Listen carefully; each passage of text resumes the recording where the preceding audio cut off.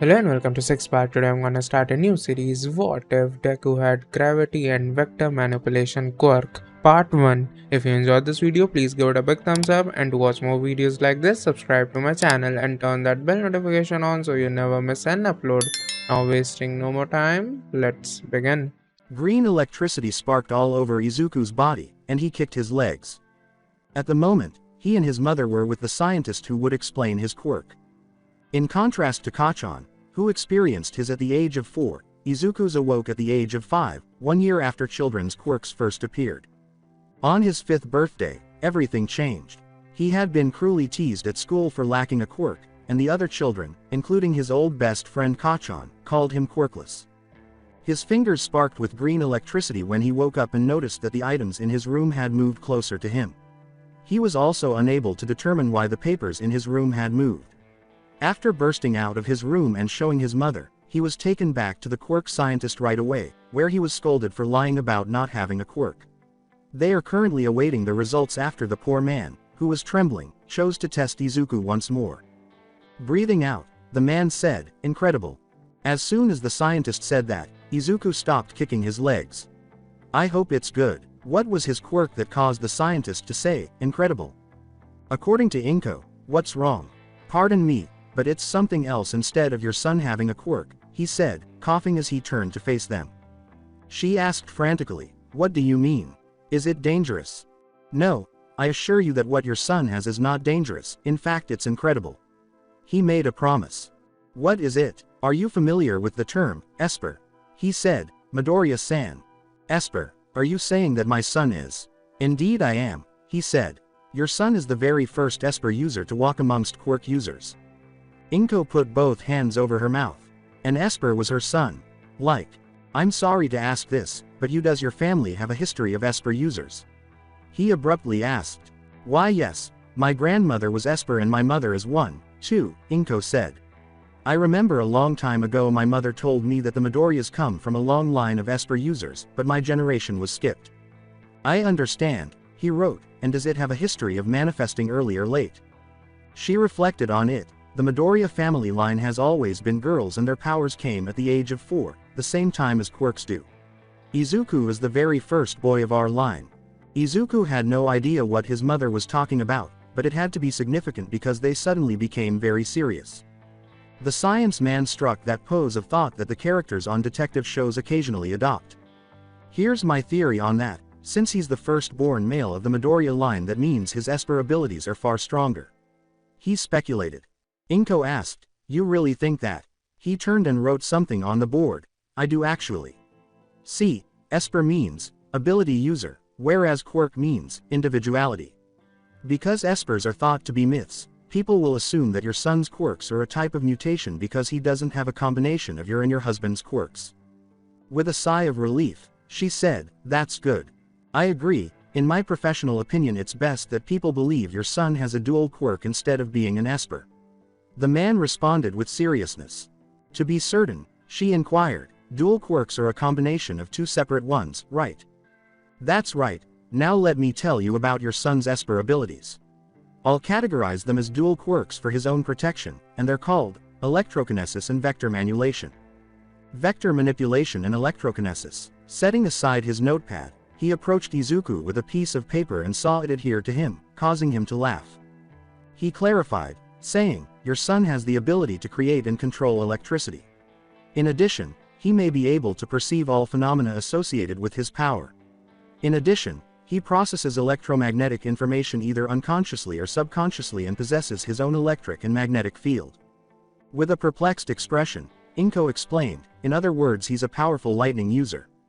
"And the other one?" she asked, nodding. "On to vector manipulation." "Ah, now the other one took me by surprise," he acknowledged. "This capability is comparable to particle accelerators, which accelerate charged particles to almost the speed of light using electromagnetic fields. It is more akin to synchrotron, which enables the control of accelerated quantum particles, in my view. Your son's talent, in my opinion, may help scientists get a better grasp of the laws governing the universe and its truth." "Are you saying they might try to experiment on my son?" Inko asked, holding her son without realizing it. "That's a definite possibility, which is why it's best no one knows about the true extent of it," he said with integrity. She thanked the man, saying, "Thank you." "You're welcome," he said. At this point, his vector manipulation skill is based on vector transformation, which enables him to control direction and magnitude vectors. He can also affect things with vectors like heat, electricity, and bullets thanks to this. Additionally, he can use it both offensively and defensively. Inko was proud that her son was an Esper, but she was concerned that he might not be able to control both of his abilities. To support her concerns, her son continued to emit tiny sparks of electricity, but it didn't seem to bother him too much. Izuku paused a moment before continuing, "Can I still be a hero?" His hesitancy made her heart tighten, and she scowled at herself for abandoning her son so soon rather than standing by him. With a hopeful smile, the scientist told the boy, "Yes, you can become a hero." After grinning at him, Izuku turned to face his mother and said, "Mom, did you hear that? I am capable of being a hero." "I heard, sweetie," she said with a smile. "Why don't we go see Grandma while you're on vacation? She has been requesting to visit you." "Really? Can we visit Grandma?" With excitement, he exclaimed.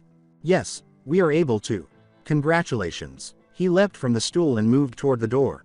With a bow, Inko said, "Thank you for telling me everything I needed to know and for keeping it a secret." He grinned at the woman and said, "You're very welcome, Midoriya-san." With a smile on their faces, the two Midoriya family members departed, one with the knowledge that he could indeed become a hero and the other with the knowledge that her mother could assist Izuku in managing his Esper powers. Izuku was overjoyed because he now had a quirk. 2 quirks, actually, and he could finally become a hero, something he had always dreamed of. He was eager to share the good news with his grandmother and watch her reaction. His mother said, "We're here, Izuku." He grinned broadly as he looked out the window and saw the long road that would lead them to his grandmother's house. He was so excited that he practically dragged his mother out of the bus station by grabbing her hand. "Mom, we are here." "We're here, really." Izuku released minuscule electrical sparks. The reason it was lost in the first place was because her son was being bullied at school for not having a quirk. Well, in a way he doesn't, but that's no excuse to bully someone just because they're different, and Inko noticed with a smile that the brightness her son always expressed was back and wanted to stay. She knew enough about how people who don't have quirks are treated poorly, and some even commit suicide because they can't handle such prejudice. This time, however, things will be different, and she will be supportive as she should have been from the start. Midoriya family house is the location. Even if Inko had called to inform her, she would still have assumed they were coming because her mother's Esper ability was precognition, which is the ability of future sight, so she wasn't shocked to see her smiling and waiting for them outside. "Ba-chan." Izuku sprinted over to embrace the woman, and she smiled back at him with joy. "Izu-chan, it's great to see you. How are you?" She smiled warmly at him and asked. He smiled enthusiastically at her, saying, "You know what, Ba-chan? I can be a hero, the doctor told me when I saw him today." She rubbed his head tenderly, causing him to laugh, and said, "I see, that's wonderful news." Then Inko came up and said, "Mother, I understand. How much time does he have off from school?" She inquired. 2 weeks, Inko replied. The school decided to give the students a 2-week holiday, and I'm glad they did. With icy eyes, Inko's mother said, "Ah, as am I." The door behind them slid open, revealing an elderly man with powerful features, before Izuku could ask why his grandmother had suddenly become so angry. Izuku tilted his head slightly. "Ah, I thought I heard the voice of my favorite grandson." He replied. "He's your only grandson," Inko sighed. He said, "That's why he's my favorite." "Ji-chan." Izuku gave the stern man a hug, and he gave him one in return, huffing with laughter. "Izuku, how about we go into the backyard and have a little conversation with these two?" he proposed. "All right." Izuku nodded as they entered the house together, giving the two women space to speak. While her father and son did as they pleased, Inko addressed her mother, saying, "He's not a quirk user. But he is an Esper." Inko's mother, Midoriya Sarah, was an Esper user, as were the other women in their family line. Sarah's Esper ability, precognition, was highly sought after in the days when heroes were just beginning to be recognized and depended upon. She worked with both the police force and heroes to help predict events that would soon happen, and every time she was right. When she got married, however, she decided that it was time to retire, so she vanished, leaving her whereabouts a mystery. Those with quirks that could see into the future were highly sought after, just like those with healing quirks. She refused to let her ability be used by anyone, and her husband, Midoriya Hideshi, agreed with her. "Yes, I can't give him the training she needs, that's why I brought him here," she replied. With a sympathetic smile, Sarah said to her daughter, "I'll teach my grandson to master his strong powers," and Inko.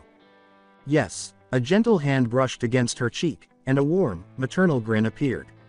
"Stop doubting yourself," Sarah emphasized, "you are a great mother. I didn't bring you up to question your parenting skills." With a sniffle, Inko embraced her mother and sobbed on her shoulder, vowing never to give up on her son again. Izuku was sitting lotus-style, as his grandfather had instructed, and he was trying to visualize the electricity flowing both inside and outside of his body by closing his eyes. His grandfather told him that this was crucial and that he should not be impatient. Izuku was beginning to feel uneasiness all over his body, and he gradually felt a spark build up in his hands. Curious, he opened his eyes and gushed, seeing tiny green electric balls in the palm of his hands. In his excitement, he turned to his grandfather and exclaimed, "Ji-chan, look. I succeeded." "That you have," said Hideshi with a smile. "But continue to focus on it." Izuku shut his eyes once more and focused. Hearing footsteps, Hideshi grinned and said, "Are you finished talking?" "As a matter of fact we are," Sarah said, taking a seat beside him in the meditation room. "How is our grandson doing?" Inko took a seat across from him. "What was his other skill?" "I'm happy to report he's doing well so far," he said. According to Inko, the man claimed that it was named Vector. Vector manipulation, a very powerful ability if used properly. But since this is our grandson I'm talking about, I have no doubt he will be able to control it. Hideshi replied with assurance. Sarah grinned and said, "Funny, I was going to say the same thing." Inko asked, "Is it that dangerous? In the wrong hands, or if the individual is unable to control it properly?" Sarah clarified, "I was told that the ability existed but wasn't quite sure if I'd get the chance to see it." "It's a good thing I brought him here after all," Inko sighed. Hideshi grinned nostalgically and said, "I have happy memories of when you were his age. It was very cute of you to constantly move things around with your quirk." "Father," flushed Inko. "Ba-chan, Ba-chan," Sarah exclaimed as she laughed at their antics. She turned to see Izuku approaching her while holding green electric balls in his hands. "I made them bigger," he said. "So I see, are you ready to train a lot while you're here, Izuku?" Sarah responded. I'll train real hard and become a stronger like Ba-chan." Izuku grinned. With an all-knowing smile, Sarah said, "I know you will." After 2 weeks, Izuku trained at his grandmother's house the entire time. He had rapidly improved, demonstrating that he was, in fact, of Midoriya ancestry. Izuku will benefit greatly from his vector ability because their family line possessed both intelligence and powerful abilities. The boy's intelligence actually supported their claim that Izuku was unique even at age 5. But no matter how strong and unique he is, Sarah made sure to instill in him the belief that there is always someone better. Additionally, she made it clear to him that she no longer wanted him to associate with Bakugo Katsuki. She informed Izuku that he was no longer a friend, but rather a bully, after he told her that he was harassed because he was quirkless and who the bully was. Since his grandmother was always correct and both his mother and grandfather agreed with her, Izuku was about to object before he stopped. Izuku was upset about losing his friend, but his grandmother assured him that he would soon be making a new one. Izuku asked her when he would get to meet his new friend, full of excitement. Izuku would indeed meet his new friend that Friday and forge a closer bond. Spending the final day at his grandmother's to go somewhere with them made Izuku happy. At the time, they were in Mie Prefecture, which is located on Honshu Island and is a part of the Kansai region. He had never been here before, and he was bouncing up and down as he and his mother and grandparents strolled around, taking in the numerous structures and people. Grinning down at her grandson, Sarah inquired, "Enjoying yourself?" "Yes," smiled Izuku. With a laugh, Sarah said, "Are you hungry? There's a mochi shop right over there." "It's been so long since I had mochi," Inko said with a smile. As Hideshi concurred, that it has, you would eat the stuff whenever you could. "Father." The father and daughter were still making fun of each other when Sarah and Izuku entered the mochi shop. Izuku's eyes widened in surprise as he saw the mountain of mochi on display.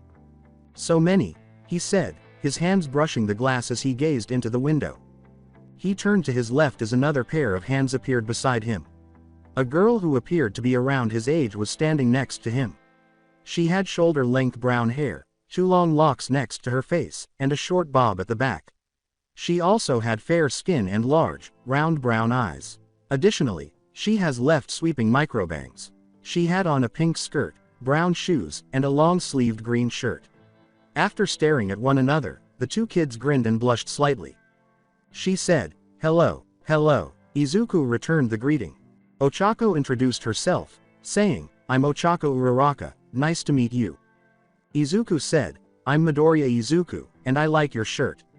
Ochako grinned and said, "Thanks, I like yours, too." "Thank you." Ochako inquired, "Do you like mochi, Izuku-kun?" Izuku-kun." Izuku blushed. In a moment of panic, Ochako said, "I'm sorry, was that bad?" "And no," he said with a sigh, "it's just that no one's ever called me by my first name before. You're the first." As he fidgeted, Ochako said, can I still call you Izuku-kun?" "Sure. And can I call you Ochako?" he replied. "Yeah." Izuku's smile grew even more radiant. Perhaps this was the individual his grandmother was referring to. The one who was going to be his new friend. Speaking of that grandmother, she was smiling as she observed Izuku and Ochako's interaction with Inko, Haichi, and Ochako's parents. Sarah was right when she predicted that Izuku would soon make a new friend, and this girl was the one she was referring to. She smiled and muttered, "Looks like they hit it off, just as I predicted." Asked Ochako's mom. Sarah giggled mischievously, "Oh nothing dear, just an old woman having one of her private thoughts." After hearing his wife's words, Haichi rolled his eyes. Even though his wife was a predictor, she was equally so. While the 5 adults conversed, Izuku and Ochako discussed a variety of topics they enjoyed, including food, heroes, and other topics. Ochako grinned and said, "My quirk is zero gravity." Zero gravity. To illustrate, Ochako touched a chair and let it float, saying, "I can lift heavy things too and it doesn't even bother me because it doesn't have any gravity. The small pads on the tip of my fingers let anything I touch float just like this." "Wow, that's amazing Ochako," he said, "I bet you can save a lot of people with your quirk." "Thanks. Oh, by the way, what's your quirk?" she said, flushed. "With 2 fingers, he said, "I have 2. 2, she asked, initially perplexed, but eventually understood, "You have 2 quirks." "Yep, electrokinesis and vector ma. Inko assisted him, saying, "Vector manipulation, honey." Izuku smiled, "Right, manipulation. Vector manipulation." Looking at him with amazement, Ochako said, "Wow, you have 2 quirks." "Thank you, but I'm still practicing with them," he said with an embarrassed smile, pointing to her nose and giving it a light shock that caused it to twitch. "See, I can send out small shocks like this, but Ji-chan says I still have to practice with it," he said. She said, "Oh, what about the vector one? It lets me control vectors," Izuku said after giving it some thought. "That's what Ba-chan told me." "That's amazing, Izuku-kun. You'll be the strongest hero ever," said Ochako. He said, "So will you." To her, "Me." He told her bluntly, "Yeah, I like my quirks, but yours still sounds cool." Ochako took an unexpected action. He froze in place when she embraced him, but he quickly returned the embrace, still perplexed by the unexpected gesture. He heard her murmur close to his ear, "Thank you for saying that to me." With a smile, he said, "You're welcome. Let's be friends. That is, if you want to," she said, breaking the embrace and taking his hands. With eagerness, he squeezed her hands and said, "I want to. I want to be Ochako's friend. Then let's make a promise to each other that we'll be heroes," she said with a joyful smile before extending her pinky finger. But we should be hero partners." He smiled back. Yeah, a pinky promise was used to seal the deal. 2 kids who will soon forge a path together have developed a bond. Both kids were understandably upset when it was time to leave, but they knew they would see each other again. In order to facilitate their children's communication, the parents of Inko and Ochako exchanged phone numbers. Sarah led the way to the bus stop while Izuku held her hand. He couldn't stop smiling because it was so big on his face. He made a new friend who was also very attractive. Ba-chan. As he spoke, Izuku cast his gaze downward and said, "Ochako. I thought she looked really pretty. Sarah laughed. Is that so? Make sure you tell her that next time. And who knows, she might think you look pretty handsome. Izuku tilted his head slightly and asked, is handsome a good thing? Trust me, it's very good, Sarah reassured him. You two have become tied together, and the bond between you two will continue to grow. Abruptly stopped and hunched over her grandson. Listen to me, Izuku. You must continue to train in order to control your abilities. That means you must not hesitate, no matter what anyone tells you, no matter how hard they try to tear you down, no matter what cruel things are said to you. You can overcome any obstacle, do you understand? His grandmother's serious gaze captured Izuku's attention, and he realized what she was trying to convey. Izuku hesitated to confront him or defend himself because his former friend Kachan, whom he will now start calling Bakugo, constantly called him Deku and Quirkless. But not anymore. Then let's make a promise to each other. That we'll be heroes together. He promised Ochako that they would become partners, and he kept his word. Partners watch out for one another and support one another no matter what. I understand, Ba-chan. I'll become strong. I'll become a strong hero just like you. He replied, glaring at his grandmother. I know you will. I thought so from the moment you were born, that you will become a great hero, Sarah said with a smile while giving her grandson a hug. Her smile never faded as she said, may you children forever keep your hopes and dreams alive in this new era. The new generation will finish what we started. Because now, with all of you, this nightmare is finally over. It was recess time now that school had resumed, and the kids were playing outside. Izuku was outside with the other kids, but he didn't play with them because they didn't want to play with someone who was quirkless. Usually, that would annoy him, but after spending time with his grandparents, he decided he wouldn't put up with their jeers any longer. He researched ways to have a different personality from his own last night. He finally found what he was looking for by looking up the word in the dictionary. Indifference. According to the definitions given under the word, apathy, it means to be uninterested and uncaring. He sat in a lotus position on his bed and reflected on the mistreatment he had endured at the hands of Bakugo and his friend, as well as the disregard he had received from his classmates. It was quite painful. Then he remembered Ochako and her happy face, which erased all of those bad emotions. He had made up his mind. As stated by his Ba-chan, he will not hesitate, regardless of what they say. Meow, sounded from the top of the tree he was leaning against. He looked up as he got down from the tree and saw a small kitten crouching on one of the branches, trembling in fear. Oh, no, he tried to figure out how to get it down because he felt bad for the poor thing. His electrokinesis. No, that would just make it worse. Perhaps vector manipulation. He still doesn't understand how it operates, so now would be a good time to practice. One of the children asked Bakugo, who was holding the ball at the moment, hey, Bakugo, what's Deku doing over there? They were playing dodgeball at the moment, and since Bakugo was on his team, they were obviously winning. When the explosive user looked back to see what his lackey was talking about, he noticed Deku looking foolishly up at a tree. Oi Deku, why are you out here with us that have quirks? Get lost, Bakugo screamed. Izuku was still concerned about the cat, so he wasn't paying any attention to Bakugo or the others who were waiting for a response. He's ignoring you. Is he crazy? Don't ignore me, loser. Bakugo threw the dodgeball he was holding at Izuku, expecting it to hit him, but instead it exploded due to green electricity.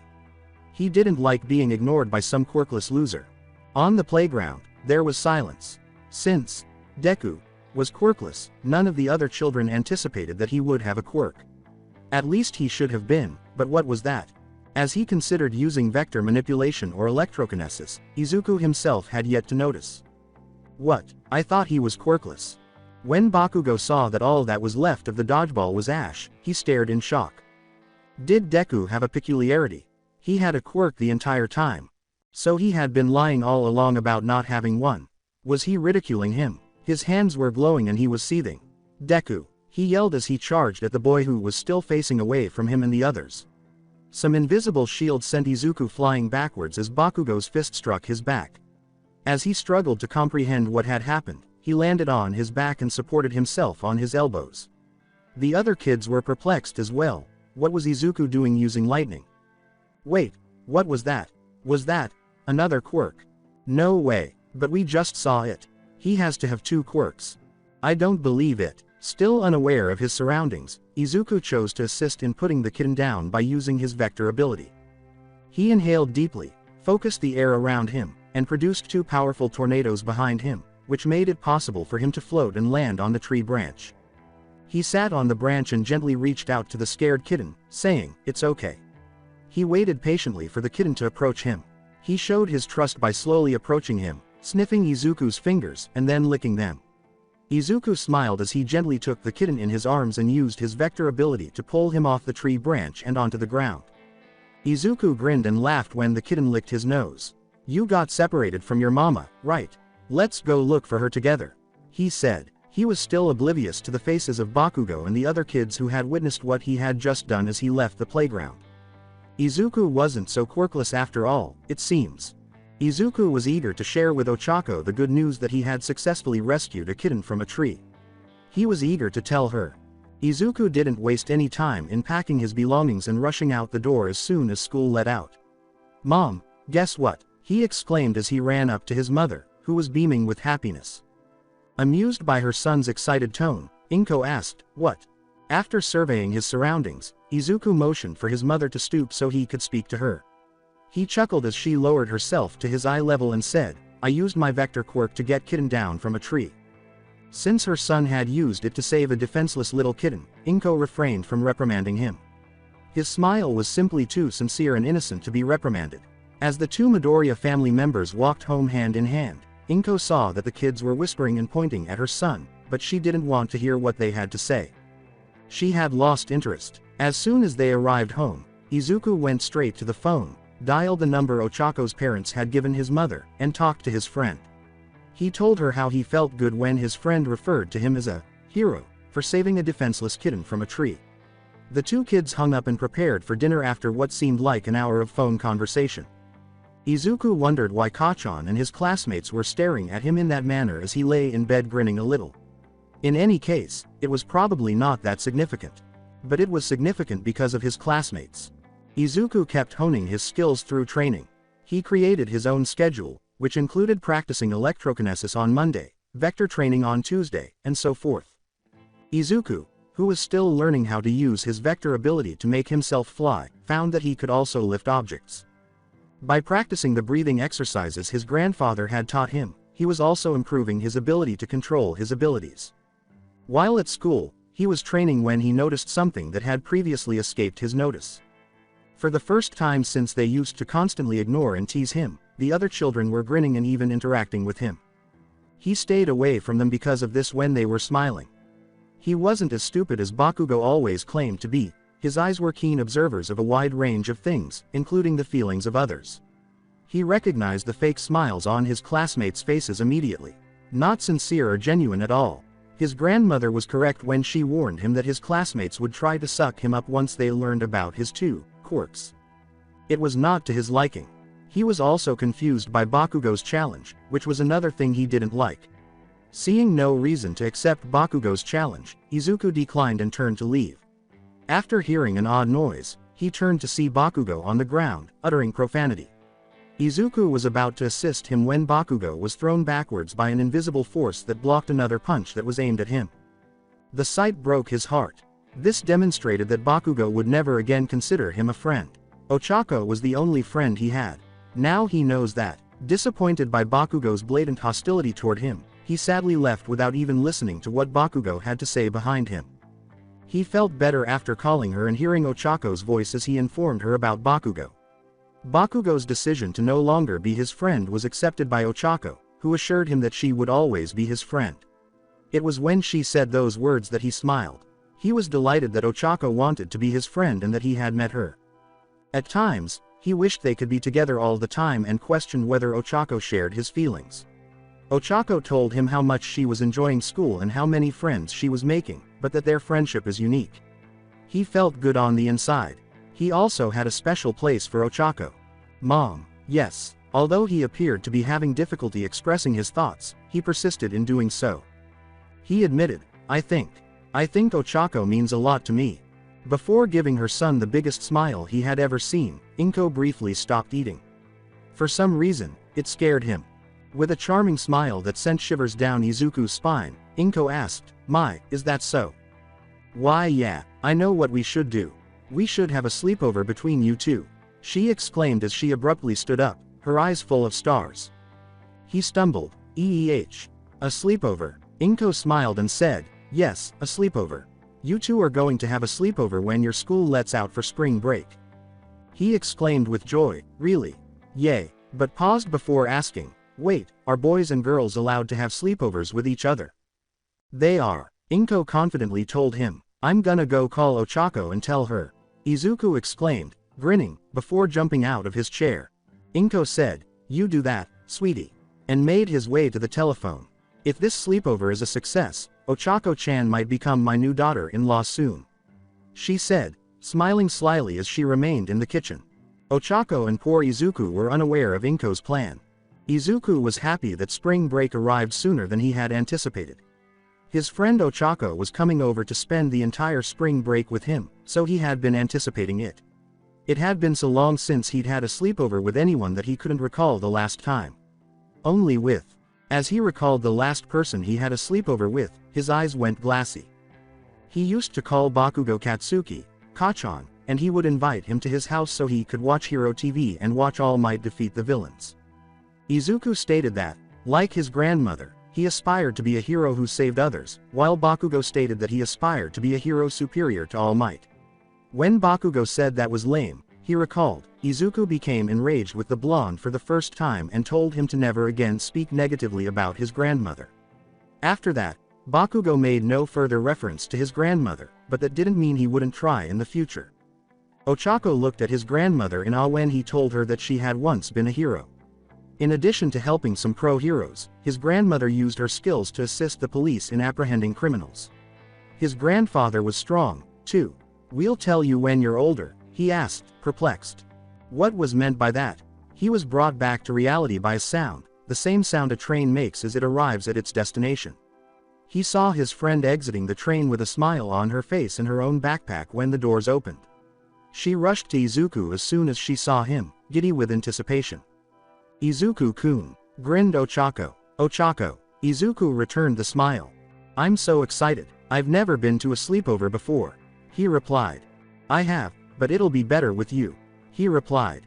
Really? Yeah. While the kids talked about how much fun the sleepover would be, Inko was occupied conversing with Ochako's parents. Ochako's father became uneasy as the two women whispered something, but he knew he couldn't speak and just gave up. Before standing beside Izuku and smilingly waving her parents away, Ochako gave them a final hug. Now then, let's get going, shall we? Inko said, grabbing both of their hands. Yes. Both kids grinned as they walked out of the train station. Location. Residence in Midoriya. The door to her and Izuku's apartment opened, and Inko said, welcome to our home, Ochako-chan. As Ochako entered the apartment and let her gaze wander, she stammered, pardon the intrusion. It's so nice. Thank you, sweetie. Inko grinned at the girl's courteous demeanor, which mirrored that of her son. She was eager for them to begin dating, get married, and have a large number of grandchildren for her to spoil. Even though Inko was giggling uncomfortably, the kids noticed and gradually moved away from her. Izuku called out to the woman, Mom. Inko said sweetly, is there something wrong? No, shrugged both kids' shoulders. Good. Izuku, why don't you show Ochako-chan to your room while I get some snacks prepared, okay? She replied. Okay. Izuku took her hand and, without noticing her flushed cheeks, pulled her to his room. Izuku opened the door and showed her his room, saying, here's my room. As Ochako looked around Izuku's room, he saw how well kept it was and how many books he had. She questioned, why do you have so many books? Oh, Grandma told me that I can read them when I'm old enough. He clarified. She asked, cocking her head to the side, why? I don't know, but I'll wait to read it when I'm old enough just like I promised. He grinned.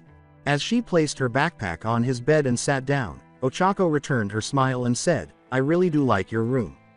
It feels nice.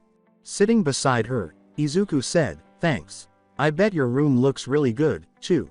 Saying, no way, Izuku-kun's room is definitely better than mine. She began to kick her legs back and forth. It's been a long time since I've had a friend come over, he said, blushing and turning to face the floor. Don't you have other friends, Izuku-kun? she inquired. With a sorrowful shake of his head, he said, "No.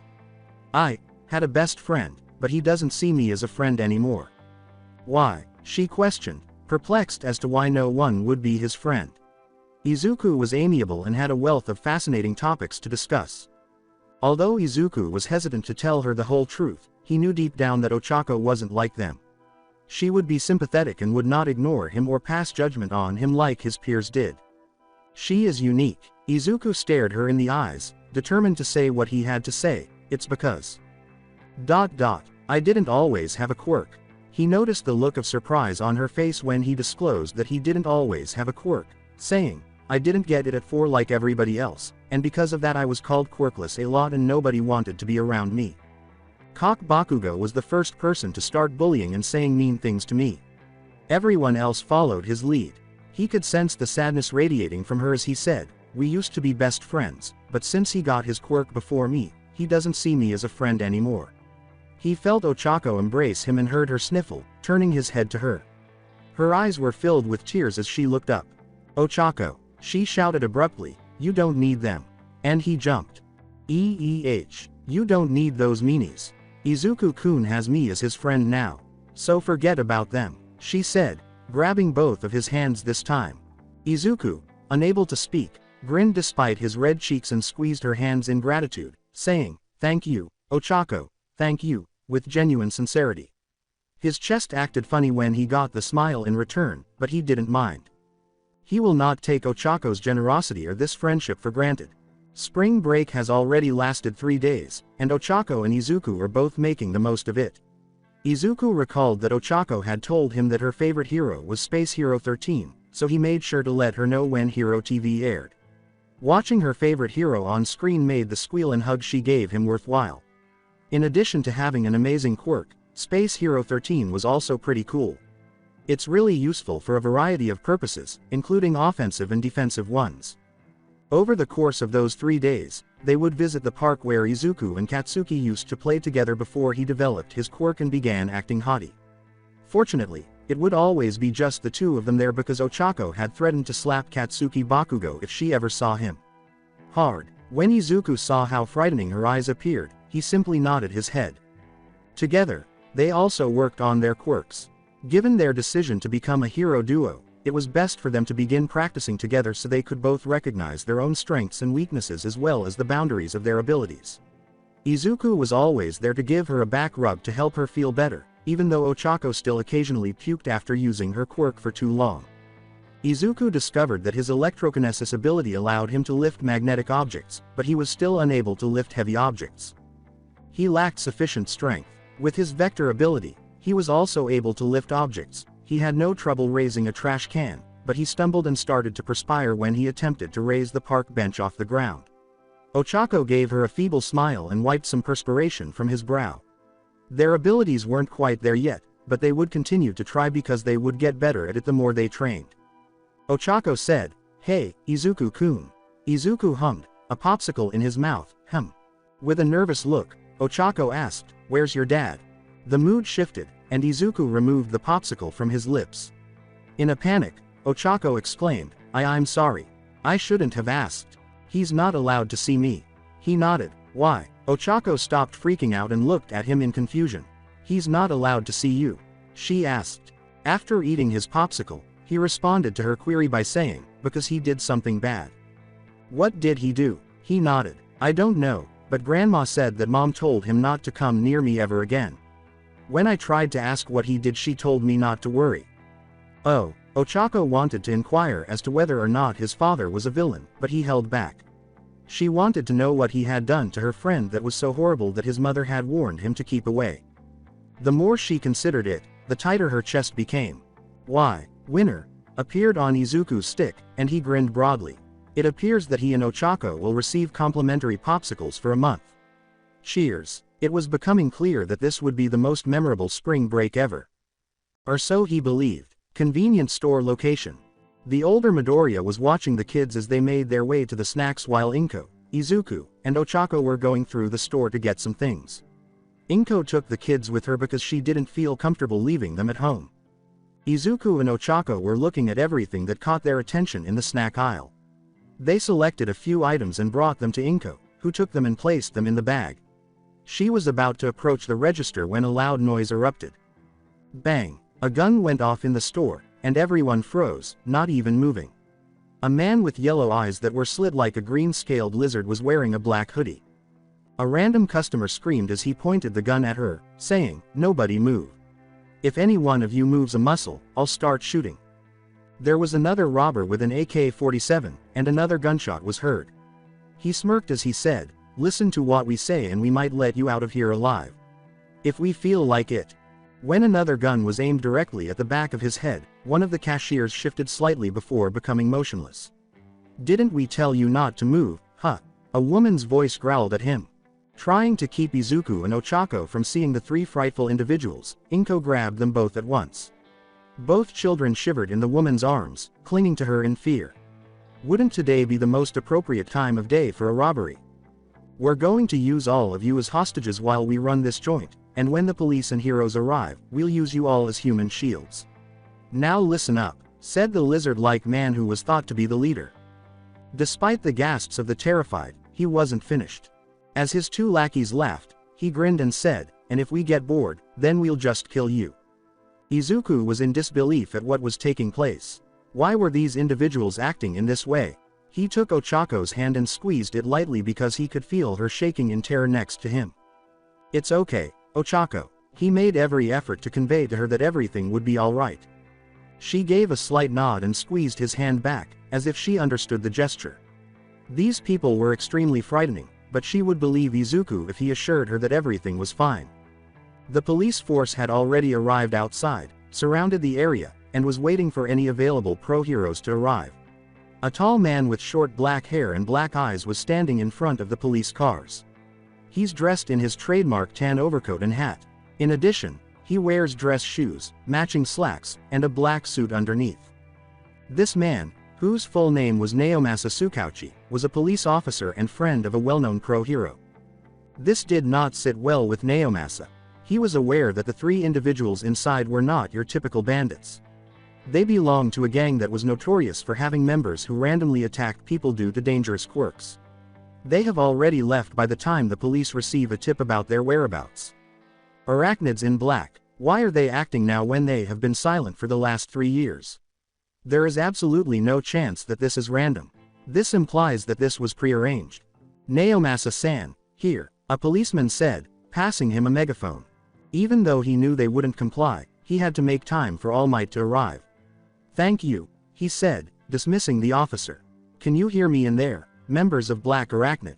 My name is Detective Naomasa Tsukauchi. We have the building surrounded. Let the people in the store go free and we can settle this peacefully." Officers were prepared to shoot when the door opened, but they stopped when they noticed that one of the Black Arachnid members was holding a customer hostage. One of the officers shouted, "Do not fire. I repeat, do not fire. He has a hostage." "That's right. If you bastards move a single muscle, I'll blow her fucking brains out." The Black Arachnid member smirked as he pressed the gun to the woman's head. With her trembling and tears threatening to spill, he pressed the gun even closer to her temple. Naomasa knew the man wasn't threatening him in vain, so his brows furrowed. If they attempted to intervene, their group would not think twice about killing everyone in the store because they have killed before. Damn it, he could see that there were 2 kids inside the store from the window. The first had green hair, and the second had brown. He was unable to see their facial expressions, but he didn't need to know because it was clear that the kids were afraid. The woman whimpered in terror as he manipulated the gun's trigger, saying, "Well, let's just say things will get bloody real quick. We're running the show now. If you don't want us to start killing, then you better bring 300 million yen here ASAP. If you clowns even so much as consider trying to take us out."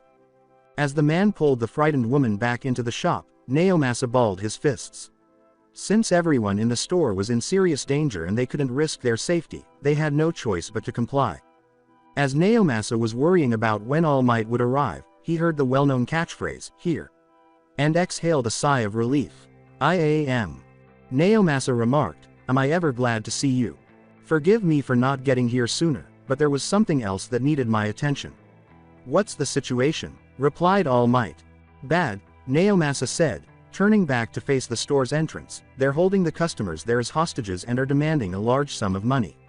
If we don't comply with their demands, they won't hesitate to start killing them, so we need to be careful about this given who we're up against. What do you mean? With a sidelong glance, Naomasa said, Black Arachnid. Before his expression turned serious, All Might gasped, so they've come out of hiding, huh? But why now? I don't know, but we need to hurry up and get those people out of the store. There are children in there, too. Naomasa looked worried. When All Might realized that trying to break in would put the people inside in much greater danger, he clenched his fists tightly. How on earth were they going to act? The 3 Black Arachnid members had gathered all the hostages in a circle back inside the store. Izuku was still holding Ochako's hand and wouldn't let go, and Inko was still holding the 2 kids close to her. He was still baffled by the reason behind these actions. He wondered whether the spider-like symbol on the back of their jackets meant anything to them. He glanced over at Ochako and was startled out of his reverie by the sensation of his hand being lightly grasped. Her expression suggests that she has somewhat calmed down, but she was still afraid. She did her best to smile at him, as though sensing his anxious gaze on her, but it was still obvious how afraid she was. It's okay. I won't let them hurt you or Mom, I promise, he said in a whisper, leaning in. Leaning her head on his shoulder, she appeared to find solace in that assurance. Izuku scowled. Everyone in the store was being frightened by these nasty people. He wasn't strong enough to battle all 3 of them, and they even threatened to kill everyone if anyone tried to move a muscle. What am I supposed to do, Ba-chan? The female robber inquired. Those assholes decide to give up the money yet? As one of the men put it, nah, but I heard All Might out there. You think he's gonna try to bust in here? With all of these hostages here, the individual with lizard-like features laughed. Not even the number 1 hero is that stupid. They have no choice but to do as we say because we're serious. But, it wouldn't hurt to keep 1 hostage as collateral. The woman grinned and said, sounds good to me. The man beside her looked at the hostages and asked, so, who wants to volunteer? Inko tightened her grip on Izuku and Ochako as everyone huddled closer together, but it turns out that was a bad idea because the robbers chose who they would use as collateral. The woman shouted, get up, you fucking brat, while pointing her gun at Izuku. When the female villain insisted that he get up, Izuku's heart stopped. Ochako felt his mother's hold on him tighten, and he followed suit. Ochako and his mother couldn't let go of him, and when he looked up at her face, he noticed that it had changed and was unable to explain the expression on her face. As she approached the 3, the woman pointed her gun at Inko and yelled, are you fucking deaf? Get the fuck up. She threatened to blow your mother's fucking brains out if they didn't get up. An old customer shouted at the woman, he's just a child. How could you? The lizard robber screamed, shut up, you old hag, and gave her a backhand with his pistol. Izuku was having trouble comprehending the new circumstance in front of him, and he could feel his heart racing in his chest. His mother forbade him from moving, even though he wanted to. With no sign of fear, Inko raised her head and glared at the female robber. The woman teased, what the fuck are you looking at, bitch? Trying to act all brave. Inko said, I pity you. What? Coming in here and waving that weapon around without a care in the world, Inko went on, threatening to kill everyone in here and even trying to hold my son as a hostage. What kind of pathetic person are you? What did you just say? The enraged female robber asked. I refuse, Inko said, his scowl growing more intense. I refuse to be intimidated by a pathetic person like you. Izuku was shocked by what his mother had just said. Even Ochako gave her a look of admiration as she spoke boldly to the female robber because she sounded so cool. But the words, screw you, didn't sit well with the female robber. The officers outside hear a bullet go off at that moment. A gun went off, and All Might and Naomasa stood motionless as statues.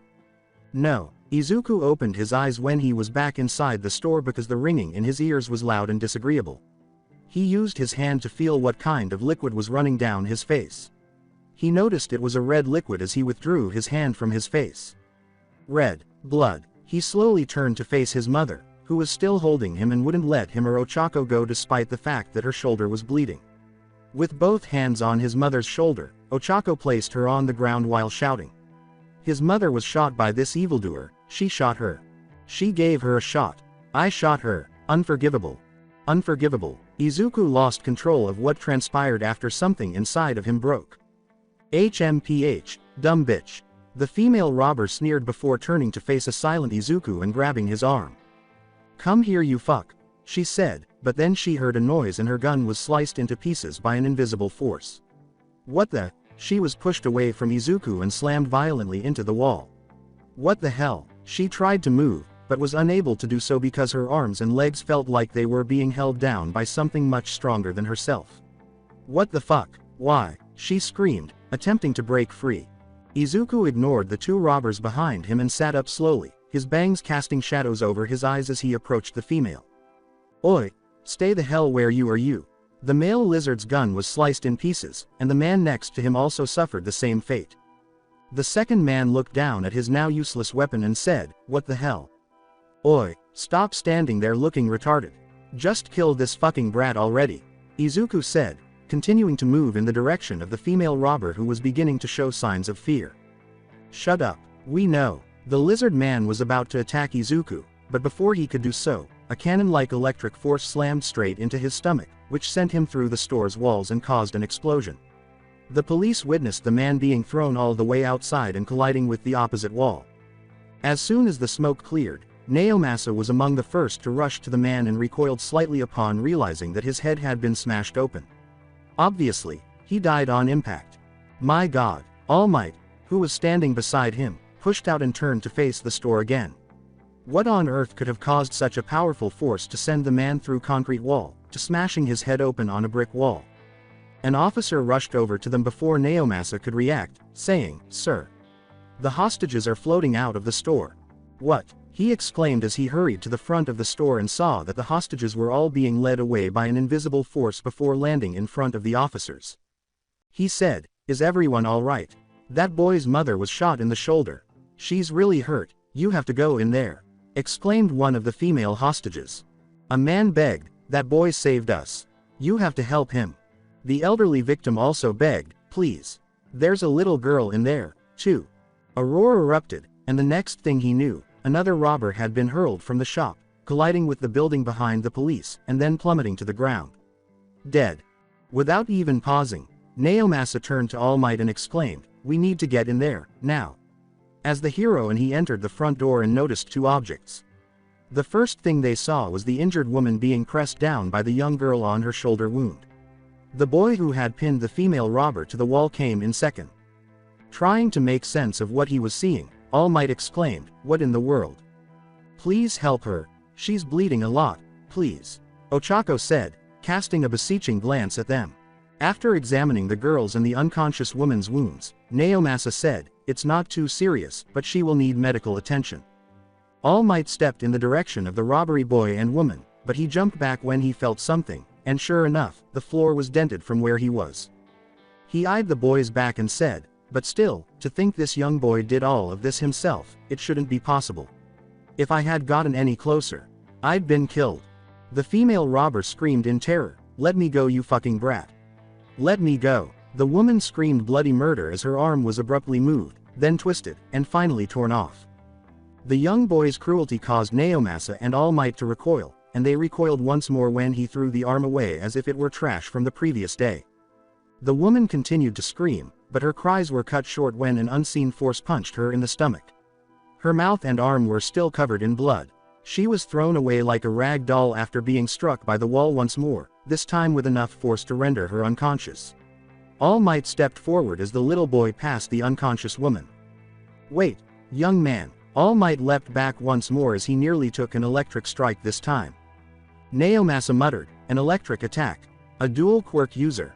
Izuku halted his approach to the woman and slowly turned to face the two men. He looked at them with the intention of killing them, and they shuddered when they noticed that his eyes were dark. As Ochako ran to him and embraced him, he exclaimed, "Izuku-kun. You don't have to beat them up anymore. Everyone's okay now." Probably after hearing Ochako's voice, Izuku seemed to relax a bit. Slowly rising to his feet, Naomasa said, "All Might, I need you to take this woman to the paramedics that are outside." "But, I can handle this." Naomasa smiled and reassured him. With electricity pulsing through his body, All Might gave up and carefully picked up the unconscious green-haired woman, capturing Izuku's attention once more. "It's okay, Izuku. I can call you Izuku, right?" Naomasa said, 2 hands up. As he heard the man's voice, the electricity that surrounded his body gradually subsided. My name is Naomasa Tsukauchi, and I'm a detective. That person who just took your mother away to a safer place was All Might, Naomasa said, taking that as a positive sign. Naomasa took a few steps forward and said, you know, those people out there said you protected them. That was very brave of you. You prevented deaths today, and your friend is right, you've done enough for today. Izuku remained silent and just stared at the man. It's okay, Izuku, we can handle the rest from here, he said, stopping in front of the kids. Izuku's eyes regained their brightness as he blinked several times and glanced around, attempting to take in his surroundings. Ochako, he muttered. Ochako grinned and gave her friend a hug, saying, Izuku-kun. You're back. Back. What do you? Izuku asked, bewildered, and he went limp in her arms, causing her to panic. Ochako shouted, Izuku-kun, what's wrong? After examining him, Naomasa said, your friend just lost consciousness, but he'll be fine. Ochako was about to thank him when he was drawn to the frightening woman who had just woken up. Blood trickled from her arm as she slowly got to her feet. I'll fucking kill why. Ochako was shot in the skull before she could attack them. Fortunately, she had already closed her eyes when Naomasa did so. As he picked up Izuku, Naomasa said, let's get you kids out of here. Ochako trailed closely behind him. The individuals who were being held as hostages cheered them on as they emerged, and some reporters said that only one person had been hurt and that everyone was fine. Thank heavens, no one mentioned Izuku or Ochako's names or reported the woman's name. These children have experienced enough. If Naomasa claimed that the 3 black arachnid members received their just desserts for holding hostages and pledging to kill them, he would be lying. They even went so far as to shoot Midoriya Izuku's mother without hesitation, in front of her son, too. The fact that the child had to murder 2 of them after experiencing the trauma of witnessing his mother being shot in front of him was what made him feel bad. Even though he knew he should have shot the last one in the head, he didn't feel bad about it because he had to protect the children who were in danger. He was still attempting to ascertain the purpose of Black Arachnid. What would cause a criminal gang that had been hiding for so long to suddenly come out? There was no way that it was a coincidence. In the world of heroes and villains, those don't exist. As he offered Naomasa a drink, a sickly-looking blonde man said, you should not frown so much, you'll get wrinkles. With gratitude, Naomasa said, thanks, Yagi. How are they? Yagi sat down beside him in the waiting area and said, don't mention it. The boy, Midoriya Izuku, doesn't have any physical injuries, but as for his mental ones. Naomasa sighed and informed him. What about the young lady with him? Yagi asked, making a sound as he let his head drop to the floor and gazed at it. She's also fine, Naomasa replied. According to her, Izuku held her hand the whole time the members of Black Arachnid were threatening everyone. His mother has a shoulder wound, but thankfully it wasn't serious, so she's going to be okay. She's already out of surgery and is just sleeping for now. With a sigh of relief, Yagi said, I see, thank goodness. But then, what was that? By that, you mean the boy's quirk. Yagi got up from his seat and said, there are known dual quirk users out there, with Endeavor's youngest boy being one of them, but I've never seen a quirk like young Midoriya. Naomasa dumped his cup in the trash. Electricity quirk users aren't all that rare, but his was different from your average electric quirk user. He sent a grown man flying through a concrete wall, slamming him into a brick wall where he died upon impact to the back of the head. Then there was that other ability he displayed that we weren't able to see. It would appear quirks are still a mystery to us even now. Yagi concluded. Turning to face him, Naomasa asked, this bothers you, doesn't it? I'd be lying if I said it didn't, said Yagi. That young boy was able to take down all 3 of them by himself. Also, there were his eyes. When he thought of Izuku's lifeless yet deadly eyes, Naomasa scowled and said, those eyes. For a moment, I felt as though I were about to be killed by a child. His quirk didn't go out of control either, he had complete control of it, and the way his body moved even though he was clearly out of it. It was almost as though his body was acting on autopilot as he dealt with the members of Black Arachnid. Yagi sounded impressed as she remarked, I've never seen such potential in a child his age before. He'll be a force to be reckoned with when he gets older. According to Naomasa, I'm worried about the boy's mental state. There's no telling just how much psychological damage he's sustained because of this. Yagi completely agreed with him. Because of what transpired today, the boy was going to require extensive counseling. Alongside Izuku, the ceiling was extremely white. His first action upon waking up was to call his mother and friend. Even though his mother required surgery to remove the bullet from her shoulder, they were both okay. Ochako was also fine, albeit shaken by the incident. He was then struck like a ton of bricks by the memories of what he had done to those 3 robbers. He was a killer. He removed one of the robbers' arms and killed the other 2. It was simply too much for him to handle when the memories of what he had done to them came flooding back. He felt like throwing up. He didn't intend to kill 2 of them and remove one of their arms. Why did he feel a sense of achievement when he really didn't mean to? Why? How come he felt so, well? This isn't how he should feel, is it? Why, if that's the case? Izuku-kun, whatever trance he may be in is broken by Ochako's voice, and he turns to see her anxious expression.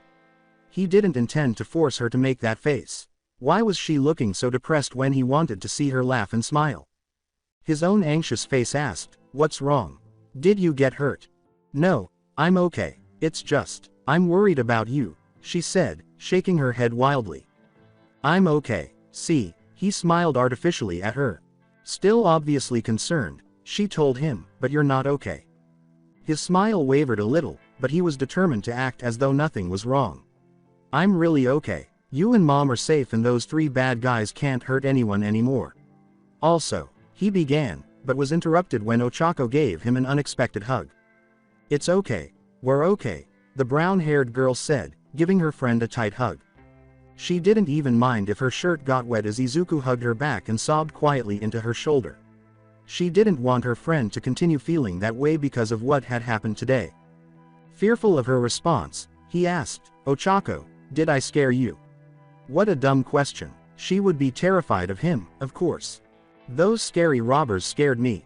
Izuku-kun is my best friend, and you're not scary," she said, shaking her head as she broke the embrace and looked him in the eye, surprising him. Izuku's cheeks turned pink, and he felt his chest expand as she smiled at him with genuine affection. Abruptly, she exclaimed, "Hey Izuku-kun, let's make another promise." "Another promise, she said, extending her pinky finger, and he followed suit.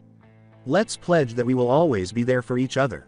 Izuku really desired that. He desired to remain by her side and keep her safe. He smiled and linked pinkies with her, promising to get stronger in the wake of today's events. He heard the policeman mention that there were more of those people dressed in black, which he dubbed black arachnids. He won't kill like he did this time, but he will stop them if they were causing trouble.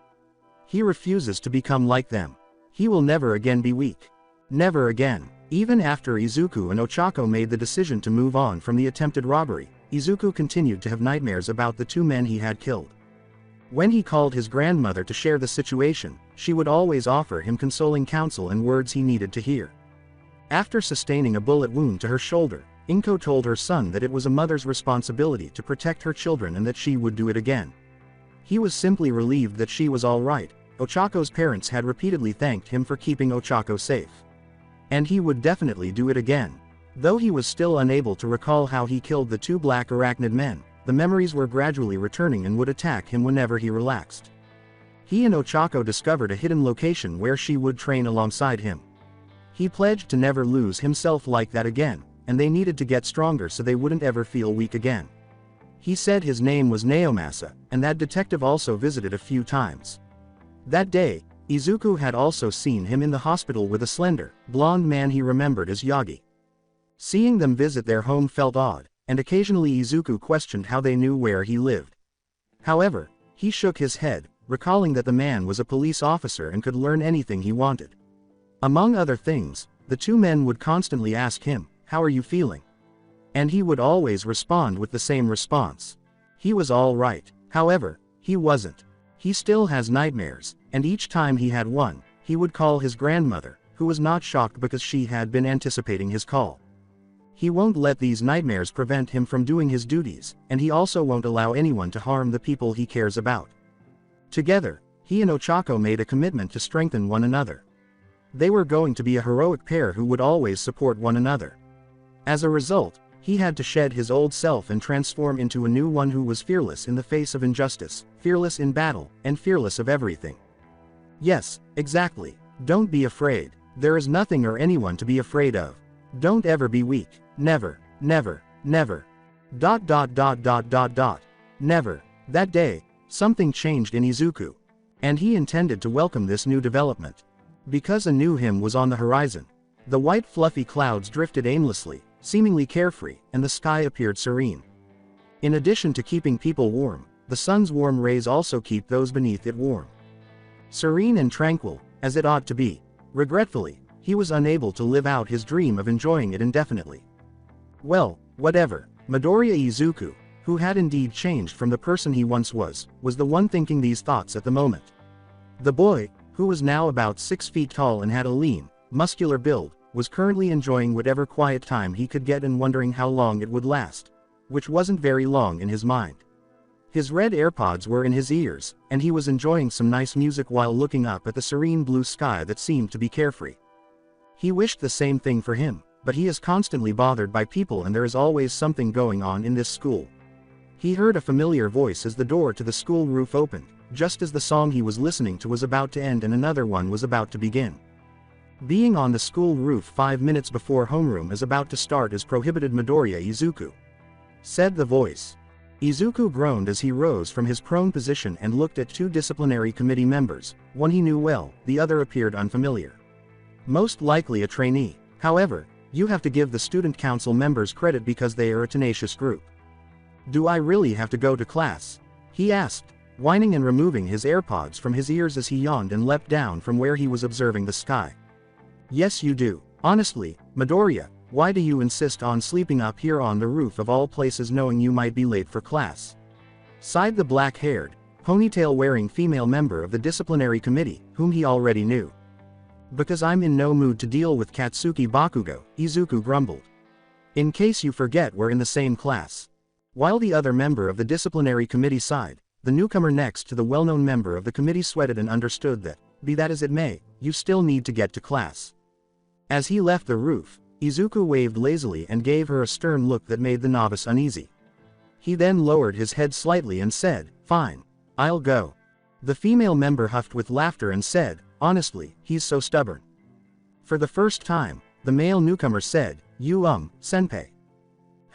Jay just now, that was. She said, Midoriya Izuku, also known as the absolute strongest, here in our school. He said, I thought so. But I'm surprised, I thought he'd be a lot scarier like Katsuki Bakugo. The male newbie's eyes were full of stars. She grumbled, it's rude to compare Izuku to Bakugo of all people. Do you mean, unlike Katsuki Bakugo, Midoriya Izuku is humble with his quirk abilities. He never uses them on school grounds unless he has to, and when he does he always asks for our permission first. The two of them left the roof but carried on their conversation. Wow, that is humble, he replied. Then if he's the strongest quirk user we have in our school, then does that make Katsuki Bakugo the second strongest? Unfortunately, she grumbled, Katsuki Bakugo constantly declares how he's better than everyone and always giving us a hard time. He has his own little gang that hangs around him, too. Fearfully, he said, he hasn't hurt anyone with his quirk, has he? No, she said, shaking her head. But he does threaten some of the students with it. He exclaimed, that's dangerous. Clearly, but that is why some of us disciplinary committee members deal with him, and in some cases, Midoriya Izuku helps. She responded. He helps out the disciplinary committee. Her tone was amused as she remarked, everyone here knows he's the strongest and the only one capable of dealing with Katsuki Bakugo, even though doing so gives him a headache. I just never thought I'd get to see him in person, he stated. At my old school he's somewhat of a celebrity. She appeared thoughtful. So he's already gaining the attention of some schools, has he? I wonder what he'll say to that. Speaking of Izuku, he was conscious of the looks he had been receiving from the students as he made his way to homeroom. He still thought they were awe-inspiring looks. He had been receiving these looks ever since that spring break robbery incident and his determination to become stronger. He was happy with the results of his day and night training to hone his skills. His elementary school classmates referred to him as the absolute strongest, even though he wasn't particularly strong. Given all of the pro heroes he is aware of, he was not even close to their level. In any case, he has been the strongest dreamer since elementary school, with Bakugo coming in second. Naturally, this infuriated him, and he attempted to challenge Izuku once more. Izuku quickly punched him in the stomach to knock him out before anything could happen, and then he left. Even today, he was unable to recall why Bakugo was his first inspiration. I suppose it's irrelevant now. He reluctantly entered his home room after spotting it. The conversation abruptly stopped as he approached his seat and sat down, looking bored. I already miss the roof. He chose to ignore the noise and get some rest before Bakugo arrived and started making a lot of noise because he could clearly hear the conversations going on around him. He's here before homeroom starts. One of the members of the disciplinary committee must have bothered him again. He's cool to look at up close, isn't he? I know, right? Izuku sighed inwardly, choosing to ignore it and attempt to fall asleep. I can hear you. Great, and now the nuisance shows up, said Katsuki Bakugo as the door slammed open and he entered. TCH, pain in the ass disciplinary committee. I'll blow them to pieces one day. Bakugo promised. Izuku simply did not have a good day today. He had to come to his home room after having his private moment interrupted, and now Bakugo. The most annoying thing of all. Perhaps the blonde will leave him alone if he acts like he's sleeping. Oi! Wake the hell up, Deku! He mentally chanted, ignore, ignore, ignore, ignore. Naturally, however, things don't always turn out the way you had hoped. Naturally, Bakugo was the only person who could have kicked his desk, but Izuku continued to act like he was asleep to avoid having to deal with the blonde. He's ignoring Bakugo like it's no big deal. There's a reason he's the strongest of our school. I doubt even Bakugo could beat him in a one-on-one fight. Why are you people making things worse? Izuku asked, raising an eyebrow. What a pain, he thought, sensing the heat radiating from Bakugo and knowing what was coming next. Bakugo screamed, don't screw with me, as he threw a glowing fist at Izuku, who only lifted his hand to deflect the blow, but Bakugo was struck. Gah! Izuku sighed and raised his head from the desk, yawning and stretching his limbs as if Bakugo had just snapped him out of his slumber. What are you doing? He asked, deadpanning at the blonde. Slowly sitting up, Bakugo exclaimed, you fucking nerd. With a yawn, Izuku said, I'm tired. Those guys are so mean to wake me up from my nap and take away my peaceful oasis. Maybe in my next life I'll be a cat, so I can sleep for as long as I want. He was not even the least bit intimidated by Bakugo anymore. The final part of his sentence caused the entire class to perspire. You would think that by now they would be accustomed to Midoriya's sardonic demeanor, but he never fails to surprise them. Bakugo screamed, you think you're fucking funny, and threatened to attack Midoriya with his quirk. Izuku, in the meantime, gave Bakugo a disinterested glance and said, you look like a porcupine. He wasn't sure why he hadn't noticed it earlier, but Bakugo's hair did, in fact, give him the appearance of a porcupine, or a chihuahua, depending on his personality. Before any snickering could be heard, there was total silence. The children in the class couldn't help but agree that Bakugo looked like a porcupine because of how spiky his hair was. Along with the rest of the class, even his two sidekicks began to chuckle. Bakugo was obviously enraged by this, as evidenced by the tiny explosions he heard and the way his hands began to glow. The classroom door opened before Bakugo could take any action. Everyone, please take a seat, the instructor exclaimed. Everyone sat down, including Bakugo, who glared and swore to himself that he would exact revenge on Izuku. Naturally unconcerned, Izuku lowered his head to the desk once more, this time attempting to doze off during class. The teacher abruptly said, I know this is abrupt, but we have a new student. You can come in, and turned to face the door. A young man with somewhat triangular purple eyes and untidy, protruding indigo hair entered the classroom as the door opened. He is comparatively tall, has very dark bags under his eyes, and doesn't seem to have any eyelashes. Despite having just arrived, the boy's stoic expression suggested that he was already bored as he gazed at everyone. The teacher said, why don't you introduce yourself? The new student sighed wearily as he turned to the board to write his name. He then turned back to the class and said, Shinso Hitoshi, nice to meet you. Izuku raised his gaze a little and gazed at the purple-haired teenager, noting something highly intriguing. Stoic but laid-back manner, Izuku observed, like the underground pro hero Eraserhead. He was interested in researching underground heroes who dislike the limelight, so he conducted his own research *hacking into the hero database and found a few unidentified pro heroes from the past and present. Since he made sure his location was set up somewhere else so that no one could find his signal, he was also never caught. As Midoriya lifted his hand slightly to let Shinso know who he was and where he should sit, the teacher said, "Then Shinso-kun, why don't you take your seat next to Midoriya?" As he took his seat beside him, Shinso gave the green-haired teenager a sidelong glance and raised an eyebrow, but remained silent. During the process of completing the paperwork for this school, he had heard some rumors about Midoriya Izuku, also known as the absolute strongest. Although the boy didn't appear particularly strong or dangerous, he had heard of the name before coming here. Every year, Japan holds a live shogi tournament, and he recalled seeing Midoriya there for everyone. He also won every one of them. His dual quirk is supposedly stronger than All Might, Endeavor, and some other pro heroes, according to another rumor he heard about him. Of course, these were only rumors, and not everyone believed them, but those who did would always want to meet him. Now that he was actually meeting the man, he could see how bored he was and how he preferred to stare out the window over pay attention in class. If the man isn't conceited and haughty about his quirk, perhaps it won't be so difficult to talk to him. Izuku asked Shinso, "Have you been around the school yet?" During lunchtime. The laid-back tone in his voice made Shinso blink. "No, I haven't." With that, Izuku dragged Shinso out of the classroom and into the hallway to show him around the school. "Then I'll show you around," Izuku said, "follow me." The strongest student in the school was dragging him around when he noticed that the other students were whispering to each other.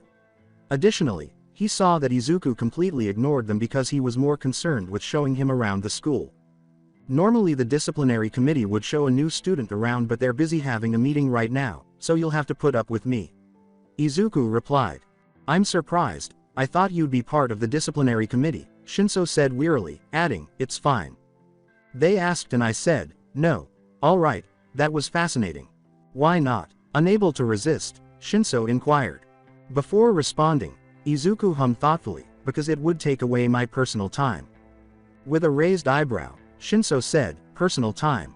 When Izuku stopped walking, Shinso followed suit, and the boy with the green hair and eyes turned slowly to face Shinso, grinning slightly, saying, "I'll take you there." He didn't know his tour guide meant when he said he would take him to his personal time, but the rooftop breeze felt good, so he had to give Izuku credit for that. Speaking of Izuku, he was lying on his back, looking up at the clouds that occasionally hid the sun as they passed. "How often do you come up here?"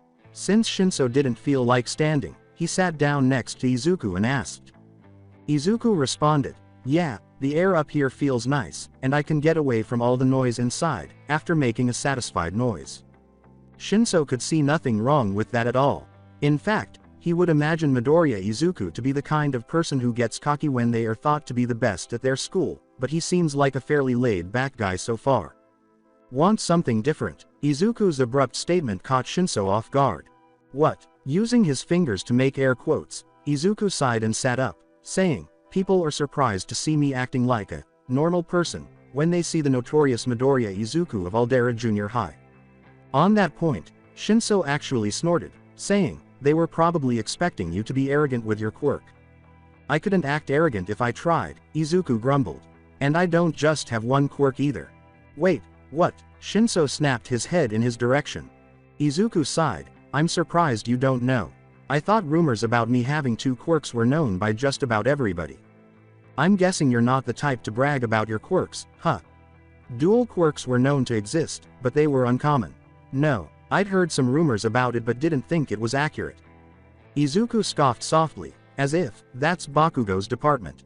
"Bakugo. Ah, the porcupine." Snort. Izuku was forced to lie on the rooftop floor in an attempt to control his laughter, his shoulders trembling as he tried and failed to stop the outburst of giggles. "What?" Shinso blinked, obviously perplexed. When his laughter finally subsided, Izuku let out a heave. I literally just called him that. Not long after, you came in the classroom, hearing it from someone else is just too damn funny." He exclaimed. Izuku was honest when he said, "You're a pretty cool guy." Shinso turned his head away to avoid Izuku's gaze, and a slight flush tinted his cheeks at the compliment. But he had to ask himself, if Izuku ever learned about his quirk, would he still think that way? "We should head back, unfortunately." Izuku got to his feet. "Yeah," Shinso said, rising to his feet. One of the boys was still thinking deeply about the other boy walking beside him as they left the roof. "What are you really like, Midoriya Izuku?" "Oi. When Bakugo Katsuki decided to start a conversation, Izuku was sleeping with his head down on his desk and Shinso was busy staring out the window. If it could be called that at all. After just a brief encounter, the indigo-haired boy could already see why Izuku thought the man was problematic. Despite his personality, Bakugo treated everyone as if they were beneath him, which he hates. Additionally, he observed Izuku's persistently antagonistic behavior, mostly comparing him to another dog, such as a pit bull, but also occasionally pretending to fall asleep or comparing him to another animal with anger management problems. He sighed reluctantly and turned slowly to face the explosion quirk user, deadpanning his gaze and asking, "What? You, what's your quirk?" was the drawn-out response that caused Bakugo to click his tongue. Izuku opened his eyes slowly at this point and turned to face the two. Izuku didn't inquire about the purple-haired boy's quirk, and he hadn't mentioned it since the beginning. Izuku could accept that it was a personal matter, but what about Bakugo? He has no idea what the word, respect, even means. In the meantime, Shinso gave Bakugo a chilly look that would have frozen any herbivore in place, but since Bakugo was not one, he said icily, "None of your damn business." "What, is it a weak quirk? Then you better stay out of my way, extra." Bakugo simply grinned. Bakugo cursed and turned to the source when a tiny green electric pulse zapped close to his ear before Shinso could use his quirk on him. "Deku, you little." Izuku appeared completely unfrightened. Even so, it was fascinating to see how much he had changed from his former self. However, he refused to give in to pressure from anyone after that incident. Not even Bakugo. "You're being annoying," Izuku responded with a simple, "If he doesn't want to tell you what his quirk is then he doesn't have to. Stop being annoying already." "What was that you?" Izuku flicked his forehead so forcefully that Bakugo had to hold it amid the agonizing throb. Izuku's face did not change its expression. As he returned to his seat, he repeated, "Like I said, stop being annoying already. Oh, and if you even think about attacking me from behind then I'll send you flying out the window, even though it's a pain." He muttered to himself as he sat down and placed his head back on his desk. With genuine emotion in his voice, Shinso muttered, "Thanks. It doesn't matter what quirk you have. Quirks don't define a person." Izuku smiled languidly at him before he closed his eyes and fell back asleep, not realizing that his words had affected Shinso. When classes finally ended, Izuku gathered his belongings and stretched both arms above his head, preparing to leave. At least that was the plan. Midoriya Izuku. He halted all motion and saw Kurosawa Yui, the president of the disciplinary committee. She wore the disciplinary committee armband with the school's emblem on it, had short, light blue hair, and her signature glasses. "Don't be fooled by her appearance, you don't want to enrage this girl." Izuku greeted him, "Ah, President." Then Yui sighed and said, "Please come with me for a moment." Izuku gave Shinso a quick glance and said he would take the boy to the arcade to relieve his tension. Shinso told him, "I'll wait." Izuku and Yui left the classroom without saying anything. However, the chatter began as soon as the door closed. She called him out again. "You think she's going to ask him to join the disciplinary committee again?" "Well, yeah, he should definitely join. I wouldn't be surprised if he became the next disciplinary committee president." "That's right, she'll be graduating this year, won't she?" As Shinso heard the commotion, he pondered whether Izuku would actually be joining the disciplinary committee. Though he would likely find it annoying as well, he would be a perfect fit for it. Speaking of Izuku, he and Yui were presently engaged in a private discussion as they strolled through the classroom's hallways. "As you know, I'm going to be graduating this year," she began. "Congratulations," Izuku responded. "But that's not what you wanted to tell me. Let's just cut to the chase, shall we, President?" "Midoriya Izuku, I am hereby to inform you that you are a candidate for the next disciplinary committee president," she said, turning to face him with a determined expression. "How should one respond to this situation? Sure there's nobody else you have in mind?" he asked, glaring at her. Yui raised her arms in a slight grin. "Hate to break it to you, but we took a vote, and you won unanimously. No one else within the committee wanted the position and all agreed you were a perfect fit," he said. "I'm having a hard time believing that. It's the truth. Once again, I don't believe you." She breathed deeply. "Listen, I understand you don't like stuff like this, but you really are the only one we trust to have the position." Rubber of the nape of his neck, Izuku said, "You know, if this was reversed, then Bakugo would be a choice." Bakugo Katsuki was never even brought up, said Yui. And even if he was, I doubt the student population would consider him to replace me for obvious reasons.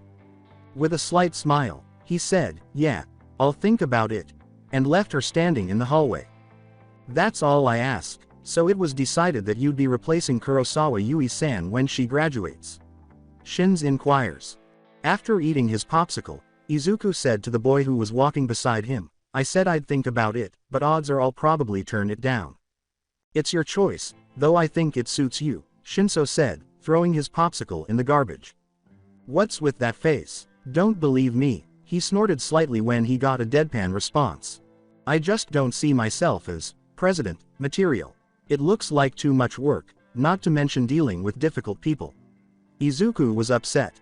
Bakugo Katsuki, huh? Izuku stopped and looked at him. The two of you know he'll do nothing but give me a headache if I take the position, yet you still think I should do it. Looking for a silver lining, Shinso remarked, well, the guy is difficult, you're the only one to put him in his place. Izuku sighed, then you'll be the vice chairman. Wait, what? Shinso snapped his head rapidly toward Izuku. Izuku smiled mischievously at him and said, then it's decided, you'll be my vice chairman. Don't I get a say in this? Shinso added with a simple sigh. No, sneaky bastard, misery loves company. You said you two quirks, right? Shinso asked, trying to think of a way to get Izuku back for this without making it appear like a crime scene. Izuku pondered, yeah, I never told you what they were, did I? With a shoulder shrug, Shinso said, you don't have to tell me. It's fine, my quirks are electrokinesis and vector manipulation. Izuku replied. Shinso had never heard of that type of quirk before. Okay, I know electrokinesis lets you manipulate electricity, but what's vector manipulation? Izuku raised his chin with his finger, how to explain this? I can manipulate the vectors of matter and its related energies. I can do a lot of damage with this quirk, so I don't use it very much unless I absolutely have to. It's that dangerous, Izuku grumbled. Let's just say the Japanese government would label me as a threat if I suddenly decide to go on a killing spree. The idea of Izuku turning into a villain made Shinso's blood freeze, but he knew what he meant. Compared to his, it's still a pretty cool quirk to have. So he said, this is it for me.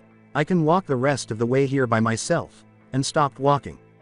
After a few minutes of surveying the area, Izuku nodded and said, see ya. He left Shinso in a state of confusion as he left. He was looking around, but why? Is this a dangerous neighborhood, in his opinion? Shinso pondered. He wasn't heading home right away, as he should have, back with Izuku. Knowing that it was sufficiently dark and that no one would be able to see him, he chose to go to the alley instead.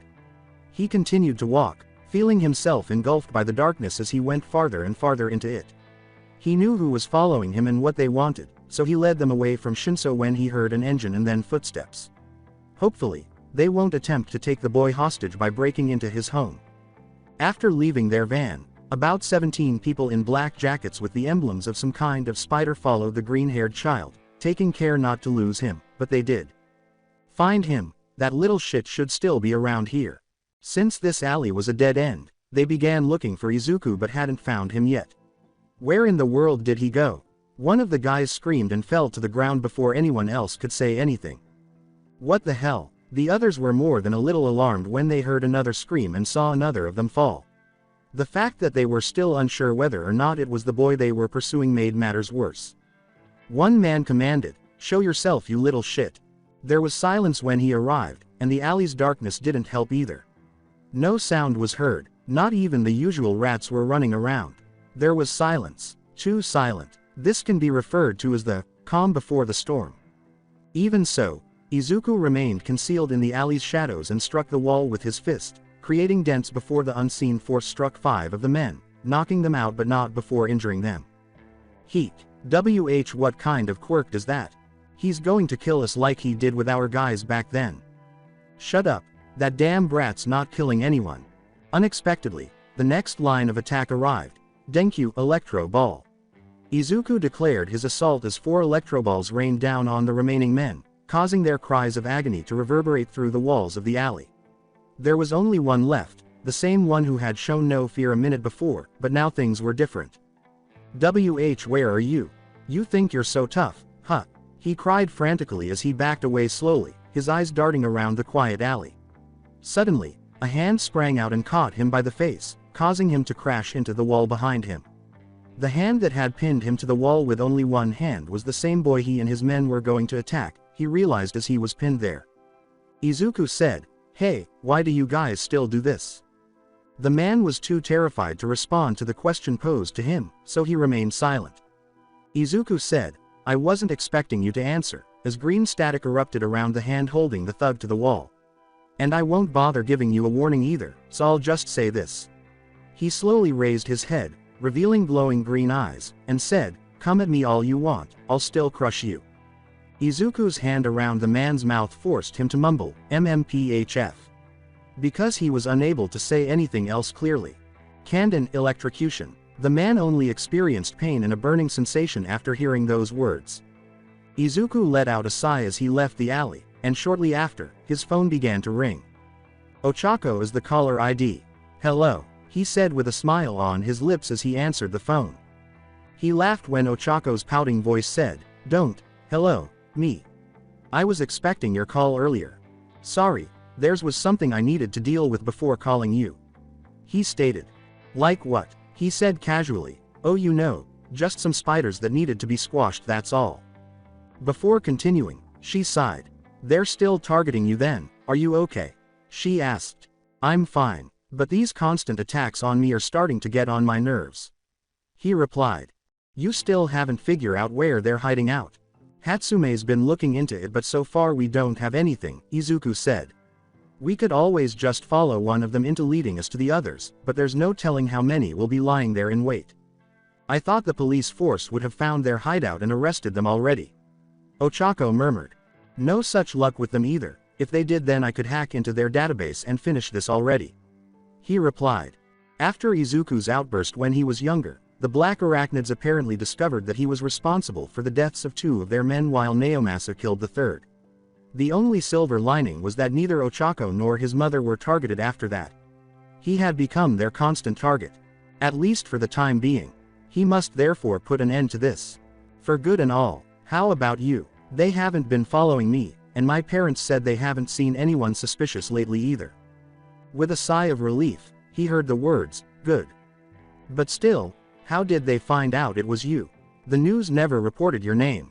Izuku said, "Simple. Either the police force has a leak or these guys use the streets as their information network. So it could be either or both." He abruptly said, "Yeah, oh yeah, I meant to tell you that a new student transferred into our class today." "Really? Is it a girl or boy?" "Boy. His name is Shinso Hitoshi." "Oh, it sounds like the name suits him." Izuku grinned in response to that remark, saying, "Yes, it does." "Well, how did your day go?" "It was enjoyable. I didn't throw up until 5 minutes later and was able to work on my quirk a bit more today," she said glumly. "I keep telling you about baby steps," he huffed with laughter. "I understand." On the other end, he heard her whimper. Izuku had never been more appreciative of her friendship, and who knew that they might soon be able to. Izuku told his mother that he was being followed by black arachnid members once more, which naturally alarmed her. She had a scar from the bullet wound she received from one of them a long time ago, but she didn't appear to mind. Izuku even had to suppress his laughter when she boasted that it was a battle scar. A scar from battle, just his mom. The following day, he saw that Shinso had been occasionally glancing at him subtly, and Izuku could tell the boy wanted to question him about his peculiar actions from the previous day. Assuming that he owed the boy an explanation, he would be held accountable if, in the unlikely event that those bastards discovered Shinso's residence and attempted to abduct him or his family or even cause them harm. He decided to tell him everything when lunchtime finally arrived. Shinso said, "You were acting weird yesterday." Izuku scowled and said, direct to the point. He thought, "I was, but for a good reason. Somehow I'm not surprised." "What do you mean? Do you get followed by fangirls or something?" Shinso asked, raising an eyebrow. "Hey, actually being followed by fangirls sounds better than being followed by wanted criminal gang." Izuku gasped. When Izuku said, "wanted criminal gang," Shinso froze and immediately thought of the top gang on the list. "You're kidding," Shinso said. "I wish." "How the hell?" Shinso asked, slowly lowering his chopsticks as he focused entirely on Izuku. Izuku exhaled. "You remember a few years ago there was an attempted robbery in a convenience store where there's still people inside and being used as hostages. Was he aware of it? Naturally, he was aware of it. In fact, everyone was aware of how 3 black arachnid members were given their asses by a child, no less. Wait a second. You mean? He was interrupted by Izuku, who said, the news didn't report everything. 2 members of the black arachnid weren't defeated. I killed them. He still finds it unsettling to think about, even though he no longer has nightmares about it.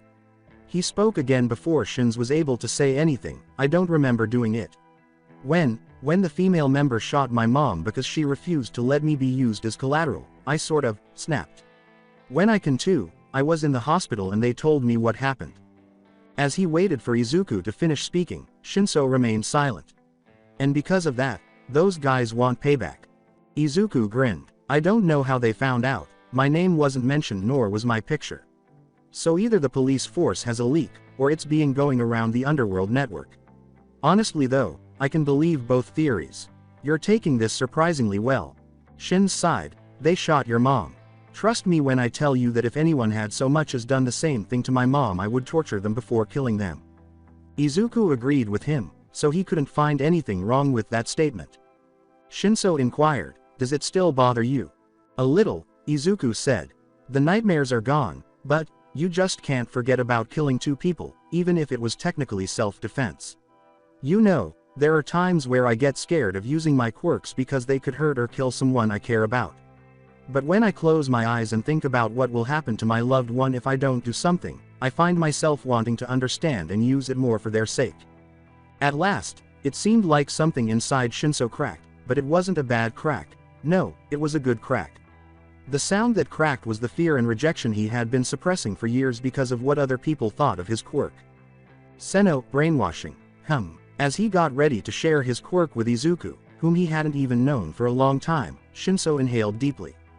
It's the name of my quirk, he continued. When I found out what my quirk was and what it can do, I kept it to myself. But when it was time for me to start middle school, someone had found out what my quirk was and spread throughout the school, and I was kept isolated from everyone else. Izuku just listened without saying anything. The kids kept saying since it was a villain's quirk that means I'll become a villain, but I don't want to be a villain. I want to become a hero. Shinso confessed his dream to Izuku. After word got out about my quirk, I started getting harassed. The teachers there didn't bother to do anything about it because they didn't want to be bothered. It was bad. There were times where I would scared to come to school because there's no telling what they would do to me. The final straw was when someone wrote, "Villain," in bold black ink on my desk. Izuku considered electrocuting all of his old classmates from middle school, but decided against it because they weren't even worth it. Shins let out a gasp. My mom raised hell when she found out all of the abuse I went through, and my old man demanded why the principal didn't put a stop to the harassment. The principal tried to reason with them so they wouldn't sue the school, but my parents weren't having that. The school was forced to pay up and the main instigators were punished harshly from what I was told. But after all that, I had to transfer to another school. Not that I was complaining because I couldn't wait to get the hell out of there. After sitting there and listening the entire time, Izuku finally said, I bet. Thanks for sharing that. Don't mention it. You shared with me, so I thought I'd show you the same courtesy. Shins replied. Izuku was lying on his back as the clouds floated as, if you want my opinion, I think your quirk is useful for a number of reasons. First off, you could brainwash a villain into becoming a hero. Second, you could use it to control crowds when there's a villain around causing trouble and people are practically tripping over themselves to get away. Lastly, you could help the police force with their interrogations. Shinso gazed at Izuku in wonder as he explained all the practical uses for his quirk. He hadn't even considered it previously because he thought his quirk would endanger others, but Izuku essentially encapsulates the necessity of his quirk here. Izuku cited his grandmother when he said, "We don't know why we are given the quirks that we have, but it's how we use them that defines us as a person." Shinso decided to take those words seriously and said, "She sounds like a nice person," as he glanced up at the sky with a slight smile. Izuku concurred, saying, "She is also my favorite hero." Your grandmother was a hero. Yeah, but she liked to remain unknown so not many people know about her. I kind of like underground heroes though. Izuku acknowledged. Shinso informed him, "Me too, I like Eraserhead. Seriously, I like him, too. His quirk aside, the guy's a good fighter." "He is, that's why I've taken up martial arts," so I can be good at hand-to-hand combat and not rely on my quirk all the time. Shins replied. Izuku shuddered a little and said, same here, but my grandfather's been teaching me, he's brutal. For the first time since coming here, Shinso burst out laughing. He was having a great time laughing so much that tears began to well up in his eyes. Location: the secret base of Hatsume. There was a lone figure crouched by the computer in an abandoned warehouse that had been vacant for a long time, along with other pieces of equipment.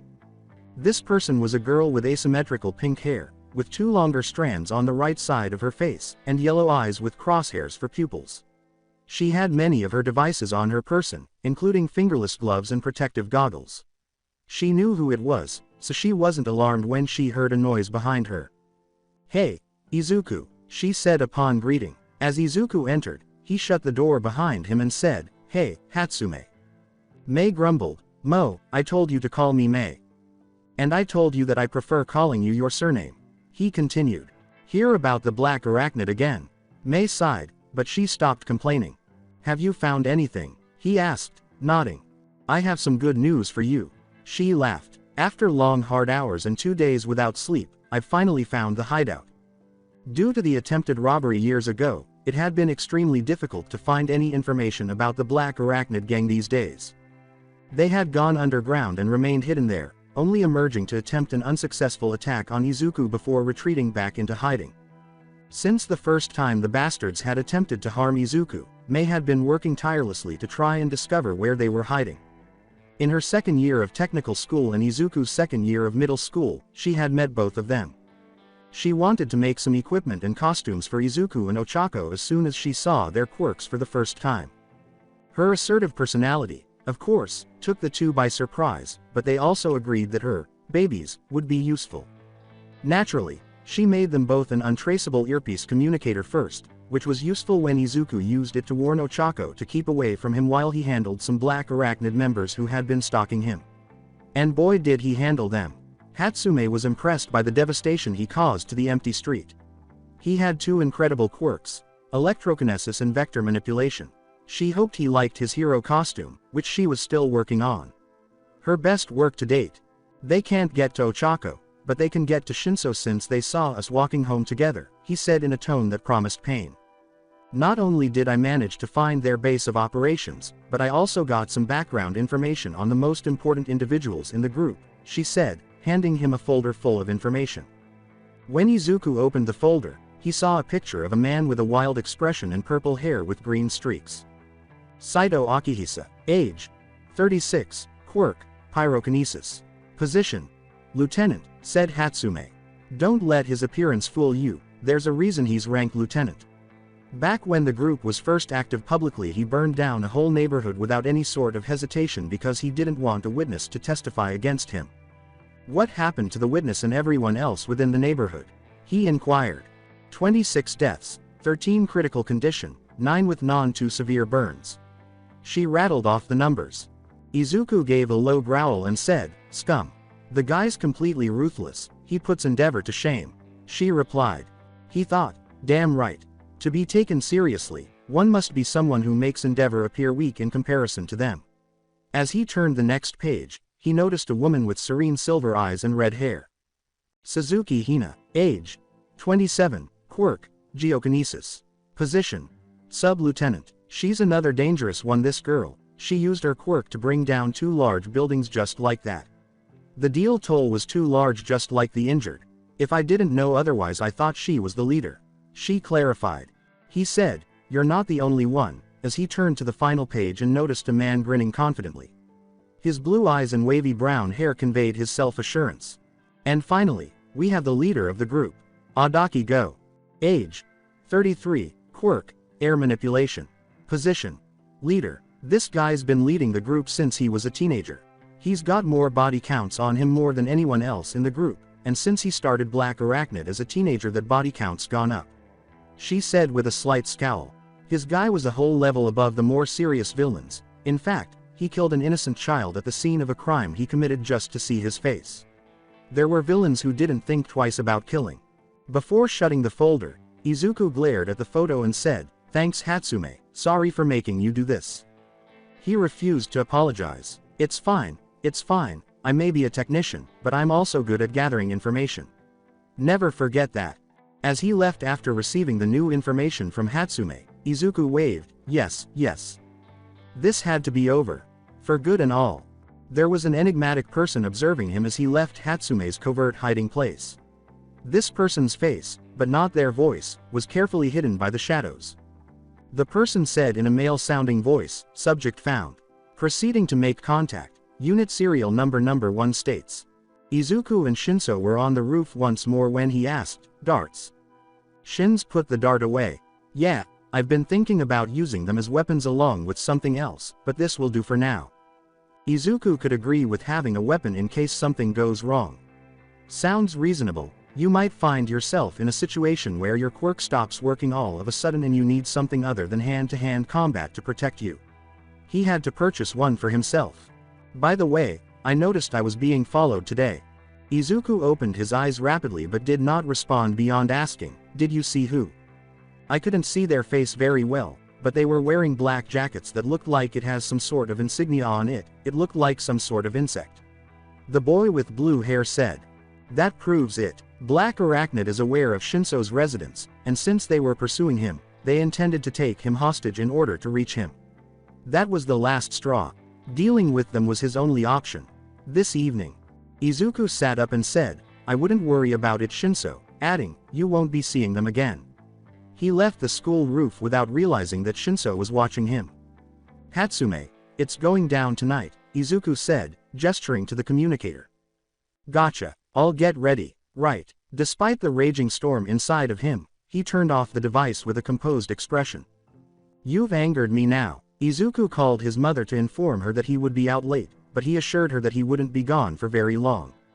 Actually, he was heading to the Black Arachnid's base to put a definitive end to the situation. He heard tires screeching and recognized Black Spider when he caught a glimpse of a black van out of the corner of his eye. He prevented the black van from colliding with him without even looking, damaging the front end of the car while ensuring the lives of those inside were spared. He wasn't going to kill them, even though he might be furious with them at the moment. When he saw that there were 4 people inside the van, he walked over to the bent door, tore it off, and threw it against the wall behind him. The front driver let out a terrified sound as he nearly tore the car door off. As Izuku grabbed the driver by the face and threw him against the wall, he made sure to hold back so he wouldn't kill him. You'd think I'd be surprised that you just tried to kill me using a car, but I'm not. A gang of killers will be just that. Killers. Returning to the other 3 passengers, one of them drew a gun and began shooting at Izuku, but because of his skill with vectors, the bullets bounced off of him and struck the shooter, striking him in the shoulder and arm. Izuku snatched him by the face without thinking, slammed him to the ground, and then stomped on him with his foot to knock him unconscious. He turned to face the final 2 passengers, who attempted to flee but were electrocuted before they could do so. I'm gonna take a wild guess here and say your leader Go told you to do this, right? Izuku asked the man, who had collapsed to the ground with only one of them still conscious, after grabbing him by the back of the head. How do you know boss's name? The man uttered. It shouldn't even be shocking at this point, he said, releasing the man's head. You guys have been trying to kill me since my first year of middle school. Did you really think I wouldn't be doing any background information after all this time? Even if you know our boss's name, he'll still kill you. What can some brat like you do on his own? The man began to smile. Izuku was about to reply when a voice said, he's not alone. He looked up to see that it was Shinso, glaring at the conscious man. Naturally taken aback, Izuku asked, why are you here? Sorry, but I have to get involved now because these guys decided to try and take us hostage. Didn't work though, Shinso shrugged apologetically. What? Cried the man who had been downed. Where are they now? Was what Shinso intended for Izuku to understand. Shinso grinned and remarked, on their way to the police station, going on their own 2 feet. The man demanded, what the hell? What kind of quirk did you use on them? Go to sleep, Izuku said after knocking the man out. He then turned to face Shinso and said, I'm sorry for getting you involved. Shin sighed, I was going to get involved sooner or later. Just thought I'd be prepared before that happened though. Shinso. This whole situation didn't seem funny to Izuku. It's fine, Shins replied.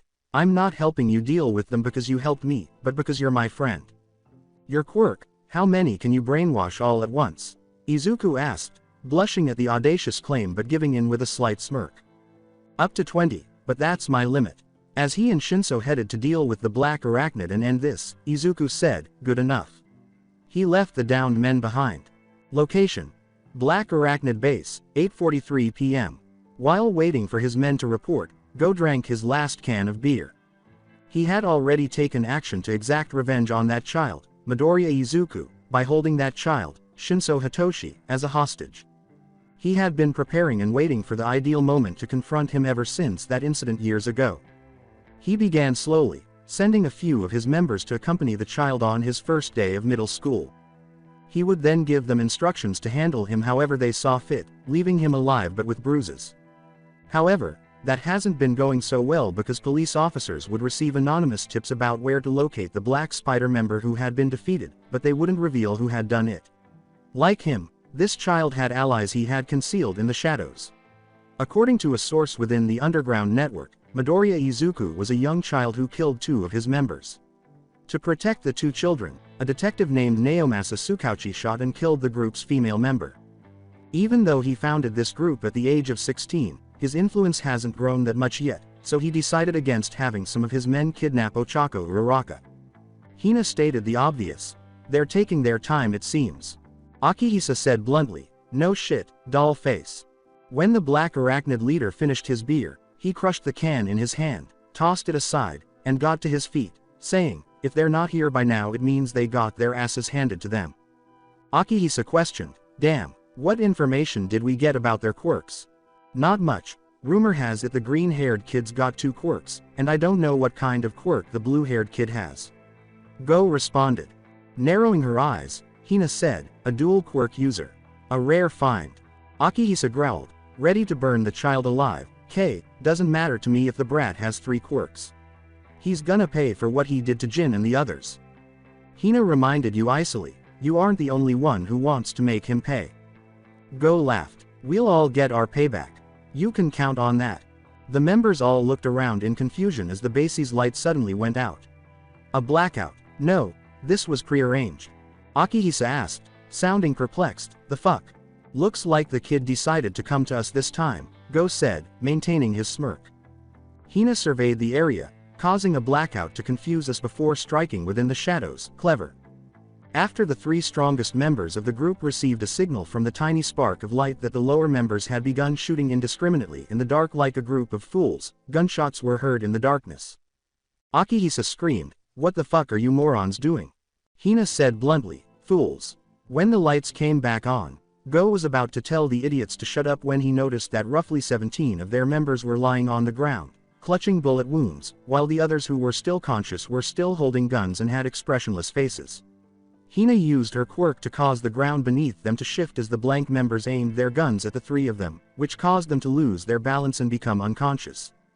Akihisa approached the members who had been knocked unconscious and jabbed them with his foot, asking, what the actual fuck? Hina reiterated the obvious when she said, it would appear they were being manipulated before I made them lose consciousness. Go burst out laughing, saying, kid's already taken half of us out just like that. Not bad. All 3 of them turned to look for the source when they heard a speaker.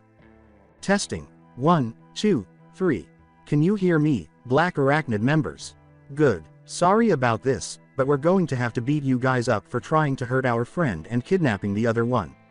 Nothing personal. These fucking brats, Akihisa angrily said. It would appear they are delusional into thinking they can beat us, Hina responded. Shall we show them why they are inferior to us? Go laughed. Sounds interesting. If they wanna play this game their way then we'll humor them. Split up. This kid's friends must be with him. The complaint from Akihisa was, TCH, pain in the ass. Hina sighed quietly, might as well get it over with. Go chose to wait exactly where he was and waited for the 2 of them to depart. He didn't have to wait long for the Izuku kid to arrive because he knew that the child would come straight for him. Waiting for me, the hell. Go jumped back, seeing the same child he had been waiting for, and hearing a voice behind him. Don't look so surprised, you stayed here purposely to wait here for me, right? Izuku said, keeping his guard up while keeping his hands in his pockets. As he stood up, the blue-eyed man laughed and said, well, aren't you full of surprises? Izuku glared at him and said, So I've been told. Are we done talking? Now, you don't wanna talk. I thought you'd have something to say. Go had to control his temper when a green lightning strike came dangerously close to striking his head. It appears that Izuku wasn't in the mood to talk, saying, I've got nothing to say. With a smile, Go said, looks like it. With Akihisa and Shinso. While waiting for someone to discover him, Shinso had been playing with some of his darts. Either that Hina girl or that Akihisa guy would do it. He made the right decision by choosing to be near a number of crates that contained some intriguing objects if it turns out that the Akihisa guy would be his opponent. He had to carefully plan this, and based on his knowledge of the man, everything should go according to his plan. As it approached Shinso's location, a crazy voice exclaimed, Look what I found, looks like I found me a little kitten. Sato Akihisa, huh? Shinso asked, staring into the man's eyes. So you've heard of me. Though from the looks of it you're not a fan, Akihisa said with a broad smile. Shinso gave the man a stern look and remarked, I don't idolize someone who likes to burn people to death for the fun of it. Huh, people die every day, kid, and besides, I kill because people don't seem to get the program. Akihisa replied. You really are scum, Shinso said, drawing some darts. Your opinion, kid. Akihisa's hands were already burning. He threw 2 fireballs at Shinso, but the teenager jumped out of the way and threw 3 darts at him. Like that's gonna work, Akihisa said, and the 3 darts exploded, sending him staggered back a little. What the actual fuck, he exclaimed. Explosive darts, Shinso remarked, they're effective. He mentally thanked Hatsume for finishing his darts so quickly. She completes tasks quickly. Akihisa growled at him, don't get arrogant you little shit. He lunged at Shinso, kicking the boy in the head. Shinso barely dodged, but he quickly tripped the man by lashing his leg out, but he quickly got back on his feet. It took him a short time to get better. Shinso closely watched his opponent, saying, this guy might be crazy, and his fighting style is more of a street brawler than a real fighter, but he's still pretty good. This guy's body is heavy, meaning if he had actually kicked me I would have been sent flying. It makes sense why he is a lieutenant. Hey, not bad kid, Akihisa added. Hey, why don't you use your quirk? Unless you need a specific condition to activate it, and I'm stopping you from doing so. It's best not to use a trump too early, Shinso grinned to himself as he pulled out more darts. More of those fucking hellions. Whatever the case, I'll simply burn you and your fucking toys. Akihisa sent a fire ring at Shinso who dodged and kept dodging when the man wouldn't let up. What's wrong? Use your quirk, please. He made fun of it. Akihisa frowned as Shinso flashed an open grin for the first time. But why would I waste my time using it on a moron like you? Akihisa's forehead developed a tick mark. What was that you little she? He was now under Shinso's control, and before he could finish his sentence, his eyes turned white and he stopped speaking. Looks like it was time to use my trump card, Shinso said, walking up to Akihisa. You see, my quirk gives me the ability to control who responds to what I say. He told the brainwashed Akihisa, you know what? I didn't activate it before because there was no need to, but now was the right time to use it. I was on the verge of ordering you to use your quirk on these crates that are filled with explosive powder in order to end your life when Izuku told me that you wouldn't think twice about using it to kill people, but I decided against it. You guys should really be aware of what you have stored here in this hideout of yours, he said, passing Akihisa before coming to a stop at the entrance. The last thing I want is to really be called a villain. He threw one of his explosive darts at one of the crates and watched as it exploded, sending Akihisa flying backwards and slamming into a wall. He was already unconscious when he hit the ground. 1 down 2 to go. Can't believe I got out of that situation unscathed. Better not take my luck for granted, Shinso said as he walked away, leaving the man on the ground. Alongside Hina and Hatsume, as she waited for her opponent to arrive, Hatsume was humming a tune. Normally, people would be nervous about facing someone who possesses an earth quirk that can kill hundreds of people, but Hatsume was excited. The reason for her excitement was straightforward. She had been working on something new and now she got to try it out. She was wearing her very own battle suit, but it wasn't some bulky armor. Think of Moeka Kiryu's black suit, and a black helmet to go with it. At last, you're here. With joy, she cried out. A figure slowly rose from the ground, and the ground began to move. Hina arched a brow at the girl, asking, you were able to sense me? Not at all. I had a feeling you were here. Hatsume lied. She knew the woman was present because the suit had heat sensors installed. What a strange child you are, Hina said, staring at Hatsume as if she were crazy. Are you that stupid, or do you not realize the situation you're in? Hatsume touched her chin with a finger and said, oh, no. Let's fight, then. The ground rose as Hina hurled earth spikes at Hatsume, shaking her head at the naive girl and saying, I'll make your death quick and painless. The woman grabbed both of her ears as she lost focus of the spikes as they crumbled like dirt, and Hatsume smiled from her helmet, pointing what looked like a megaphone at the spikes and then clicking a button, sending a wave of sound at Hina. What is this? Through the pain, Hina gritted her teeth and yelled. You enjoy it. This is sound wave version, Hatsume inquired. 1. I transformed a common megaphone into a weapon that most people won't give much thought to. I made this not too long ago, so I haven't had a chance to test out my new baby yet, she explained as Hina collapsed to her knees while still clinging to her ears. However, I now have that opportunity because of you. Ignoring the pain, Hina screamed as she planted both hands on the ground and made a hole, then jumped in it and backed away. She used me as a guinea pig to see what it can do. What a dangerous girl, Hina said, kneeling on her knees and grunting in agony. If this keeps up, I'll pass out. After a brief pause in using his new baby, Hatsume approached the hole and said, oh, so she can create tunnels to get away too. That's incredible.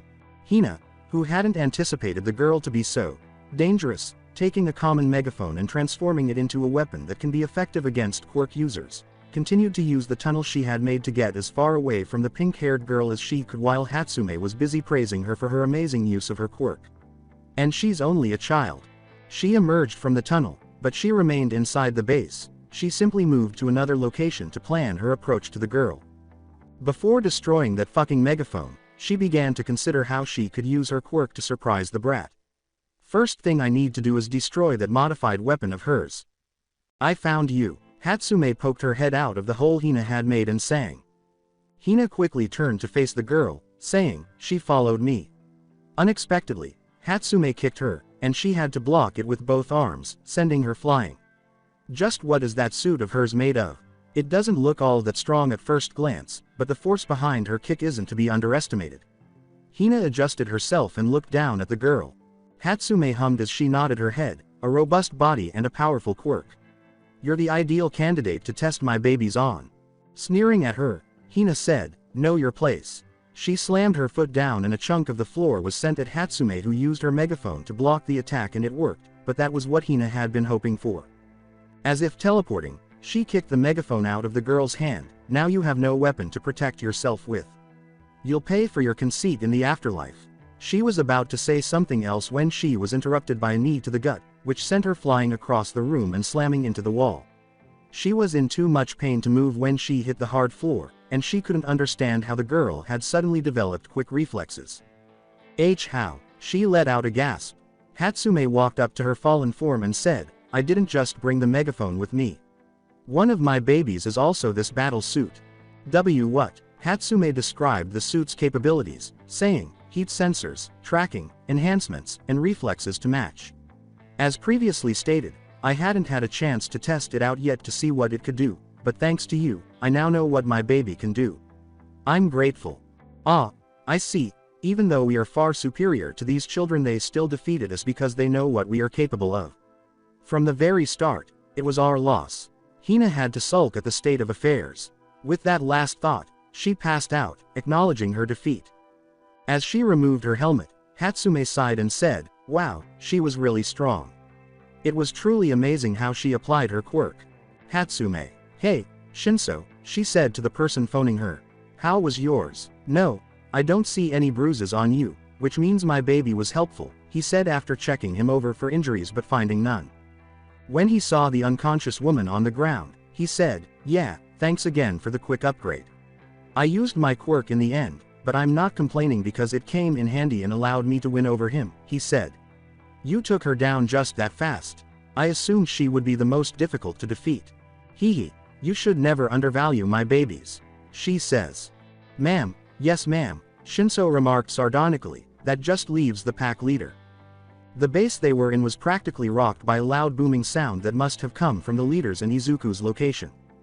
With a tone of seriousness for the first time, Hatsume remarked, Izuku won't hold back on the leader.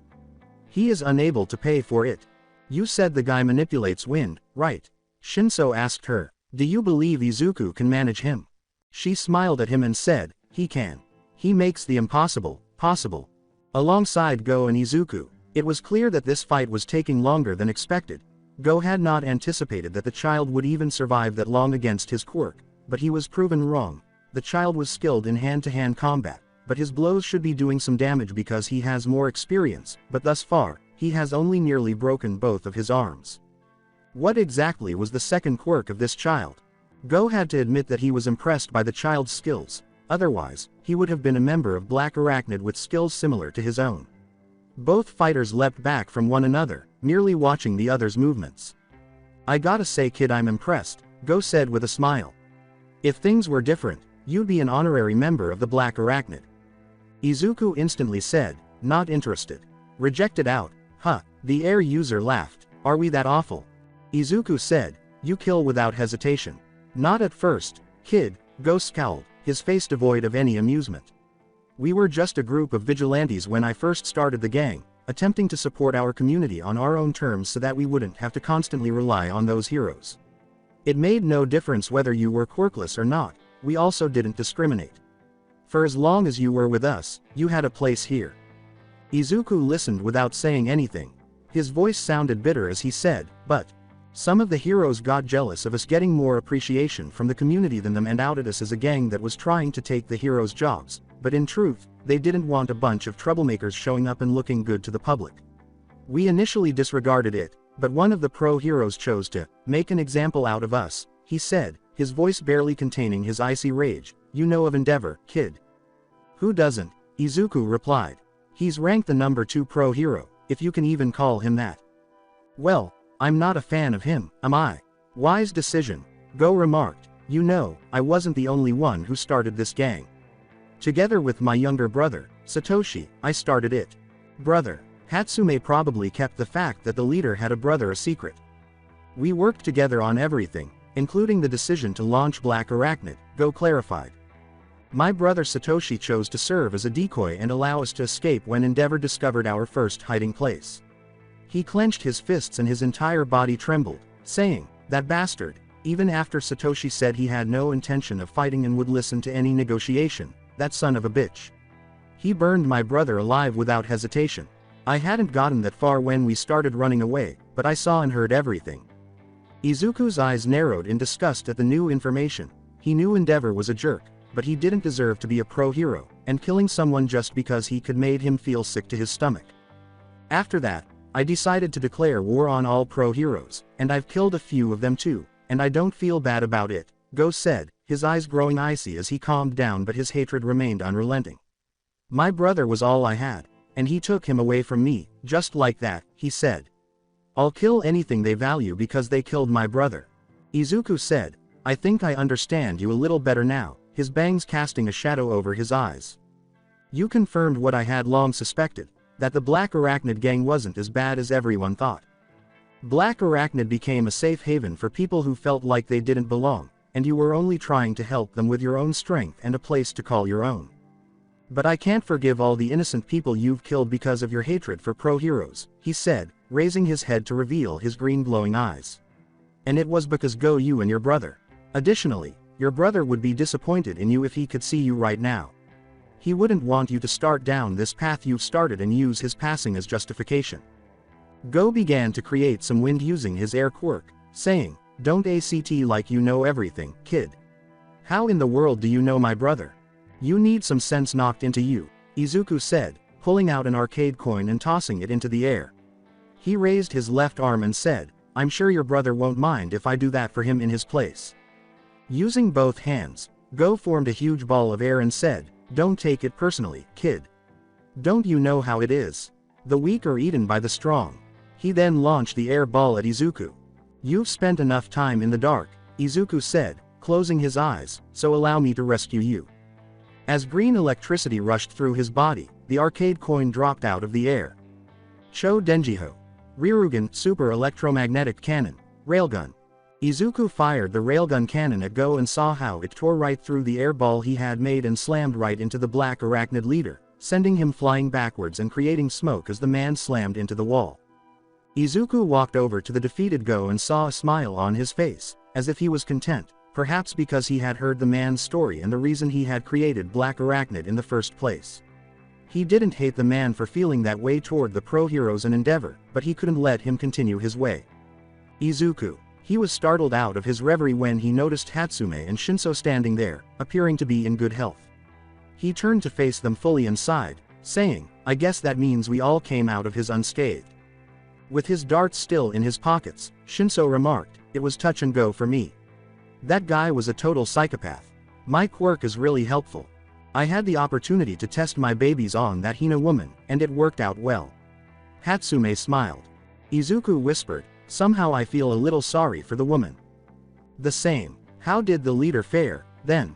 Shinso, who had no idea that Izuku could use his quirk in this way, asked, staring at the vanquished man with a hint of amazement. With a satisfied smile on his face, Izuku said, "I think that in the end, you never really know a person until you fight them." Hatsume and Shinso were about to respond to that when they were startled by distant sirens. "We must leave," Shinso remarked as the three of them dashed through the base's rear entrance, but Izuku gave Go one final glance before heading out. As they successfully left the base and eluded the police, he thought, "I won't let your brother's death go unpunished." "We made it out. Wow, I'm a little sweaty from all that running," Hatsume remarked, raising both of her arms above her head. As he observed her attempting to practically tear off her suit, Shinso told her sardonically, "Change when you get home, not out here." Izuku gasped with delight, "We should all get home. I know my mom's worried even though I told her I was going to be out late with a friend." With an eye toward Izuku, Shinso remarked, "Told my mom the same thing." After grinning, Izuku said, "Thanks, both you." Shinso and Hatsume both smiled. "Let's go home, we've had a long night." The three teenagers went on the attack when a new voice said, "Yes, it seems you have." Footsteps were heard in the alley's shadows as the newcomer emerged, revealing the same green eyes, freckles, and green hair that matched Izuku's exactly. The only difference was the boy's black jacket, matching jeans, and shoes. Says Unit Number 1 to Big Brother and his friends. As Izuku looked into a face that was exactly like his own, his heart began to race. What in the world was he dealing with, and Big Brother? He didn't have any siblings, much less a twin, when he last checked. "Who are you?" He spoke slowly as he awaited the copy's reaction. "Serial number 1, it's a pleasure to finally meet you, Big Brother," was the copy's response. Serial number, A, clone. But who? Izuku was still in shock at what he was seeing. What stands in front of Izuku is a clone created in his likeness rather than another adversary. It wasn't an issue for those who wished to keep it that way, but there was a secret laboratory in Germany that was used for projects that the German government was unaware of. An incubator large enough to house a human was under the supervision of 2 researchers in this particular lab. One person in the incubator slept with tubes attached to it while the monitors monitored vital signs like blood pressure and heart rate. The orange liquid glowed in the darkness. "Ah, look how cute he is. It's hard to believe he's the same age as his older brother now." "How old is he again?" said one of the female researchers, grinning at the sleeping figure. The second female researcher, who wore the typical lab coat with casual clothes underneath, had long black hair in a low ponytail, glasses, and said, 5 I believe. Also it's not that hard to believe, is it? We've been watching over him and the rest of the units for a while now. Because the first unit developed 2 Esper abilities exactly like the original, it received special attention out of all the clones. He won't be able to go outside unless given permission, the brown-haired researcher said with a sorrowful smile. It's kind of sad though. The woman with black hair agreed with her, I wouldn't worry about him. We've called in a brain specialist to help with the basic information he would need to know before going outside. The drug we originally gave him won't last, but as for other things, well, it's up to his brother to deal with that. I see. It'll be time for him to wake up soon. Are you ready? Yes. The person inside the incubator opened his eyes to get ready for the new world he was about to encounter as the 2 women went to get ready. Izuku gazed at his clone, clearly bewildered. Why the devil would clone him in the first place? He had a lot of questions, but no one was there to answer them. To make matters worse, the clone referred to him as Big Brother. He wasn't entirely sure how he should feel about that. Hatsume was standing in front of the clone, prodding it curiously, saying, Whoa. This is amazing. I've heard rumors about how human cloning was possible, but I've never seen one up and personal before.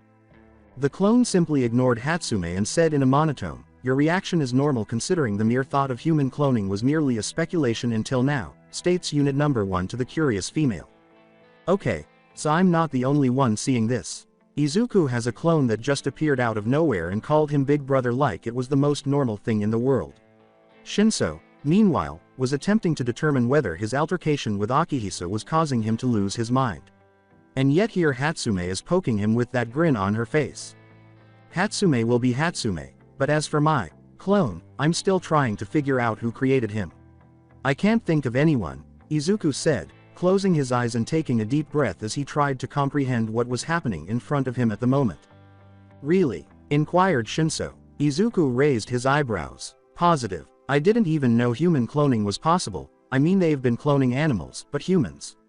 Still in shock over his friend's cloning, Shinso remarked, "I still can't believe it either, but you can't deny that your clone is standing right here in front of you right now.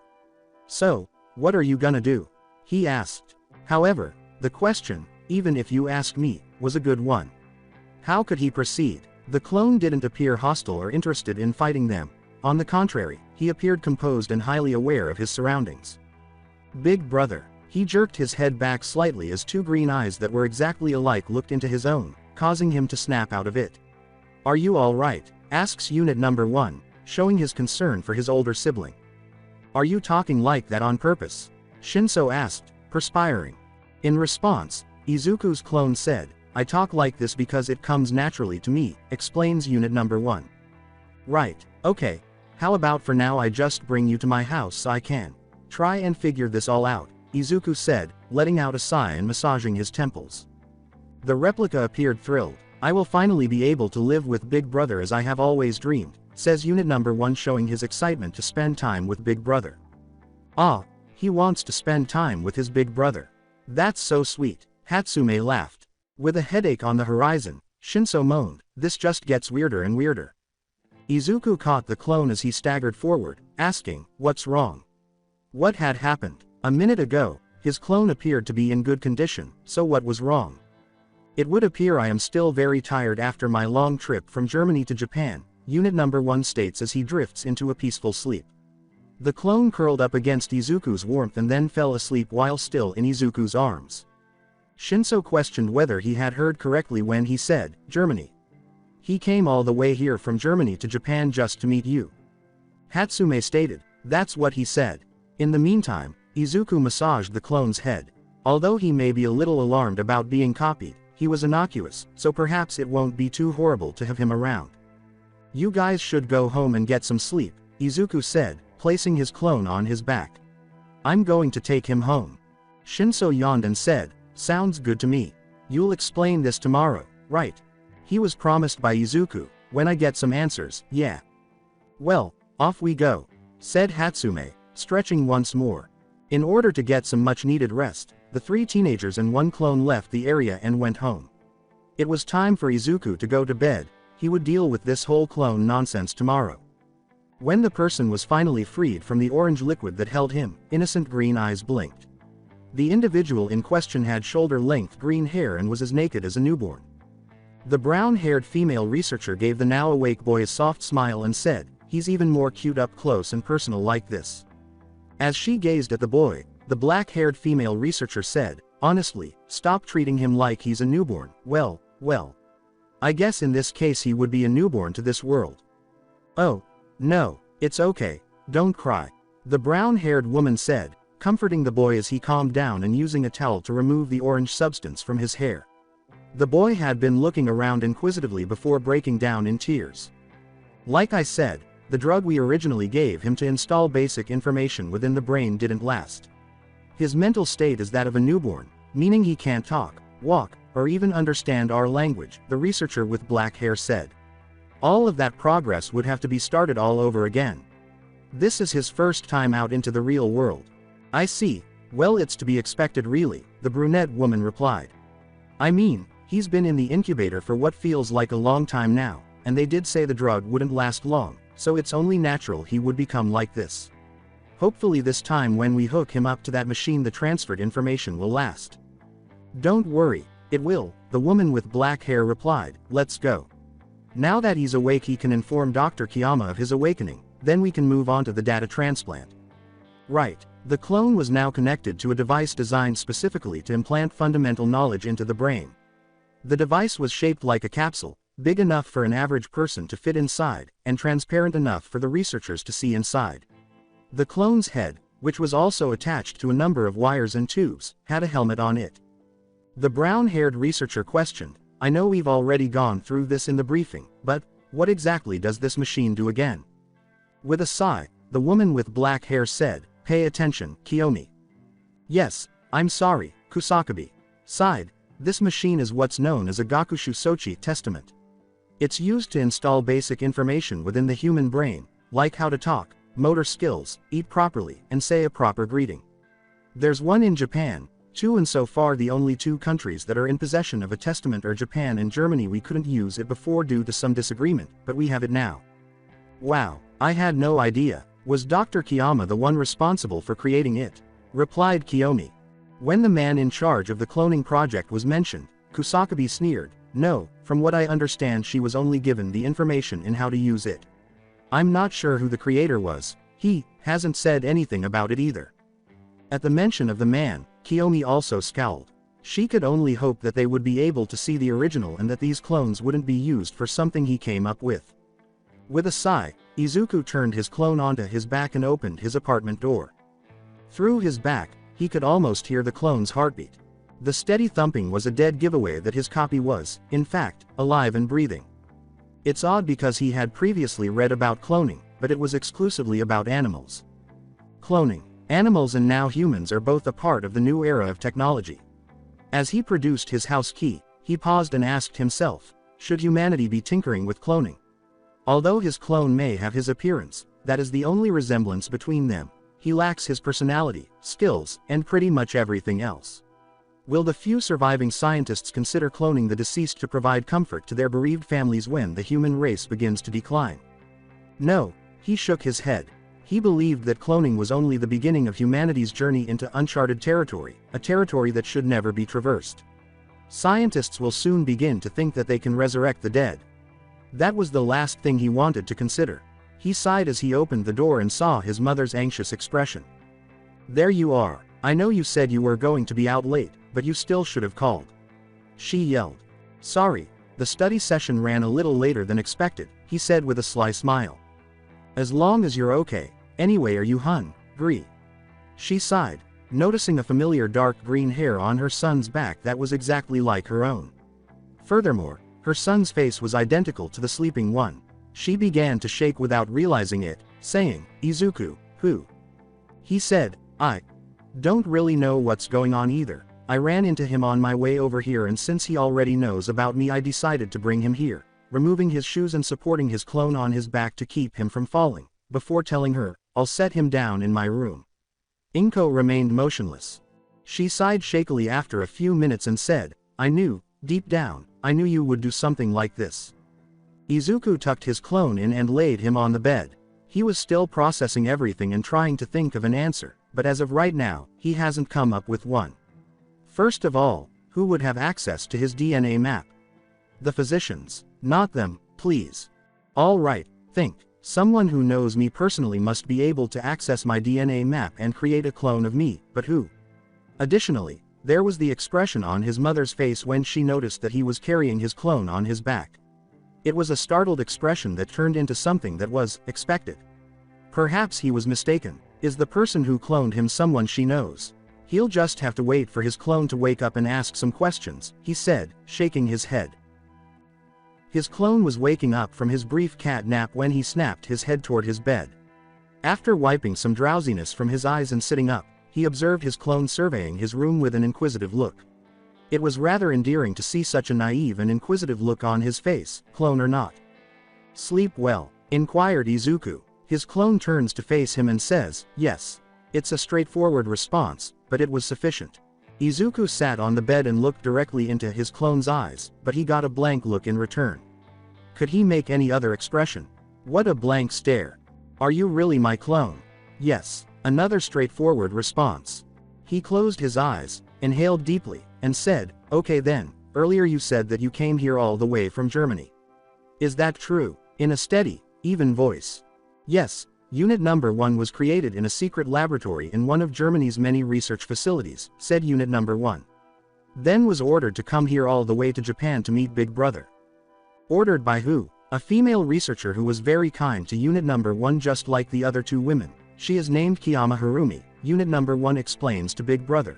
Stated Unit Number 1.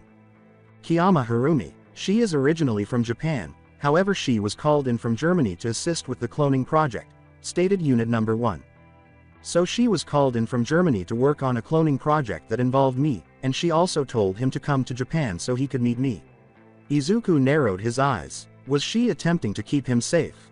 He was about to ask another question when his mother knocked on the door and said, "Izuku, dinner's ready." He rose from the bed and said, "Come on." "Ah, okay." With a head tilt, Unit Number 1 asks, "Where are we going?" Izuku snorts softly and gently grabs his clone's wrist before dragging him from the bed. To eat, obviously. He may not have all the answers right now, but he will in due time. Perhaps his mother is aware of something. Inko blinked. Izuku sneers. At first glance it appears the dish does not look edible, but once eaten the flavor of the food assaults my taste buds, says Unit Number 1, looking at the food in front of him before prodding it with his chopsticks and then putting the meat in his mouth. For example, the rice isn't good when eating alone, but when eating together with the deep-fried pork cutlet, egg, vegetables, and condiments it complements the dish completely and the flavor is more enjoyable, he says, giving Inko the thumbs up. Despite her perspiration, Inko smiled nervously and said, Thank you. Whoever made him didn't bother to mention that you don't have to go into specific detail when it comes to everyday things, Izuku sighed. In an attempt to start a conversation, Inko said, So, Izuku tells me you're from Germany. The first unit confirmed, yes, you are correct. After a brief pause, Inko said, do you have a name? Unit Number 1 responds, Unit Number 1. Izuku and Inko both scowled. Therefore, the person who created him didn't even think to name him. That simply won't do, Inko exclaimed. Unit Number 1 cocked his head slightly and asked, what do you mean? To clarify, Izuku said, she means your name. We can't call you Unit #1 foot and you shouldn't refer to yourself in that way either. I see, then is Big Brother stating he will name me then? Blinks Unit Number 1. I guess so, Izuku said, blinking as he turned to face his mother, who was also staring at him. As Unit Number 1 sits at the table anticipating Izuku's name, he says, then, I await to hear my new name. Now wait, oh my goodness, what on earth was he going to call him? He wanted to give him a name that was unique, any other name would not do. Then, unlike his own lightning bolt, it struck him. Izuku says, Ren, Midoriya Ren. Unbeknownst to him, Unit Number 1, who was now known as Ren, saw his mother wince a little when he mentioned the name, but remained silent. With a gentle expression and a slight smile, Ren said, Ren. He said, I think that name suits me, Big Brother. I think so, too. What about you, Mom? Said Izuku with a smile. Yes, Inko said with a melancholy smile, I think it suits him as well. His eyes narrowed a little at his mother's dejected expression, but he chose to keep quiet about it for the moment because she was so distressed. He didn't bring up the subject, but a part of him still wanted to know if she knew anything about his clone that she wasn't sharing. Both boys cleaned up and prepared for bed after dinner. They chose to simply share a bed because Izuku didn't have an extra mattress or anything else for Ren to sleep on. Ren was obviously not unhappy with the arrangement. Ren turned to face Izuku, who was tucked into his pillow, and remarked, this is quite comfortable, says Ren as he snuggles close to Big Brother. The innocent question, good to know. Didn't you sleep in a bed while you were in Germany? Caused Izuku's lip to twitch, but he was curious about his treatment. Ren responded, not originally. At first I slept within an incubator to make sure my growth was stabilized, and getting the necessary nutrients before I was let out and slept in a bed, Ren says explaining to Big Brother. Incubator. He was given the nutrients his body needs to grow up healthy while he was in an incubator, but they also gave him other things to eat while he was there. After I was finished with combat training, Ren continued, I was given my own room just like the others. There in the middle of the room, lay a single bed with white sheets, surrounded by white walls. It was a cold room that lacked any sort of warmth. Ren, sometimes, I have dreams. In my dreams, I was surrounded by darkness but it was warm. And in that darkness I was there with someone else, that person was holding my hand and wouldn't let go, Ren said with a grin. It was pleasant. Izuku remained silent while his heart tightened as he heard his clone talk about his dream with such affection. Despite being his clone, Ren appeared to be far more human than the others. Izuku rubbed his clone's head and said, "Get some sleep, we'll talk more tomorrow." Finally, Ren closed his eyes slowly and said, "Then, Ren will sleep now." Izuku sighed when he noticed Ren was sleeping. Ren appeared too worn out to endure any more questioning at this time, but he still had a lot more questions to ask. He quickly opened his eyes after closing them and remembered what Ren had said. "I was given my own room just like the others." He slowly returned his gaze to Ren and said, "Others." The machine released the person it was holding with a sound, indicating that it had completed its task. Kusakabe asked, "Good morning, do you know what that word means?" As he sat up in the machine, the person opened their eyes and replied, "A routine greeting that is used to express good wishes to someone," Serial Unit Number 1 affirms calmly. Kusakabe produced some medical attire and gave it to him, saying, "Here, you can wear this for now." Without a word, he accepted them, and Kiyomi turned his head away as he put them on. Kiyomi sounded ashamed as she remarked, "All this nudity is making me uncomfortable." "Really?" Kusakabe asked, raising an eyebrow. "It's just a child's nude body, I wouldn't even describe it as attractive." That's not the point," objected Kiyomi. Dryly, Kusakabe asks, "Is that so?" Unit Number 1, meanwhile, had just finished dressing while he gazed at the women indifferently. "To be certain," Shinso inquired, "so he was created in Germany?" Izuku sipped his beverage. The two boys were at their usual location, the rooftop, at lunchtime. "Yeah, he told us that he was created inside an incubator before waking up and taking combat training," the boy said. Just after finishing his drink, Shinso said, "I hate to say this without sounding paranoid, but it looks like he was created from some secret government lab." Izuku informed him, "I was thinking the same thing last night." Shinso inquired in a curious tone, "So how did he end up all the way here in Japan?" "Apparently one of the female researchers there helped him escape and told him to find me," he stated. He still had to research the woman who assisted Ren and find out her name. Shinso asked, "You think she came here with him?" "I don't really know, and Ren doesn't seem to know either." "Ren," Izuku stated, "that's what I chose to call him. I can't let him continue to call himself, Unit #1 foot." Still unable to comprehend how an unidentified individual could clone his friend, Shinso remarked, "I'm still trying to figure out how someone in Germany got your DNA." After a period of silence, Izuku said, "I think, my mom might know who." With a questioning gaze, Shinso asked, "Why do you say that?" He recalled his mother's reaction when she first saw Ren and said, "Because when I came home with Ren on my back her expression went from shock to realization in a split second." "Did she reveal who to you?" "No, and I didn't have it in me to ask for answers either," he said, shaking his head. "When I get home, I'll try to ask her, but I won't have high hopes." "I must admit, it's kind of intriguing that you gave him the name, Ren. Was that your first choice or something?" Shinso inquired inquisitively. That was an excellent question. He had a unique feeling about that name, as if he had known it for a very long time, but that isn't possible. "Actually, it's been on the back of my mind. Actually, I have no idea where it originated," he remarked. To shift the conversation, Shinso said, "By the way, Hatsume asked me to tell you about what's been going on with Black Arachnid." Izuku noticed that and asked, "What happened?" "Last night, I didn't watch the news." "Me neither, but Hatsume managed to get some information," Shins replied. "The lower members were all arrested and charged with minor crimes, like robbery, breaking and entering, and other petty crimes. Go and everyone else." Izuku pushed. "Good news about Akihisa," Shinso sighed. For all of the murders he committed long before joining Black Arachnid, he was placed on death row. Hatsume was able to compile some evidence and submit it anonymously, she even succeeded in obscuring the source. Izuku said, "The power of Hatsume.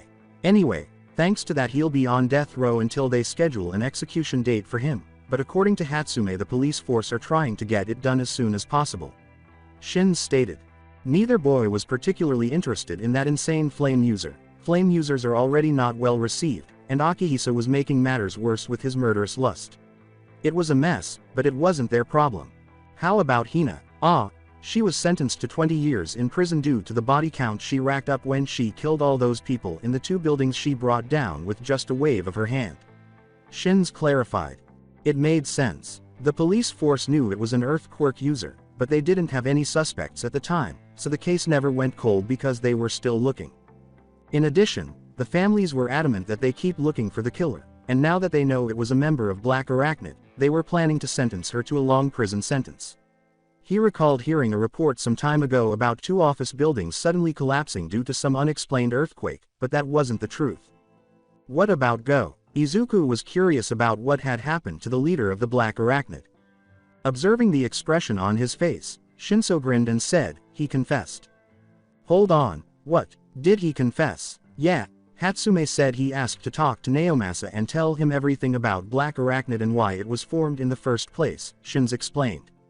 Hatsume told me about Naomasa's quirk and he stated Go wasn't lying when he confessed everything, even about his brother. He still found it difficult to accept that Endeavor had killed another person without hesitation, and he secretly hoped that Go's brother's ghost would follow him until he passed away. Why did Go choose to come clean about everything? That was a really odd question. That Naomasa guy asked the same thing, Shinso grinned. Curious about what Go said. He got his response from Izuku's impatient expression. He said, I finally got some sense knocked into me, Shinso said, gazing up at the clear blueness of the sky. Do you know what his sentence is? Izuku asked, his eyes widening a little before he huffed and looked up at the sky. 25 to life. He shrugged his shoulders and sighed. Something told him that Go wasn't complaining about the sentence, but it wasn't like they were going to give him a pass just because he confessed to everything. For some reason, he imagined the man in his cell grinning contentedly about the entire situation. That wasn't actually the sentence they wanted to give him, Shins continued. They wanted to give him life in prison, but I guess that Naomasa guy saw he was truly repentant about everything he did in Black Arachnid and decided on a lighter sentence. Makes sense. Shinso was almost afraid to ask, is it true about what he said about his brother being burned alive by Endeavor? Izuku closed his eyes and sighed, yeah, it is. He wouldn't lie about something like that, not with all that hatred in his tone. I'm guessing another reason they didn't give him life in prison was because Endeavor has a lack of fans in the police force.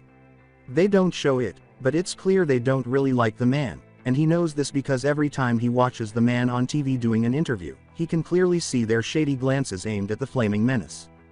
Shinso remarked, the guy's a monster. According to Izuku, that he is. He then pulled out his phone and said, I should call Ochako and tell her about what happened. Oh, yeah, Hatsume told me about her, she's your girlfriend, right? Shinso asked, raising an eyebrow. Izuku would have become agitated and begun yammering like he used to if he were his former self, but now. Then he put the phone to his ear and smiled, saying, soon, hopefully. After blinking, Shinso grinned and said, good luck. With a weary tone, Izuku declared, I'm home. He heard footsteps and looked up to see Ren approaching him in what appeared to be oven mitts. Welcome home, says Ren as he greets Big Brother properly. Ren welcomed him. Izuku looked at him in silence, unsure of how to respond, but finally said, why, are you wearing oven mitts? To my understanding, oven mitts are needed for cooking certain foods that require to be put in the oven, Ren said, blinking as though he didn't understand why his wearing oven mitts was a problem. Ren was explaining the obvious to his big brother. Izuku chose to ignore it and said, no, never mind, it's not important. Is Mom home? Ren said, yes, she is. Izuku pulled out a small box that caught Ren's eye and said, okay, opening it to reveal a hairpin, I got this for you. Ren asks, what is that object? Izuku clipped the hairpin on the right side of Ren's head and said, I know it's not something guys wear, but I saw this in the store and thought it would look good on you. The hairpin itself was green, and it was patterned with lightning bolts. Ren's lips parted slightly and he touched the hairpin gently. Izuku asked, closely observing him, do you not like it? No, it's fine. I will treasure this greatly, big brother, thank you. The clone grinned and shook his head. The smile caught Izuku off guard, but he was happy that his clone enjoyed the present. Let's go eat, he said. Yes. While in the kitchen, Inko overheard the conversation and grinned to herself. She was a little uneasy when the clone greeted her when she got home, but she felt better after spending some time with him. Ren only expressed interest in seeing what it was like to be with a real family. He was courteous and helpful. Then she remembered where he had come from, and a frown came over her face. She wanted to know what the boy did in Germany, even though the person she will never trust again created true Ren. She put away one of the dry dishes with a sigh. Izuku must be informed of everything. She could no longer afford to hide it, especially now that Ren was here. Izuku called out to her, "Mom." Turning to him, she forced a smile and said, "Welcome home, oh Ren, what a nice accessory you have there." "Big brother got it for me as a present," said Ren. "I'm glad you like it. Don't worry because Mom will get you something nice, too," said Inko, grinning and massaging his head. Ren looked excited at the prospect of receiving a gift from Inko. Even though it was only a little, he displayed more emotion the longer he stayed here with the Midoriyas. Ren was welcome here, but Izuku still had some questions that needed to be addressed. Like the person who initially created him. "Ren, I didn't get to ask you yesterday, but do you have a quirk?" Inko responded. Ren spoke to her. "I do not have a quirk for I am like big brother," says Ren explaining to mother. Izuku and Inko both froze in their seats when Ren essentially stated that he was like Izuku and wasn't a quirk user. In other words, Izuku said slowly, "Ren, are you an Esper?" Ren said, "Yes, I am." Ren confirms. "So he's an Esper and not a quirk user," Izuku said, narrowing his eyes. "Was it possible for the person who made him to create a clone of me who is also an Esper?"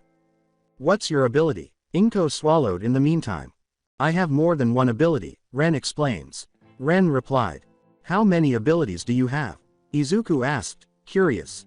"As I have stated before, I am like big brother. I am an Esper, and I have 2 abilities like big brother," Ren clarifies. Ren clarified. "He shares 2 skills with me." Izuku pondered. With caution, Inko said, "What are they?" "This is my first ability. It is classified as electron manipulation." Ren raised his hand and displayed green energy in the palm of his hands. "I am able to forcefully control electrons in the state of an electron where it is both particle and wave, and they are unable to react as either a particle or a wave when I strike other objects because of their state." One thing Izuku had to agree on. Although it is frightening and useful to have that ability, he was unable to communicate because of his 2 destructive Esper abilities. "Dark matter manipulation is my other ability," Ren said, placing his hand down. "I can create and control an unknown material that I can use to attack with." Izuku was at a loss for words. If he so desired, his clone could declare war on the entire nation of Japan using 2 potent abilities. What was the reason behind his creation, and who the devil made him in the first place? Did Ren's creator intend for it to be a weapon or something else entirely? He's happy to have Ren here with them, anyway. "Well Ren, those are some interesting abilities you have there." Inko was dismissed. "Indeed, I have trained very hard to control both abilities as I'm sure Big Brother has as well," Ren says. Ren replied. "That's good," Inko said with a forced smile that never left her face. Seeing through her fake smile, Ren asks, "Mother, are you alright?" Ren asks in obvious concern. "I'm okay, sweetie. Don't worry about me." Inko tries to make her smile seem less forced, but it doesn't work. Despite his lack of conviction, Ren chooses not to press the woman. In the interim, Izuku chooses to ask additional questions. "Ren." Yes, Izuku considered not asking the question at all as he looked into those eyes, but he persisted in asking, "Who's your creator?" Ren stared blankly at him and said, "ZX89WQTY7365924. The answer from Izuku was, "What? What on earth was the purpose of that? Was there a code for something there?" He glanced at his mother and saw that she appeared equally perplexed. Ren stated, "Ren seeks password confirmation." Izuku was still perplexed and asked, "Password confirmation? Your inability to answer means that I cannot give you information that is classified, Big Brother," Ren said, continuing to stare at him. "I understand," Izuku said, squinting his eyes.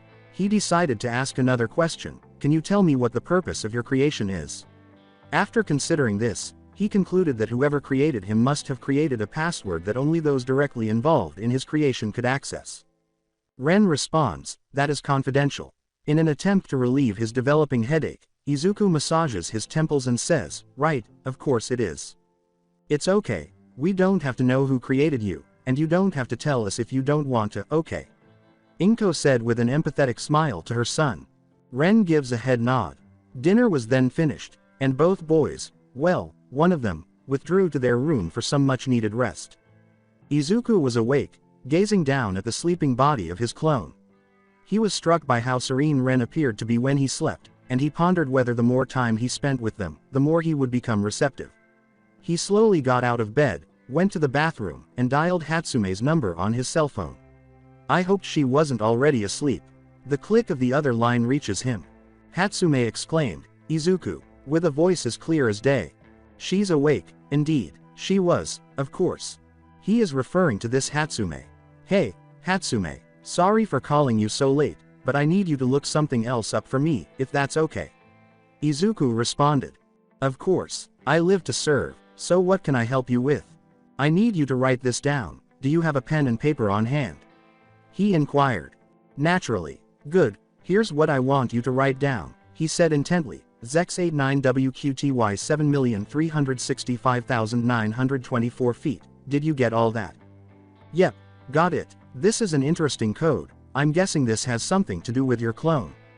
Yeah, when I tried to ask the name of the person who created him, he started babbling off that code I gave you and asked for a password, Izuku replies. Whoever created him must be someone so top secret that he didn't want anyone to know who he is. That's what it looks like to me, too. Hold on, I just entered the code and I'm about to send you what I found. Thanks, Hatsume, he says with a sigh of relief. I'll be your next test subject for one of your babies. Really, I'm glad to hear that because your name is on my good baby. Attempt to persuade Shinso to participate as well. The idea of Shinso being made to participate in Hatsume's baby display, as she refers to it, made his lip quiver. I'll see what I can do. Get some sleep, Hatsume. He replied. Hey, Roger. After he hung up, he saw the text that Hatsume had sent him and opened the file that was attached to it, but as soon as he opened it, he felt a churning sensation in his stomach. Dicuri Project. The project's name was written there in bold letters. The project, of which Ren was undoubtedly a part, was called Project Dicuri. Like the Greek and Roman mythological twin brothers. Of all things, why in the world would someone call the project Dicuri? No, that's not important right now. He needs to know who was in charge of it right now, he said, shaking his head. He read the remainder of the report by scrolling down. As the scientific community continues to be perplexed by quirks, we have made the decision to investigate the potential of each quirk. However, we were disappointed by the lackluster results we produced. We decided to test the capabilities after some people began displaying dual quirks, and the results were far superior to our first attempt.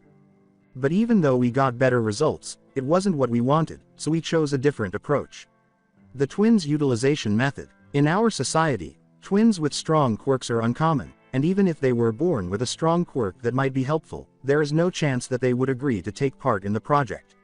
As a result, we made the decision to hold off until a suitable test subject who was about to give birth to twins was identified.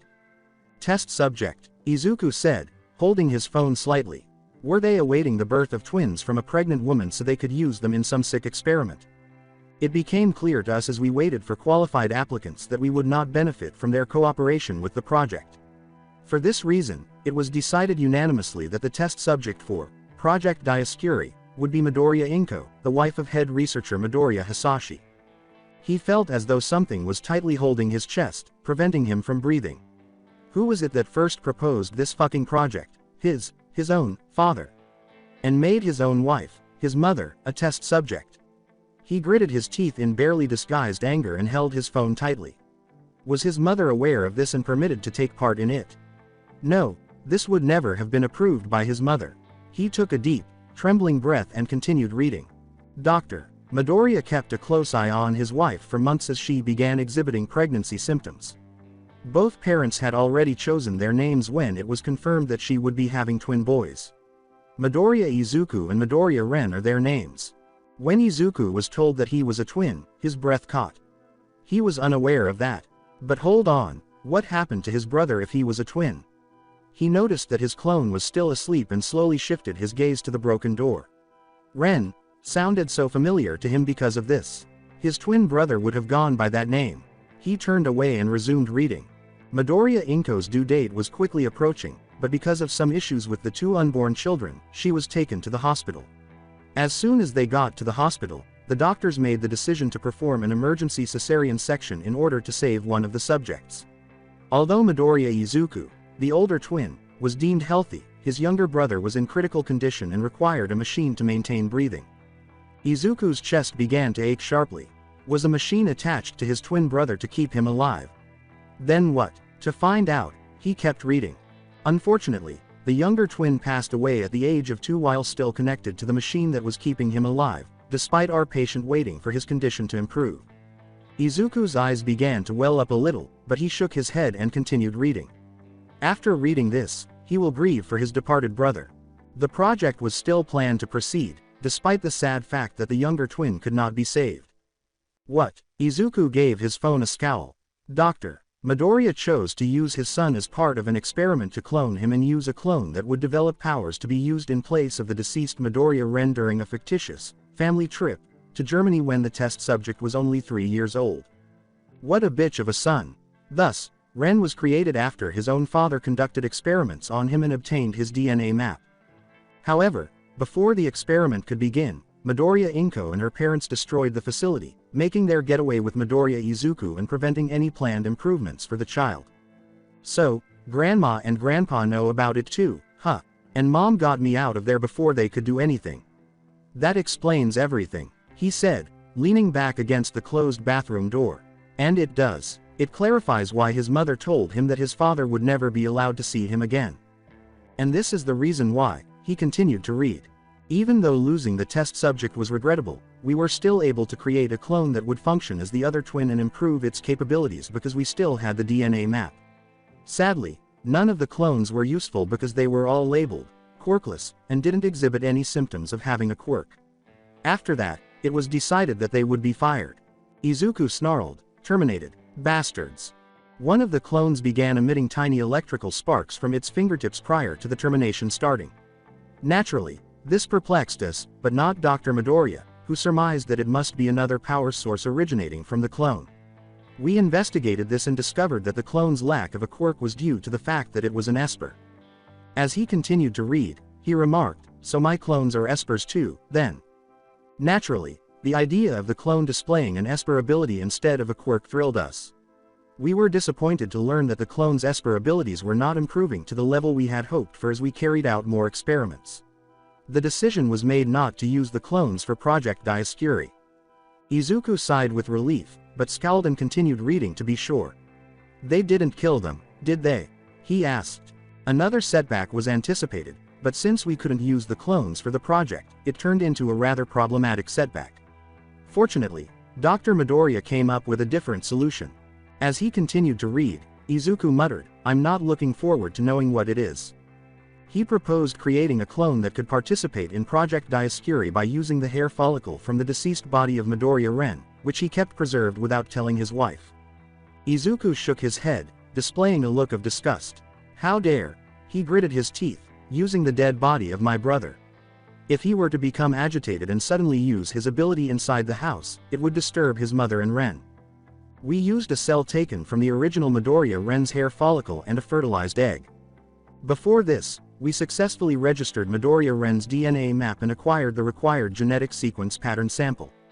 In just 14 days, we were able to create a subject that was physically identical to Midoriya Ren by using a combination of growth hormones to accelerate the process. Additionally, we were able to ensure that the clone was the same age as 3-year-old Midoriya Izuku. We observed the subject to determine whether it would display an Esper or quirk ability when the clone first woke up inside the incubator. When the clone successfully displayed not one, but 2 remarkable Esper abilities in just 12 days, we weren't let down. Izuku was unsure of how much more he could tolerate. He had to read on, though. As soon as the clone turned 4, combat training began. The subject did not voice any complaints and adapted well to the training. We had already improved both the subject and the clones, so we were impressed with the combat session. The subject was told to fight the Midoriya Izuku clones to ensure it was well adverse in hand-to-hand combat. Before we used a drug to help create basic information in the brain, the subject thought it was a clone of the original Midoriya Izuku because it gained self-awareness.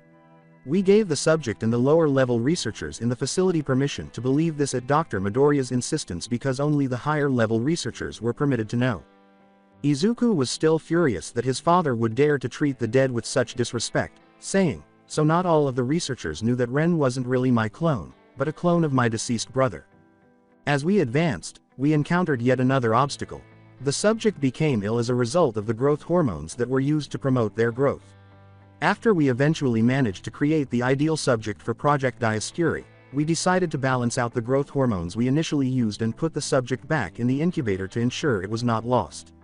There, we saw the clone start to develop normally and show signs of improved health.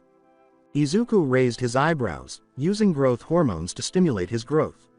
From what I can tell, he does look healthy, but it's best to keep an eye on him just to be sure. We chose to review the project to ensure its goal was not overlooked while we waited for the ideal moment to awaken the clone. Creating a pair of twins with the strength to touch the territory of God, and using the subjects to serve as the conduit between humanity and God, is the aim of this project. The twins were to be humankind's very own, Castor and Pollux, two strong twins from Greek and Roman mythology. Upon successfully establishing the twins as the conduit between humanity and God, it would enable the twins to not only enter and touch the realm of God, but also transform into the new deities that humanity would utilize. This was unbelievable to him: touch the land of God, become a conduit between God and humanity. Gods with twins. He needed to finish reading this as soon as possible. This is it. This is what they were after. Creating twin gods to be used by humanity. Have they lost their minds? Dr. Midoriya deserves all the credit for proposing this project and seeing to it that it was carried out in spite of a few small obstacles. The project is still in progress. When he realized the report was over, he turned off his phone and slid to the bathroom floor. Even if he could dream up something like this, he would still wish that this was all a dream. Are they attempting to make their own Castor and Pollux? Not only are they half-brothers, but one of them was mortal, and the other was an immortal divine son. Do those scientists not understand this? For highly intelligent researchers, these individuals were fools when it came to researching mythological facts. He slowly got to his feet, using the bathroom sink to assist him. Trying not to throw up, he placed both hands on either side of the bathroom sink and inhaled deeply. Luckily, it was working. He was at a loss for words. What could he say about all of this? To his mom, he was unaware. More significantly, though, how was he to now treat Ren? He was a clone of his younger brother, who lived to be only 2 years old before he finally lost the will to live and died, rather than an exact replica of him. His heart tightened as he put a hand to his chest. A younger brother, someone who would be there for him, who would have his face, and who would most likely aspire to be a hero like him. His spouse. He never once saw the half he lost. No, he said, clenching his shirt. He then returned to his room and stared at his younger brother's clone, saying, as disgusting as it is to even consider cloning the dead. I do feel appreciative that he's here with me. He raised his hand and stroked his brother's hair, feeling how soft it was. It's still hard to believe he's an actual clone of my deceased brother, but he thinks he's my clone instead. Additionally, nobody at the research facility where he first stayed told him otherwise. If his younger brother hadn't passed away at the age of 2, then... Big brother. He stopped everything he was doing when he heard Ren's voice and looked into those green eyes that were full of interest and worry. Ren sat up and said, "What is wrong?" Ren asks in concern. Izuku just gave his deceased younger brother's clone a hug without saying anything. Ren, meanwhile, returned the hug but blinked, obviously perplexed by the unexpected affection.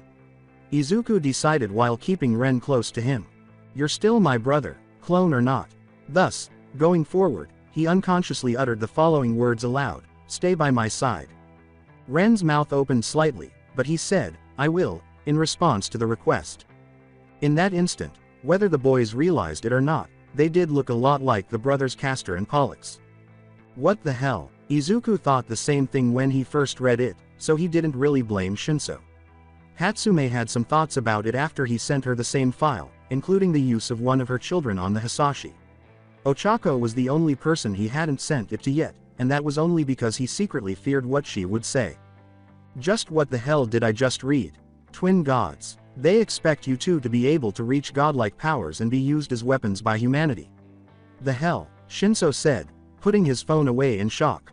With barely contained icy rage, Izuku uttered, "What makes me sick about all of this is the fact that my own father not only suggested this project, but took part in it and used my mom as a test subject." "Can't say I blame you," Shins replied. He agreed. "Human cloning on not only you, but your dead twin, too. Last time I checked, human cloning was illegal." Izuku said, "They know it's illegal, and they don't care." Still a little shaken by what he had read, Shinso said, "Clearly, did you tell your mom what you found out?" Izuku sighed uneasily. "Like I couldn't even look her in the eye this morning." He was right. He knew he had caused her anxiety by avoiding eye contact with her as soon as he woke up, but he simply couldn't face her at the moment after learning what he had discovered. "Not just yet," Shinso said. "Damn. So, what now?" That was a wise query. Now what should he do? That was easy, then. "Those guys won't give up trying to get us both," Izuku said with a smile. "Ren told me one of the female researchers helped him escape the facility he was being held at and smuggled him here to Japan." Shinso knew they would try, and persistent people were dangerous. "You think they'd be dumb enough to try and kidnap you too with as many pro-heroes this country has?" He didn't know when they would act, but he would always be alert. "They will. I can feel it. If they try to remove him and Ren from their house, he'll be damned."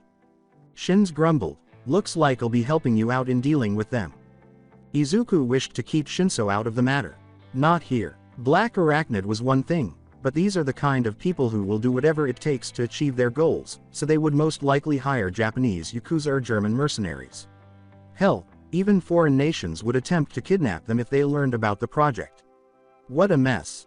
"I don't want you to get involved in this because it probably won't just be Germany coming after us, but other countries might want to get in on this, too," Izuku stated to him. Shinso said, "That's fine," even though he was not afraid of other nations becoming involved. "You can't shoulder something like this all by yourself, even if you think you can." It's true. In essence, he intended to wage a covert war against Germany and any other nations that might soon join the hunt. He required all the assistance available to him. He grinned and sighed resignedly, saying, "You're right. Thanks, Shinso." In a smile, the boy said, "Anytime. Anywhere, at any time, the underworld can show its ugly head." He was therefore not shocked when Germany eventually initiated contact. They had obtained the information from a German underground researcher who wanted to keep the specifics under wraps but did provide them with the appearance of their targets. They were unaware of the targets, residence or place of education, but they were able to see him strolling alongside another boy on their way to the arcade and decided to wait. After about an hour, they emerged and went straight down the alley, where one of them pursued them to make sure they didn't get lost. Although they always maintain a low profile, they were still trying to figure out how someone in Germany found out about them. However, since this was a job, they didn't give it much thought. Even though they said they would catch the targets and deliver them to their client, that was blatantly false. Their leader had other ideas.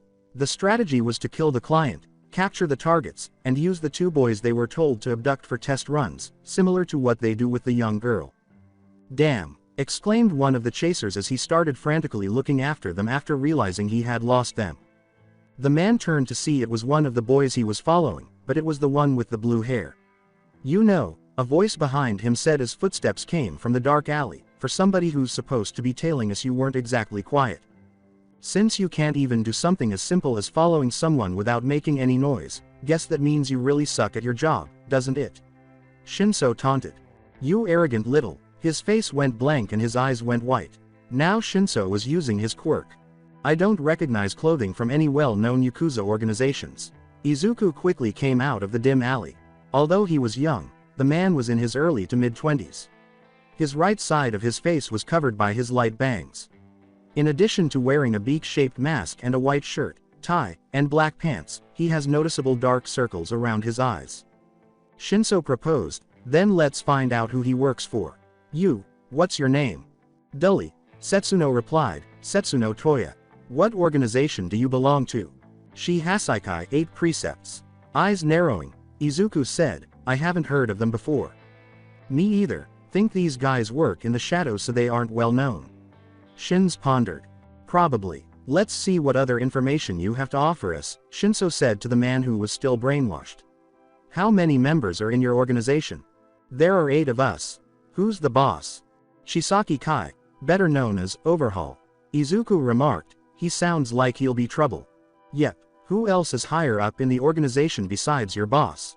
Chronostasis, the boss's assistant. Mimic, the boss's general manager. In addition to being dangerous, these guys seem like a pain in the ass. Germany made a wise decision. Shinso received the message and Izuku nodded to him. Who hired you to follow us? An underground research facility in Germany. We were ordered to find and capture the targets, Midoriya, Izuku and Ren, but the boss decided to keep them for himself to harvest their abilities like he does with Eri. Shinso and Izuku exchanged glances. Eri, who is that? Who is Eri? She's a little girl who is being experimented on by the boss so he can harvest her quirk to make some kind of drug that affects quirks. Izuku's fists clenched in rage. Playing with a young girl. Alright, it's time to deal with these guys. After inhaling deeply, he turned to face Shinso and said, ask him what their boss's quirk is. What is your boss's quirk? Shinso asked, nodding. Overhaul. This is an emitter's quirk that requires contact to have an effect. It enables him to take anything he comes into contact with apart and put it back together. Izuku remarked, sounds like a nasty quirk. Alright, last question, no kidding. What location is your base? Underground. Not very helpful. Complained Shinso. No, that ought to be sufficient for Hatsume to receive from us. If she sees someone with the same beak as this guy, we'll know he's either the leader or another underling. We'll let her know what to look for. As he viciously knocked the man unconscious and left him on the ground, Izuku remarked, she should be able to find out something, she always does. Shinso offered, I'll deal with the partner. Got it. Izuku couldn't stop thinking about that girl as they started to leave the alley. Eri. If Hatsume is able to locate the base, he will need to get her out of there quickly if they are to take it down. We'll get her out. Gazing at Shinso, Izuku asked, how did you? I can just tell. According to the Greeniot, yeah, you can. He would have to bring Ren along as well, and his Esper skills would be very helpful, but would he agree? I will participate in the operation, says Ren, not taking no for an answer. Ren responded. Blinking, Izuku said, okay then, well, it appears that Ren is fine with it. That's excellent, he ponders. I located it, Hatsume proclaimed victory. That was quick, said Shinso, who was checking the condition of his darts, as he glanced over at her. You found their base in just 2 days. Nope, this was the slowest time I've ever had compared to finding the Black Arachnid's base. Nevertheless, Hatsume clarified, I was able to locate it because their leader Overhaul was in an alley where a covert security camera is installed selling the drug known as Trigger. I've heard about that drug, Izuku replied. Rumor has it that it's been going around through the underworld but no one knew who to go to exactly to get their hands on it. I would appear they do now, Ren says, adding his own 2 cents to the conversation. Said Ren. Bingo. Now I kept track of him after he made the deal through other security cameras in the area, Hatsume continued, and after tracking him for about an hour I finally found where their base is. That guy you interrogated was right, it really is underground. Well, that's that. We need to carefully plan this now that we know where their base is, Izuku said, rising from his chair. Agreed. What would be the appropriate course of action then, big brother? Ren asks. Ren inquired. Smiling slightly, Izuku said, here's what we'll do. Location. Shihasaikai Underground Base 8 Precepts. Overhaul felt annoyed. It was never a good sign, either. The man rarely becomes upset or agitated over anything, but this has him furious. He felt better even without giving out the drug Trigger. The cause of his annoyance. The fucking job they received from a German underground research facility. The task seemed straightforward. Get the twins, Ren and Midoriya Izuku, and turn them over to them without explaining why.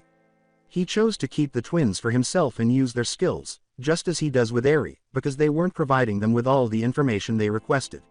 Speaking of the brat, she attempted to thwart her daily experiment once more today, so he had to inject her with a sleeping drug to make her comply. Stubborn brat, Setsuno yelled at the man. Boss. What? Although Setsuno didn't appear scared, he was terrified of what his boss would do if he told him what had happened while he was pursuing one of the twins. We lost the target when he went inside an alleyway with another boy. Naturally, Overhaul was not amused. He gave a chilly order, keep looking for them. Why yes, boss. Setsuno hurriedly left to resume his hunt for the 2 boys he had been pursuing earlier in the day. Even though he was still unable to recall what had happened after he entered the alley, he chose to put it out of his mind because he no longer thought it was significant. In order to gauge Chronostasis's progress with the new medication he was developing using Ares' blood, Overhaul made the decision to track him down. The moment he stepped out, the camera began to display static before returning to normal, revealing nothing but that it had been tampered with. Izuku used his electrokinesis to tamper with the pad key outside, touching it and unlocking the door. They ran into each other, being careful to remain silent while nodding to Shinso and Ren. They hid in the shadows cast by the walls when they heard footsteps coming down the hall from the corner. With a low voice, Ren remarked, "They seem to do night patrols every night, despite knowing no one will be able to find their hideout." "It might be for the girl they're keeping prisoner here," Izuku said with a scowl. "They probably do these patrols to make sure she doesn't escape." "Good thing you tampered with the cameras though," Shins replied. "We would have been caught before we could even take one step inside this place." Izuku opened the pad Hatsume gave him to view the locations map and said, "It's good that their security system involves electricity. They have everything you can think of," he said, referring to the security cameras, infrared sensors, and electronic locks. Shinso remarked, "High security for a Yakuza hideout." "Yes, but considering they were hired in the first place it is to be expected." Ren remarked. "That's true." After looking at the map for a while, Izuku said, "Okay, there are two possible places Eri might be. There's Lab 1 and Lab 2. Shinso inquired, "So which one do you want to go to first?" After closing the pad, Izuku said, "We'll try the second lab first. If we find her there then we can leave, but if she's in Lab 1 we'll do the same thing." After taking one last look around the corner, they moved slowly once more, and Izuku pulled out the pad once more, this time making sure the lights were low so they wouldn't be discovered. Hatsume was waiting outside in case they needed her to divert attention if things got out of hand. They came upon a door bearing the letter E as they were walking toward Lab 2's path. After successfully breaking into the girl's door's security pad and unlocking it, Izuku remarked, "I guess that means she's in here. Stay out here and keep watch." "Got it," Shinso nodded. Ren replied, "Understood." After giving them one final glance, he silently opened the door and entered, leaving it slightly ajar. When he walked in, he saw a young girl wearing a white dress, if you can call it that, with long white hair, red eyes that were both scared and innocent, and a yellow horn growing out of her forehead. He also saw that her arms and legs were bandaged. She scooted backwards in terror the moment she saw him. Izuku was at eye level to avoid frightening her. "It's okay," he said politely, "I'm not going to hurt you." "Are you Eri?" She nodded slowly but fearfully. "My name's Midoriya Izuku," Izuku said. "I came here to take you away from this place." The idea of finally leaving this awful place made her eyes widen, and then she looked down and said, regretfully, but they'll catch me." She was a little child, and it broke his heart to see her act in this way. "No they won't, I won't let them. We snuck in here without them noticing, and we can sneak out the same way." She asked, looking up at him in surprise. He replied, "My brother and friends are with me, too. They're strong." A glimmer of hope was visible in her eyes. Something she hadn't experienced in a long time. She prayed for a long time, hoping that someone would come to her rescue and take her away. Here he is, a guardian angel. Izuku, her guardian angel. "Ready to leave this place forever?" he asked, slowly extending his hand to her. She took it without hesitation. At last. She was at last free. When Shinso and Ren saw Izuku leave the room with the girl in his arms, he said, "Got her, let's go." Shinso, eager to leave as soon as possible, said, "Don't need to tell us twice." Ren said, "Ren agrees." After the three boys and a young girl left the room, Izuku shut the door to prevent someone from discovering it open and assuming Eri had left her room. "There's another lab here, too. Should we inform the police force about it as soon as we leave?" Shins responded. Izuku wanted desperately to use his powers to destroy this place, but he was unable to do so. "We'll have Hatsume send the data on it to them as well as this place's location. That should be good. The only thing that matters is that they accomplished their mission. Next time, he'll deal with these guys. And the next time will come." "You made it," exclaimed Hatsume. "Damn right we did," Shins replied with a sigh. "These guys don't mess around with security but at least we got what we came for." Ren gave the thumbs up for a job well done, saying, "Secure the young girl Eri and keep her safe, mission accomplished." Izuku rested his back on the van that Hatsume had previously acquired. He was afraid to find out where she got it, so he didn't bother to ask. Eri was still in his arms, dozing off, and appeared to be at peace, possibly a sensation she had never experienced before. "Did you send the information to the police force?" Izuku responded. "Yep, told them this tip came in from Anonymous. Can't be traced either." Hatsume laughed. With a blank expression, Shinso asked, "Aren't you supposed to be an inventor?" I am. What's your point?" "Nothing." Ren made the choice to speak. "Since we have achieved our objective, shouldn't we be leaving now?" Ren asks curiously. Hatsume started the van and exclaimed, "And we shall. Hang on." She then drove off like a crazy person, and Izuku resolved never to let her drive again. The night patrol was still wandering around the underground hideout when he eventually found Eri's room. He opened the door out of habit and discovered she was gone. He panicked and set off the alarm, warning Overhaul and everyone else in the building. This wasn't good. With his assistant Chronostasis at his side, Overhaul strode down the hall with a vengeance. Why did the security alarm fail to sound, and how in the world could she have simply vanished? "Where is she?" he shot out in rage. With trepidation, one of the group members said to him, "That's the thing, sir, we don't know." "What do you mean by that? How can she just disappear with the alarms on and working along with the security cameras?" Overhaul asked, seemingly prepared to use his quirk on the man. "That's another strange thing, sir," said an additional member. "The alarms were all off and the security cameras showed no one had broken in." "What?" Overhaul asked, glancing at the man. "We checked. Someone from the outside deactivated all alarms and hacked the security cameras to make it look like there was nothing wrong. We got the security cameras fixed now, but we still didn't see the intruders." The individual stated. "Not possible. They have the best security available. How on earth was it possible for someone to hack into it as if it were insignificant?" Chronostasis asked, "Do you think it's possible our client from Germany is responsible for this?" "No," Overhaul said after calming down a bit. "From what I understand, they prefer to maintain a low profile. They would not benefit from doing this unless they discovered Eri's quirk, which I highly doubt." Chronostasis said, "I see." He had to concur. "Sir, we've got trouble. The police force are here and they brought a squad. All Might is with them. Whoever is responsible for this will pay," Overhaul said, his eyes widening and his fists clenched in rage. "Eri, I'll let you go for the time being, but know that you'll never truly be free." "Mom, we're home." When Inko saw her son holding a sleeping child in his arms, she paused and said, "Thank goodness. You told me you'd be out late, but I," before running into the living room from the kitchen chair. Izuku. "Sorry, I'll tell you later, but right now I want to get her to bed," he said, but he wasn't finished. "Also, Mom, there's something I need to talk to you about in private." When Inko heard the tone in her son's voice, she just nodded in agreement. The sleeping Eri was then taken to their room by Izuku and Ren. Ren offered to watch over her while she slept so he and Inko could speak privately after Izuku tucked her in. Izuku and Inko were in the kitchen, and Ren was keeping an eye on Eri. The atmosphere between the two was so dense that a knife could cut through it. Izuku spoke up first, unsure of where to begin, saying, "Mom." She interrupted him, saying, "You don't have to say it." "What?" She grasped both of his hands. "When you were little and asked about your father, I was honestly terrified that you would want to see him, but I'm glad you let it go when I told you he couldn't see you anymore." "Then you know about." She nodded. "I was in high school when we first met. I was a junior and he was a senior. The first time we met, it was love at first sight for both of us. I wanted to get to know him and so did he.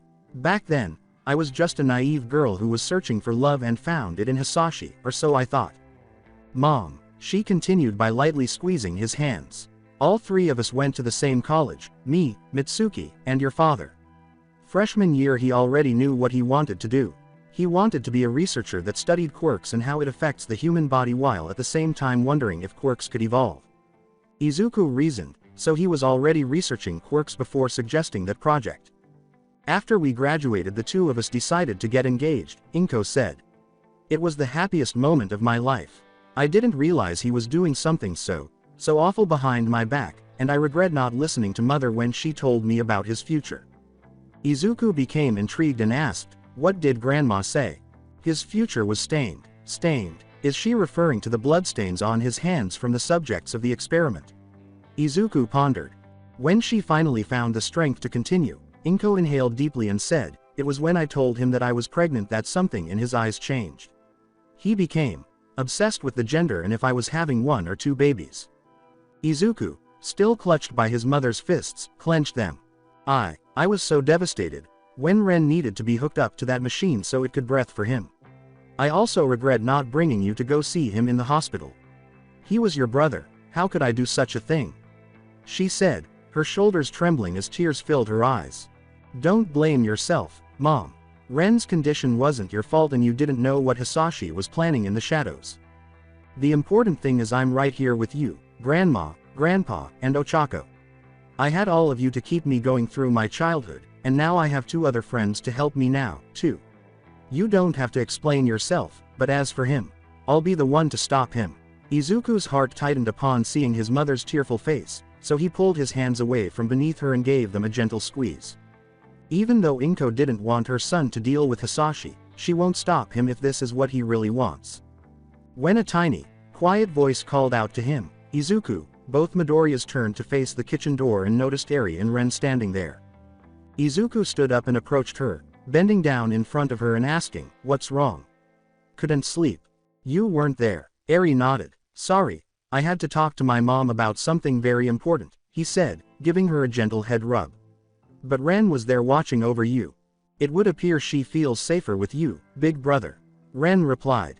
"Why do you look alike?" Eri asked, glancing between the 2 of them. Izuku was beaming. "It's because we're twins. Ren is my younger twin brother, and I'm glad he is." After opening his mouth slightly, Ren grinned and said, "Ren feels the same." Izuku told the truth. Ren was his brother even though he was a clone of his younger brother. And he will never allow anyone to take Ren away from him, not even Hisashi. He will not allow that to occur. "Ren, can you take Eri back in the bedroom? I still need to talk to my mom about something." Izuku responded. "That's all right Izuku," Inko replied. "You can tell me in the morning, for now all 3 of you should get some sleep." "You sure?" Izuku said as he got up. She said with a radiant smile, "Positive." He returned the smile. After much waiting, his mother had finally said what she had wanted to say. There was only one thing on his mind as he walked back to their bedroom while holding Eri's hand. "Whoever you want, send them.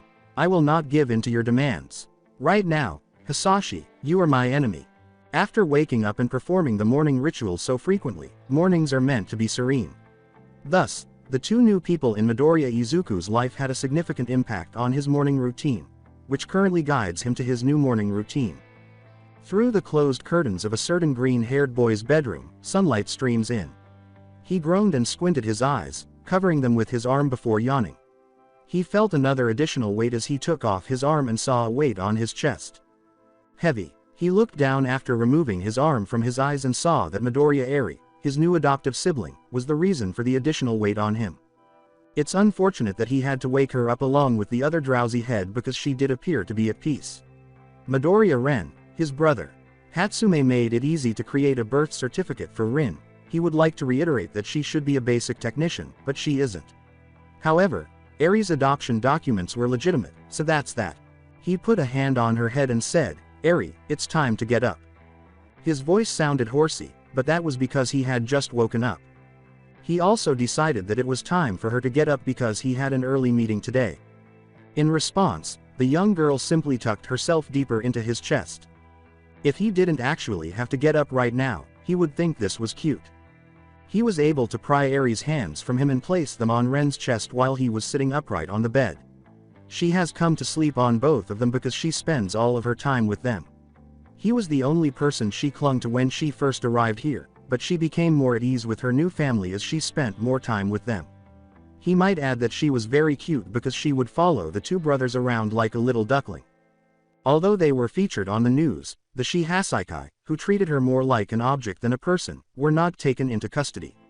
Since All Might was with the police when they discovered their first secret hideout, it's likely that they found a new one because their old one was probably gone.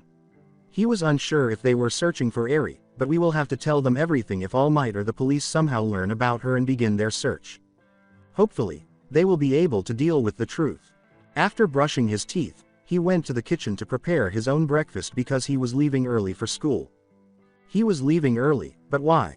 This is because he was compelled to take over as the new president of the disciplinary committee. Regretfully, Yui Senpai was appointed to the job right away after graduating.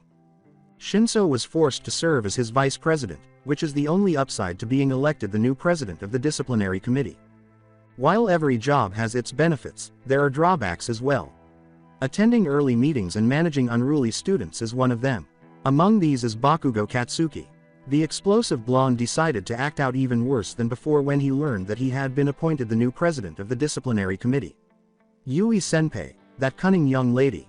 After she graduated, she actually gave him the job so she wouldn't have to deal with Bakugo anymore. Very cunning. He left the apartment building and went to school, leaving a note on the kitchen table. Before he and Shinso would soon take the high school entrance exams, it was his third and last year of middle school. In relation to which, Izuku said, "Morning," to the boy who met him halfway to school. Shinso smiled lazily and said, "Good morning, Izuku. You've got more dark circles. Are you getting enough sleep?" Izuku asked after examining the boy's face. After yawning, Shinso said, "Yeah, my insomnia's gonna kill me one of these days." Izuku sighed and said, "Don't joke about something so serious." Shinso was guessing, dreading the meeting. Izuku asked sardonically, "How could you tell?" The brainwash quirk user shrugged and said, "Just a hunch. Why do we have an early meeting anyway?"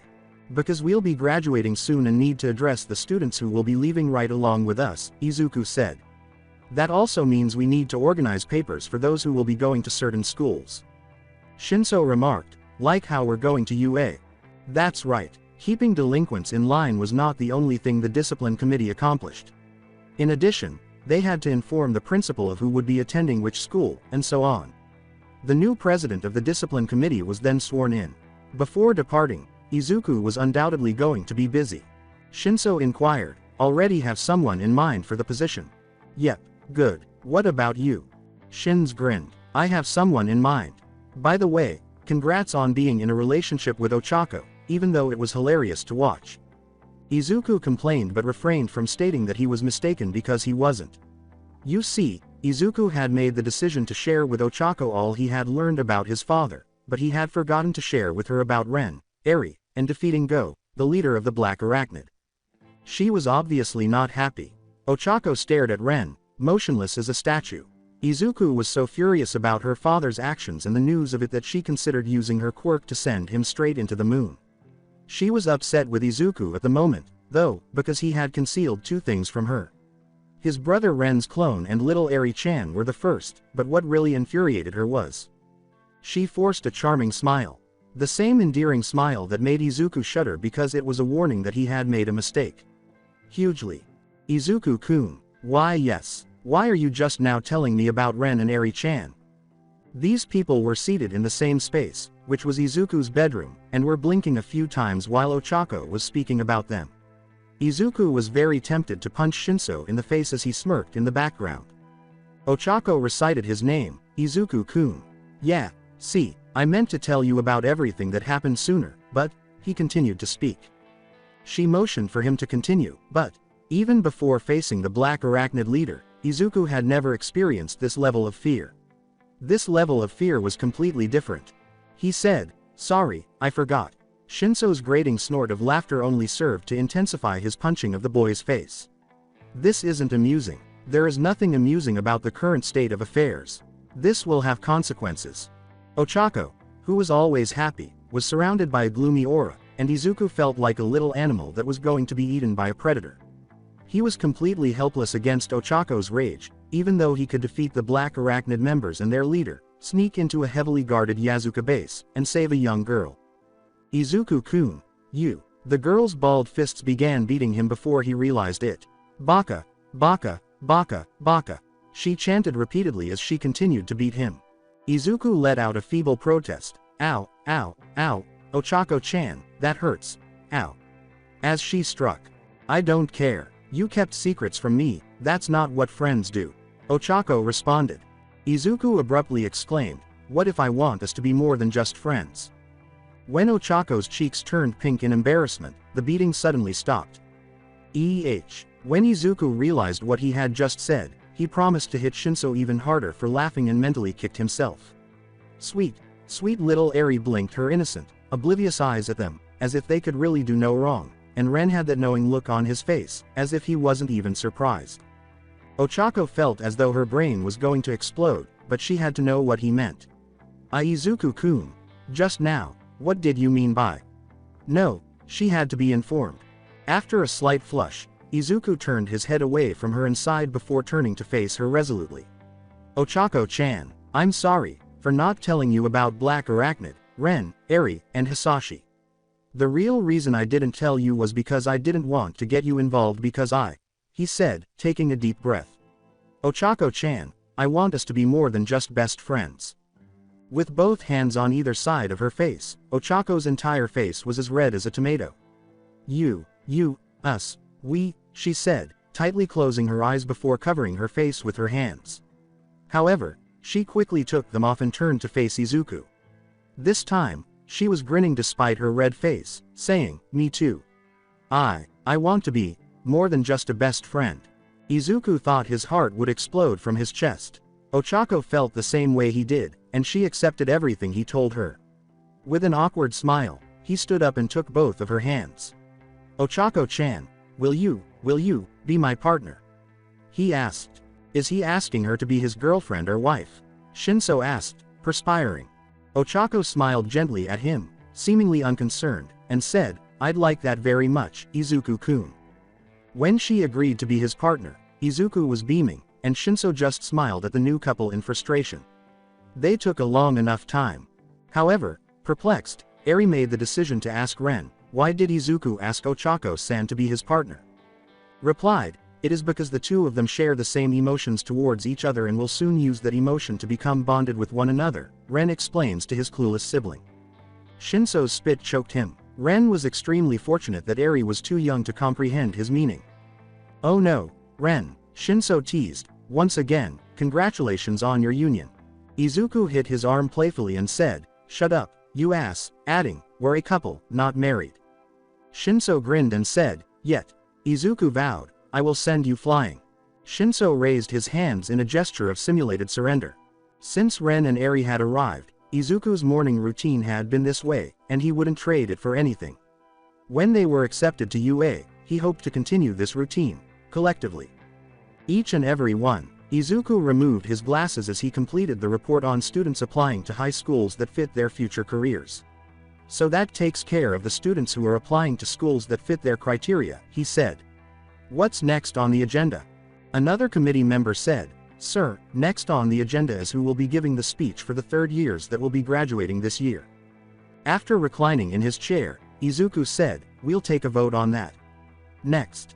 A member got up and said, here's the weekly report on the troublemakers, as you expected it's mostly Bakugo and his group. The other members all sighed because Bakugo's haughty demeanor had not altered at all. They're not happy to hear that he intends to attend UA in addition to Shinso and Izuku. They couldn't possibly escape him, could they? Someone in the room said, couldn't Shinso-san just use his quirk on Bakugo to make him not want to go to UA? Speaking of which, Shinso's quirk was accepted by all members of the committee, who frequently, if not always, expressed their gratitude for his presence, mainly because he can make Bakugo silent for at least 5 freaking minutes by using his quirk on him. Shinso just laughed and rolled his eyes. Tempting, but I'd rather not waste my quirk on something like that, Shin said at last. Besides, my quirk doesn't quite work that way. The same person said, ah, that's right. Sorry, I forgot. It's cool. Izuku massaged his temples. This is his last year. Just keep thinking that soon you'll never have to see him again, except for the reunion. They all turned pale. The idea of Bakugo 5 years from now made them all shudder. We're not exactly looking forward to that either. It's really scary. Izuku caught their attention by saying, and on that note, meeting is adjourned. Without wasting any time, Izuku and Shinso left the room and went straight to their classroom. The teacher didn't seem to mind and understood when they explained that they would be running a little behind schedule due to the meeting. I don't want to go to class, moaned Shinso. Shinso gave him a perplexed look as Izuku stopped moving, asking, Izuku. He said, we're skipping. After simply staring at him, Shinso snorted, yes, sir. Somewhere, a certain number 1 hero was occupied with hunting down the sludge villain, an E-class villain. Petty robbery was the only serious crime committed. Hearing that made him think of the boy who had killed 2 black arachnid members years ago after going crazy after witnessing his mother being shot. He pondered whether the boy had been able to control his quirk and how he was doing. He wasted no time in trying to confront the E-class criminal after spotting the villain, but to his annoyance, he fled once more. He had no time at all to be playing around. After all, he had a deadline. When he battled that man, his quirk had already made up his mind. No. During his battle with that monster, the chase resumed after he cleared his mind of the person he hoped was dead and pursued the sludge villain. Shinso was wondering if the green-haired boy was intentionally doing this because of Izuku's frown. But he understood why he was frowning. You see, Bakugo discovered them on the roof when they chose to skip class earlier and insisted that they avoid UA. Even though he was quite intelligent, Shinso simply gave him a look that suggested he was a moron. Despite the fact that all 3 of them were attending a difficult-to-get-in school, he was telling them to avoid it rather than encouraging them to try their hardest to get in. Not at all believable. He and Izuku have every right to apply to UA, not just Bakugo, even though this shouldn't surprise him and it doesn't. The green-haired boy in question was thinking about demolishing the hideout with everyone inside when they rescued Eri, and he was wearing the same expression. He used his quirk on Bakugo and told him to return to class and not to bother them again because he didn't want to witness Izuku do something he might later regret. Bakugo left after complying with his request. Currently, they are both heading home at the end of the day. Izuku continued to frown, as she had done all day. He sighed and prodded the boy's forehead to get him to stop. Izuku would have lost a finger if his vector quirk had been activated. What? Shinso warned him. Stop frowning, you'll get wrinkles. Are you my mom? Interjected Izuku. If you were my son I'd give you a spanking, but Inko-san can do that. Smartass. Thank you. Izuku stopped in his tracks as they were approaching a tunnel with a sewer, alerting Shinso. Being followed. The person who used brainwash prepared to use his explosive darts if needed. Izuku responded, no, but something is coming. The sludge villain showed up as he had predicted, grinning as he saw the 2 boys. The sludge villain smiled and said, not bad looking bodies, wonder which one of you will be useful against that pest. His pupils widened. This guy was on the hero app this morning for petty robbery. Last I'd heard, All Might was chasing after him. Izuku surmised, he must be the pest. Then, sludge-like tentacles swung towards Izuku, who was completely unconcerned, as the sludge villain's eyes fell on him with a broad smile and said, you'll do. Why? The tentacles couldn't touch him because of his reflection ability. Izuku sighed and said, annoying, Shinso, come behind me. Roger. What the hell? Blinked the sludge villain, who tried repeatedly but was never able to get his sludge tentacles to touch Izuku. Izuku sneered at the tentacles with disgust and said, your nasty tentacles won't touch me, and seriously tentacles. Are you into that hentai stuff because I'm not? Shinso snorted and had to put his hand over his mouth to keep from laughing. You little she, I am. All Might, dressed simply in a white shirt and pants, emerges from beneath the earth and exclaims, here. Izuku asked, finally, what took him so long? Who knows? He is the number 1 hero, probably had a lot of other stuff to take care of. Shin speculated. Well said. The sludge villain was quickly defeated by All Might, who then gathered him up in a transparent jar. It was biased, but at least the man was cared for. All Might inquired, are you young lads all right? Shinso remarked, we're good, Izuku makes a great human shield. Izuku rolled his eyes and said, whatever. As soon as the purple-haired boy called Izuku's name, All Might's gaze was fixed on him. This boy is. All Might said, are you? Midoriya Izuku. When All Might said his full name, Izuku arched an eyebrow. Had he ever met All Might before? Perhaps like in the past. How do you my name? He was wary of how the top-ranked hero in Japan knew him. He had the vague impression that he had already met All Might. The only question is, where? When was it? You probably don't remember, but you were involved in a hostage situation along with your mother and friend years ago, All Might said with a slight smile. Stop. All Might and Shinso were both surprised when Izuku interrupted the man. He would occasionally still be haunted by the memories. Even though the blood belonged to scum who had no problem shooting at women and children, he still had blood on his hands regardless of what anyone said. He didn't want his actions from that day to be brought back to him. Never again. He left All Might without saying another word, Shinso walking anxiously right behind him. Izuku's mood had suddenly gotten worse, and Shinso understood why. This is because he was aware that Izuku would always remember that day. He couldn't because of his mind. As they say, your memories can betray you, and Izuku would occasionally experience this. Even his brother Ren could sense that Izuku was still troubled by the Black Arachnid incident. Ochako would glance behind her every 5 minutes to check if she was being followed, and Inko-san would involuntarily rub her healed shoulder wound. They were all still bothered by it. Their memories would not allow them to forget, even if they wanted to. "You good?" inquired Shinso. Izuku's frown gradually disappeared as he said, "Shinso. I know, you don't have to tell me. I could tell for a long time now." Shins confessed. "You could." He could, of course. The purple-haired teenager noted, "It's not just you. Inko-san and Uraraka still have scars from that day just like you. The memories will stay with me, whether I want them to or not. But I won't let them control me," Izuku said with a sigh.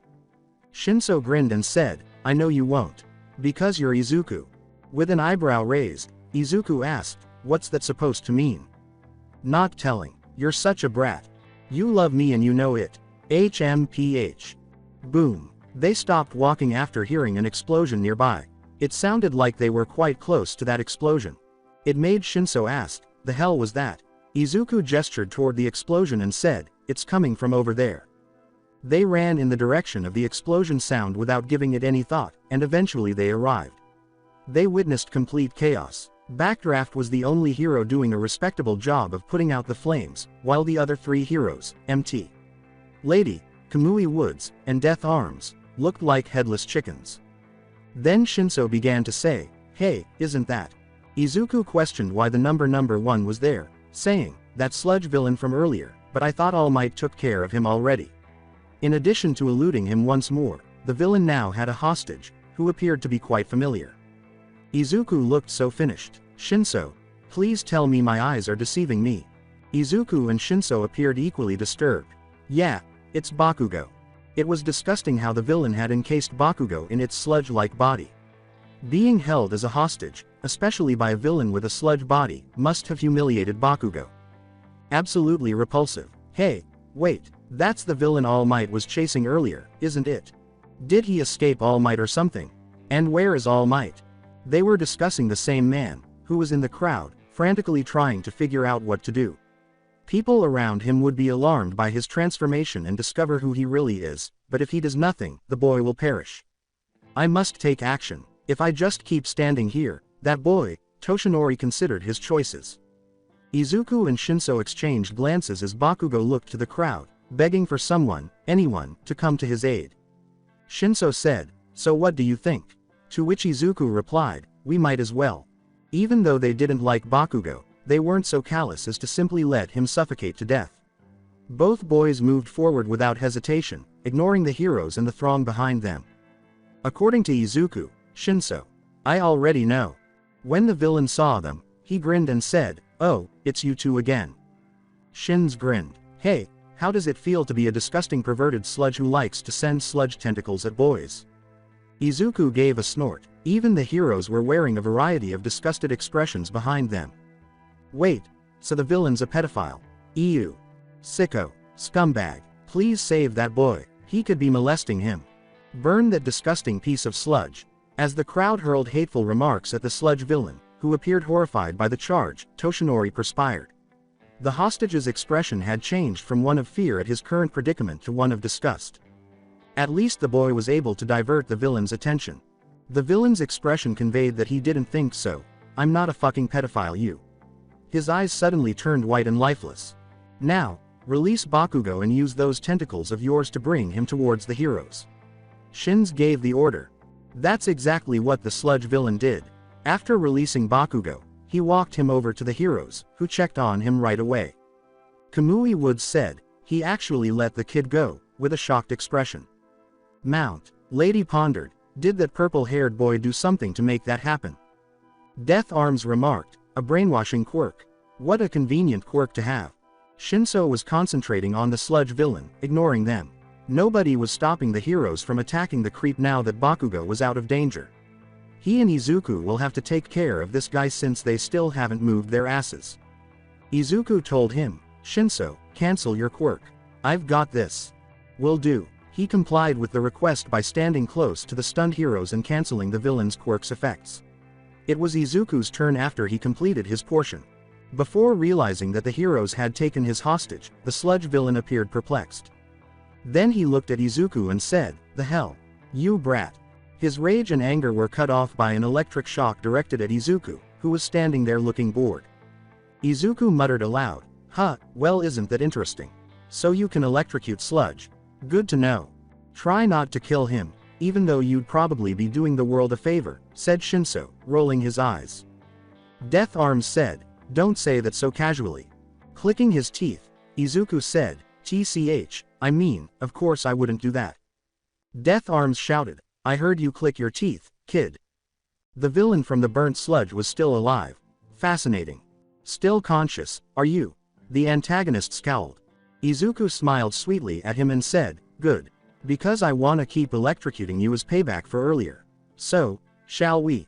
The villain ran because that was what his instincts told him. Ah, he's running away. Shinso flinched as Izuku sighed and pulled out an arcade coin. Shinso cautioned, "Not good, everybody might wanna take a few steps back." Kamui Woods inquired inquisitively, "Why? You're about to see in a minute. Hate to break it to you, but I can still get to you, even if you run away from me," he said, lifting up his left arm as he flipped the coin in the air. Cho Denjiho. Ryurugan Super Electromagnetic Cannon. Railgun was the final blow that Shinso had long associated with it. He fired the powerful electric cannon and watched passively as it tore through the sludge villain, but enough to kill. He regretted tearing some concrete off the road, but it will be fixed by someone. He knew the creep was still alive because he put his arm down and noticed some sludge strewn across the streets, still twitching. He let out a sigh and said, "Well, that was annoying." The audience began applauding and cheering for him as soon as he finished speaking. Shinso's quirk, in addition to his, impressed the assembled heroes. Not wanting to deal with the police or heroes who appeared without a pair of eyes on them, Izuku and Shinso left the area. As they left the area, Toshinori watched and said, "He's gotten stronger, much stronger." He knew right then and there that he had found his successor as he stared at Izuku's back. Where? Midoriya House. He went home after dropping Shinso off and texting Ochako about the events of the day. He let out a sigh as he recalled how Bakugo had discovered them and scolded Izuku for concealing his power. He replied that he had no duty to inform Bakugo of anything and continued on his way with Shinso. "I'm back," he declared. It felt good to be home, man. He heard tiny footsteps running in his direction before Eri embraced him. He was delighted to see her and rubbed her head with a smile. Eri smiled as she looked up at him and said, "Welcome home, Izuku." "I'm back, Eri. Where's Mom and Ren?" "They went shopping." "I see." Ren's mother apologized to him and welcomed him into the family. Although she knew that it was something she had chosen to do and didn't try to go against it, there really wasn't any need for her to apologize. It's likely that she felt obligated to Ren. Naturally, Ren just gave her a hug to relieve her of any guilt she may be feeling. He waits for the two to return home while he and Eri sit on the couch. He noticed that they were discussing the incident from this afternoon as soon as he switched on the television. His mother would have been berating him right now if she hadn't been out shopping with Ren. Speaking of news, their name and hiding place were widely publicized after they saved Eri from those Yakuza scumbags, but the members escaped unpunished. The place was already cleared out even though All Might and the police were present to conduct a raid. Nevertheless, those guys were still out there, trying to find Eri while keeping a low profile. He sighed and leaned his head back against the couch. The world just keeps on turning. The world simply keeps turning no matter what. A sweet, familiar voice announces the door opening. "We're back." Probably because she was able to go shopping with Ren and have a mother-son bonding experience, his mother's voice sounded happy. It was adorable. "We're back from shopping," Ren reports, said Ren. Izuku rose from the couch and embraced his mother before embracing Ren. "Welcome back. Did you guys find what you were looking for?" Izuku asked. "Yes." After placing the bags on the table, Inko asked, "How was your school day?" "I seem to remember that you had a meeting today, didn't you?" "Yeah, I can't wait to graduate so I can be done with those annoying meetings." Izuku replied. In the hopes that it would lift his spirits, Ren said, "Good luck," Ren encourages. "I appreciate the support," Izuku said with a clumsy smile. "Oh, I almost forgot to ask you. Will Shinso be okay with taking the exams?" Inko laughed, then remembered. "He'll be fine. I looked into what the participants are allowed to bring with them to the exams, and weapons are allowed. Of various kinds," Izuku reassured her. In other words, because his explosive darts were regarded as weapons, Shinso was permitted to bring them. It must have worried her, because she exhaled a sigh of relief. "That's good. Me and his mother have been stressing over it." She admitted it. "That is so like you, Mom," Izuku said with a laugh. "Mo, don't tease your mother." She pouted. "Yes ma'am." Around the table, the 4 members of the Midoriya family prepared dinner. Others thought they were a strange family, but they were correct in their own eyes. Nothing could separate them because this was their family. With all 3 of the Midoriya children in bed, night fell rather swiftly. Naturally, Eri was asleep. As a young child, her only drawback is that she gets extremely tired easily. By morning, she will have slept on either of the twins' chests, although she was already in bed with them, sleeping between them. The 2 twins gazed at her serene sleeping face with gentle expressions. "Her peaceful sleeping face is always adorable," Ren states as he observes the girl's face. Ren cracked a grin. "She is cute. That'll be a problem when she gets older," Izuku said, giving her a gentle forehead rub. "Which is why we must eliminate the threats," Ren says seriously. Ren responded. "Ha." Ren made a point, but Izuku wasn't sure if he was being serious.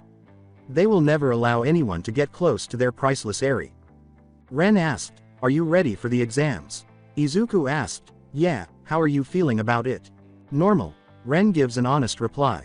He chuckled softly and leaned on the bed, saying, "Figures. Let's do our best, Ren." Understood. When the day finally arrived, Izuku, Shinso, and Ren were merely waiting for Ochako. They didn't have to wait on Mei because she was already working on the support department exam. However, Mei has a tendency to make harmful inventions, so Izuku felt sorry for them.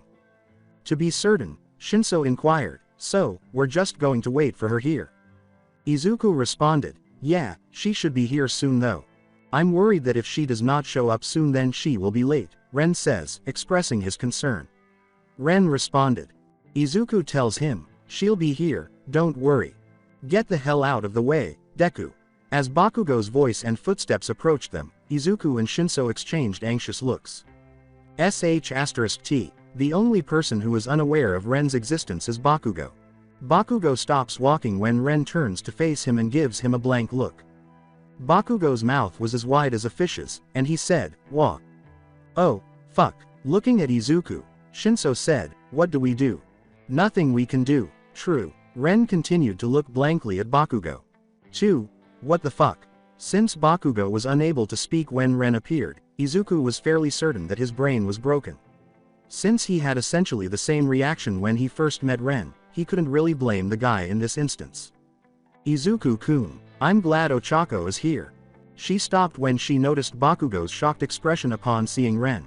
"Sorry, I didn't mean to run late." "Oh," she said. "Time to go inside. Ren, let's go," Izuku said, grabbing her hand. Ren followed Izuku and the others inside the building, leaving Bakugo gaping in silence. "Yes," he said. "What the hell?" Bakugo was seated between Izuku and Shinso, and Izuku was attempting to ignore his glare. Ren and Ochako were elsewhere. Unfortunately, since they attended different schools, they had to be split up. Even though he was still secretly concerned, Ochako will take care of Ren in the event of an emergency. He can't help but feel protective even though he knows Ren can manage himself. Maybe it's a big brother's need to keep his younger sibling safe. Whatever you want to call it, he will always have a protective instinct for his brother. I was somewhat concerned about Bakugo's response to Ren as he listened to Present Mike go over the second section of the entrance exam. Actually, it wasn't surprising, and there's no need to give him an explanation. He was eager to finish this exam as soon as possible. But hopefully there won't be any issues. Correct. Ochako gazed at the location where the second portion of the entrance exam would be administered with wide eyes. Izuku himself was somewhat impressed. The UA undoubtedly has enough cash on hand to have such a field. With its tall buildings and all, it appeared to be a typical city. This location, which is apparently known as Ground Beta, was one of the school's training grounds. Beneficial. He jokes, impressed enough. I can't help it, I wasn't expecting this, pouted Ochako at him. That's the point, Ochako-chan. HMPH. When she pouted, she looked adorable. Dryly, Shinso addressed them, can you two stop flirting? It's killing us over here. I think Shinso is jealous because he hasn't found a suitable partner yet, Ren theorizes, Ren said, simply staring at them. Izuku snorted, and Shinso appeared poised to murder Ren. As he spoke, Izuku found it difficult to contain his laughter. As that's so, poor you. Shinso gives a playful frown and says, the hell with you both. Ren gives him a head pat and says, there, Ren says, trying to soothe his single friend. Ochako and Izuku were trying not to laugh, their shoulders trembling. Shinso was struggling not to attack Ren, and his eyebrow was twitching wildly. Shinso growled, Ren, stop petting me, like right now. Why? Ren asks, tilting his head. Shinso chooses to focus on the older sibling and says, do something. The person you are trying to get in contact with is unavailable, please try again, Izuku said after gathering his thoughts. Ochako laughed, you damn twins, you love us and you know it. TCH. However, the moment between them all was short-lived because Ren felt a hard hand clap on his shoulder. Calmly, Ren turned to the source, and Izuku scowled as soon as he saw that the boy in glasses owned the hand. Izuku disliked it when people, especially strangers, touched his brother. Shinso, Ochako, Eri, Mei, and Mom are fine with it, but strangers? Absolutely not. With his eyes on Ren, who continued to stare at him blankly, the glasses-wearing boy told them, you lot are being very rowdy. Treating a fellow examinee in such a way is disrespectful, he said to Ren, tightening his hold on his shoulder. Izuku didn't give it any thought. In an instant, he grasped the boy's wrist with the glasses. Izuku was fighting to keep his wrist from breaking. What right does he have to say such nonsense about his brother? What a jerk. You, he said in a tone that was icy and almost murderous. Don't you ever touch him. Not now, not ever, he said, his eyes showing how furious he was. Touch him again, and I'll do more than just shatter all of the bones in your wrist. He tightened his hold on the boy to highlight how serious he was. However, not enough to genuinely fracture his wrist's bones. Shit, swore Shinso in the darkness. While everyone else watched the nervous exchange between Izuku and the glasses guy, the purple-haired boy was worried about something else. The overprotective mode of Izuku. It was risky. Extremely risky. Additionally, it wasn't the first time he had entered this mode. He once used it when Mei and a creep were out shopping and the creep was sneering at her. Izuku actually made the man faint with the glare he gave him. It takes a great deal of bloodlust to accomplish that. In contrast to Izuku's other mode, this one was only dangerous if you didn't stop it, but he didn't have to stop it. Because he had Ochako. Speaking of Ochako, she wasted no time in approaching him and giving him a backhand to the head, which made him yell. Izuku gave Ochako a betrayed look and released his grip on the boy's wrist. With a whine, Ochako-chan. Don't, Ochako-chan, me, she reprimanded, no threatening. He pouted and turned his head away, saying, I didn't threaten him. Ochako pointed to the boy with the glasses and said, and you? No being mean to people. Quote. The boy with the glasses was unable to respond to her. With a clap of his hands, Shinso said, okay, that's enough. Right, Ren. Ren took Izuku's hand and nodded. Let's keep the bloodshed to a minimum, alright. Haha, Izuku remarked mockingly. Now that the fighting was over, the four of them moved to the front of the crowd, which allowed them plenty of space. Izuku didn't mind, that's for sure.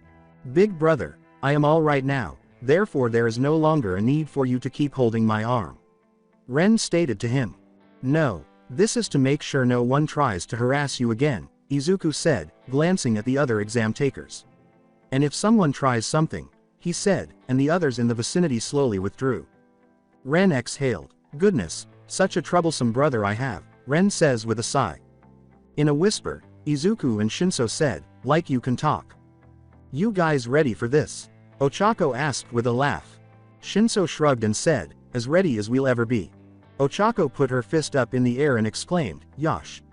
Let's do our best. Yeah, Izuku, Shinso, and Ren all agreed with her. You ready listeners? Good. "Let's get started," said Present Mike as soon as his voice could be heard over the speaker. The other examinees were confused as Ochako, Izuku, Ren, and Shinso rushed forward as soon as the gate opened. "What's with those dumbfounded faces? There's no signal for you guys to get the ball rolling," they were told by Present Mike. The stunned examinees were soon followed by the 4 who gained an advantage and sprinted ahead. It was good that Izuku and the others made it this far because it meant they could now relax.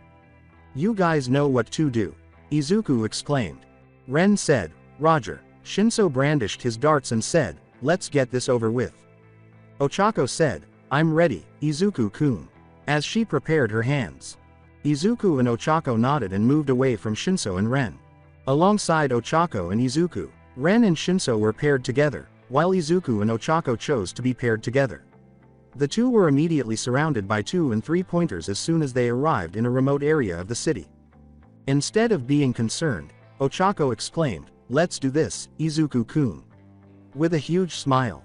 With a sly smile, he exclaimed, "Took the words right out of my mouth," as 5 2-pointers rushed at him. Hoden, electric discharge. He released a lot of electricity from his body and instantly zapped all 5 of them. My turn. Ochako was a blur, touching 4 3-pointers before backing up and squeezing her fingers together as the 4 were raised into the air. Kaijo, skill release, sent all 4 3-pointers to the ground, where they were destroyed. Izuku gave the compliment, "That's gotten better." "Thanks," she laughed. "Oh, by the way, does it say participants are allowed to help each other?" Izuku remarked, "Didn't hear or see it not be mentioned." True. After that, the 2 of them kept killing more robot pointers while grinning fiercely, which caused some players to shun them like the plague. Room of observation. The students taking the second section of the test were unaware that they were being observed by faculty members. They were more interested in Izuku, Ochako, Shinso, and Ren, even though they praised some of the students for using their quirks. They ran forward, divided into 2 pairs, and attacked as soon as the gate opened. Present Mike smiled and said, "Those 2 are going to town on those robots." Smirking, Midnight said, "They're in perfect sync with each other, how delicious." Present Mike said, "Eh."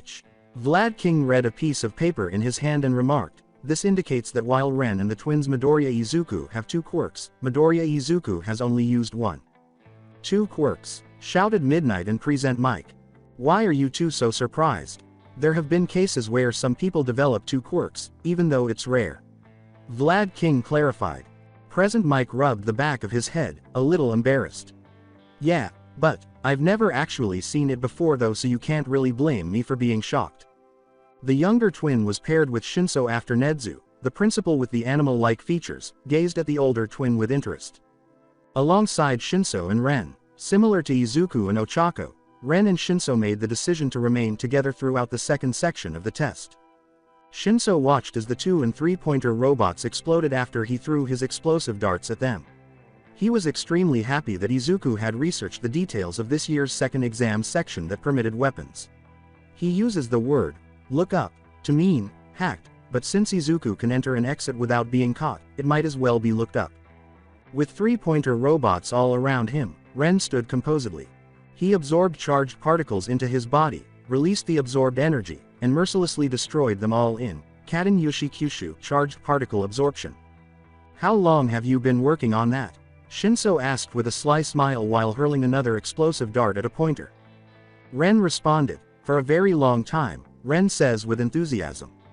"I'm not even surprised." While assisting some of their fellow examinees, the 2-person team of Izuku and Ochako, Ren and Shinso, continued to destroy some robot pointers. Although eliminating the pointer robots was the second exam task, there was more to it than that. Present Mike's explanation of the 0-pointer made it clear to them. If they weren't supposed to attack it, why even bring it up in the exam? Either it was only worth 0 points, or what he said about it lowering their points back to 0 was accurate. Izuku was also drawn to the fact that the exam was about more than just removing the pointers. No, it had to be about saving other people as well. Even though it wasn't explained, rescue points should undoubtedly be included because, when you stop to think about it, this is a school that trains people who aspire to be heroes. Ren sighed and sat down on one of the vanquished pointer robots. "I think we have enough points," he said, fanning his face in exhaustion. "I'm all out of darts, but I think I have enough points, said Shinso, who took a seat beside him. Ochako smiled and said, I'm a little tired, but can still keep going. Don't push yourself too much, okay? Izuku said, gesturing to her cheek. She blushed slightly and pouted, I know. Shinso deadpanned, oi, flirt somewhere else, adding, some of us are still single. They were drawn to a loud noise that sounded like enormous footsteps. They looked up and saw the zero-pointer in front of them, as Mike described. One thing caught them off guard about the zero-pointer was how enormous it was. Shinso asked in a curious and slightly anxious tone, a giant robot, where do they get the money for this? Such a robot would be most effective in a war. The devastation it would cause in its wake would horrifying, Ren says casually, said Ren. Shinso deadpanned, don't say that so casually. Ochako asked, what should we do? Since the zero-pointer was worth just 0 points, Izuku saw no justification for attacking it. However, Izuku saw a girl with green vine-like hair was down and nobody was assisting her just as he was about to suggest that they leave like the others. Too preoccupied with saving their own asses. Indeed, future heroes. There's somebody down and the zero-pointer is about to step on her. Izuku then stated, we help her and if the thing tries to attack us, fight back. The four of them ran into action. Ren went to the girl with the vine-green hair as soon as he saw her. Ren picked her up and put her close to Shinso, saying, pardon me, while acting gentlemanly. Watch her. Shinso saluted and said, will do. Ren returned to assist Izuku and Ochako in defeating the zero-pointer. The zero-pointer's movements were momentarily stopped when Ochako touched some of the nearby debris and hurled them at its legs. After exchanging glances, Izuku and Ren offered Ochako a hand. To help him get into the air, Izuku conjured up black tornadoes from his back. Without hesitation, Ren used his power to puncture the zero-pointer's arms and legs. It sagged over with its knees on the floor. Izuku was upside down, but he didn't mind that he was above the zero-pointer. He held the coin in his hand, angled it just so, and prepared to strike. He fired the railgun at the zero-pointer, making a huge hole in the center of it. Nothing personal, but I got out of giant robots years ago. Cho Denjiho. Ryugen Super Electromagnetic Cannon, Railgun. He said. The vanquished zero-pointer fell forward and failed to rise again as Izuku safely touched down on the ground. Izuku exclaimed, phew, excellent work. Ren congratulates big brother, Ren said, clapping his hands. Overkill, Shinso grinned, but whatever. Wavering his hand, Izuku said, yeah. Ochako asked, I wonder when the exam is going to be over. Present Mike yelled, time's up. Loudly, she remarked, I guess that clarified my query. Izuku let out a sigh. I'm sleepy, I'll take a nap on the bus on the way home. Ren yawned and said, Ren will do the same.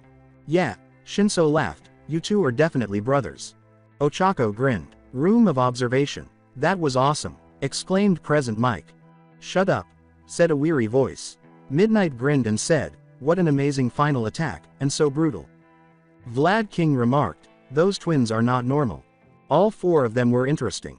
I look forward to seeing them in our school, right? Principal Nedzu said with a friendly smile as he turned to face a man with blonde hair and a good build.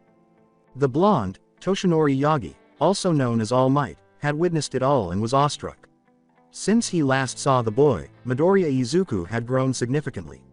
He finds it strange, however, that the boy had a twin brother. Perhaps he was staying with a relative at the time, as he doesn't recall seeing him all those years ago. The fact that both of them passed along with their friend with flying colors is what matters. In addition to apologizing for their prior encounter, he was looking forward to seeing him at the school. He needed to make amends because he likely brought up some unpleasant memories when he mentioned the robbery. Izuku and Shinso got ready for a long break after completing the customary ceremony for the last day of middle school and handing over the disciplinary committee duties to individuals they trusted. With the excuse that he doesn't have a brother and wants to know what the devil is going on, Bakugo attempted to corner Izuku and demand information about Ren. They ended it there after Shinso used his quirk on Bakugo. But eventually, Bakugo would continue to bug him about it, and Aunt Mitsuki would also want to know everything. That one will have to be left to his mother. Izuku spent all of that time with his family, Shishiso, Ochako, and Mei, before it was time to start high school. In relation to which, during the support course exam, she created quite a stir. And that involved doing things like making a laser cannon out of a hair dryer and an invisible bracelet. One of the teachers referred to Mei as a prodigy because of her ability to make weapons out of common household objects and accessories. He continued to feel sorry for the support course since they were unaware of Mei Hatsume's terror. He will be praying for the teacher in silence. Yue sent the acceptance letter, and a holographic screen displayed All Might. The holographic All Might described how he was ranked first after completing the written and second sections of the test with ease. When he noticed Bakugo finished fourth, behind Shinso, he laughed. It's likely that Bakugo was unaware of the rescue points, but he was more interested in the villain points than the rescue points. It appears that all 4 of them were accepted into UA. Let's see what they can learn from this renowned high school. UA High School is where, as they made their way to their classroom, Izuku remarked, "It's just this way." The fact that all 4 of them were in the same class was just their luck. That was intentional or just a coincidence. Most likely on purpose. "Big brother, this is our destination," Ren says, pointing at the large door with the letter A on it. Ren was pointing. Izuku asked, "So it is, but why a large door?" "Who knows?" shrugged Shinso. "You guys think Bakugo and that rude kid with the glasses will be in our class?" replied Ochako. When the two were mentioned, Izuku scowled. Shinso prayed in her mind that those two would not be in their class. Indeed, their hopes were dashed when Ren opened the door. "Take your feet off the desk immediately," the boy with the glasses commanded. Bakugo smiled. "Ha, don't order me around, 4 eyes," she said. Turning to face his brother and friends, Ren said, "It would appear they are in our class." Ren states the obvious. In a mocking tone, Shinso said, "Thank you for that, Ren." When he saw them, the glasses-wearing boy came over. "I am truly sorry for my behavior during the exam. My name is Iida Tanya and I hope we get along this year," Izuku said as he prepared to stand in front of his brother. Although Izuku was surprised by the earnestness of his voice, he saw no justification for reprimanding him for his actions. Ren was the first to say, "You are forgiven," Ren says, forgiving the boy. "If my brother forgives you, then it's fine," Izuku sighed. Rubbing the back of his head, Shinso said, "You're just a prude, not a bad person." Ochako laughed. Tenya was standing up straight. "Excuse me for saying this out of the blue, but by any chance did you all know of the rescue points? Is that why you fought the 0-pointer? Izuku and Shinso said, "Nope. We didn't have a clue." Ochako embarrassedly scratched her cheek. "We speculated, but unaware if such a point system existed," says Ren as he clarifies. Ren continued. I see," said Tenya. "What the hell are you two doing here along with that clone?" Bakugo said, getting up from his chair. Though they didn't show it on the outside, Izuku and Shinso were in a panic before realizing that Bakugo most likely didn't know Ren was a real clone of Izuku's deceased younger twin brother. After giving Bakugo a blank look, Ren turned to face the yellow sleeping bag with a person inside and said, "There is an unidentified individual here in the classroom with us that has been watching us for quite some time." When Izuku and the other students looked down, they saw a yellow sleeping bag with a person's face visible. The man had wavy black hair, a pale face, and drowsy eyes. Ren continued to stare at the man with those eyes fixed on him. The man said frazzledly, "If you brats are here to get acquainted with each other, then get out." Ren lowered himself. "You misunderstand, we have already been acquainted and are simply talking as we waited for you, our homeroom teacher, to appear."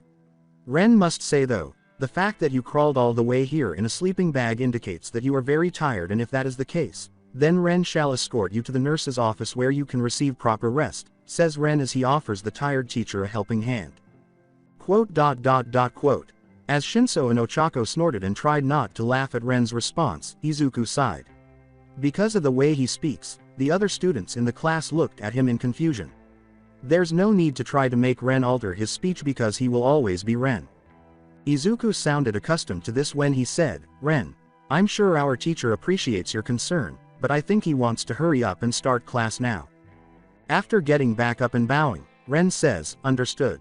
Please forgive Ren for the interruption," says Ren as he apologizes. Quote.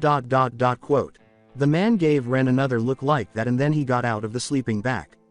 The man said, "The names are Shota Aizawa and I'll be your homeroom teacher for the year. It took you brats 8 seconds to shut up, meaning you lack common sense." He was dressed in a black jumpsuit and had a gray scarf around his neck. Izuku glanced at Shinso and noticed his friend's concealed expression of amazement. If this guy appears to be in a state of stardom, he must be a racer head. Then Aizawa pulled out some gym attire and said, "Put these on and meet me outside. The location is the PE grounds." Before they left the classroom, each student in the class snatched up a blue and white uniform. The entire class gathered in front of Aizawa, who appeared to have a plan for them. "Listen up, we'll be doing a quirk assessment test," he stated. "Quirk assessment test? Are we skipping the initiation ceremony?" asked the girl with the pink hair. "You lot plan on being heroes in the near future, right? Then you don't have time for pointless things." Aizawa replied sternly, "We have an amount of freedom here at UA that I plan to use." Izuku questioned what he had planned. 50-meter dash, grip strength, standing long jump, upper body exercise, ball throw, and villain bot simulation. Some of this stuff you should know from middle school, but the villain bot combat simulation is different. For this part of the exercise you will be using your quirks on the same villain bots you faced in the entrance exams. The reason for this is to see how well you handle combat situations," he stated bluntly. "You have them on you, right?" Izuku asked, leaning in close to Shinso. "Always." He wanted to be certain, but there was no reason to inquire. Aizawa questioned, "Midoriya, how far could you throw in middle school?" Izuku couldn't really recall because it had felt like a very long time. 90 meters, I think. Shinso gave a small snort. Tossing a ball at him, Aizawa said, "Use your quirk to throw it as far as you can. It doesn't matter how you do it, so long as you don't leave the circle." Izuku caught the ball with ease with one hand. As Izuku entered the circle and got ready to use his lightning ability, he noticed Aizawa's gray scarf move out of the corner of his eye. "Sensei, may I ask what you're doing?" he asked. "What are you talking about?" asked Aizawa, raising a brow.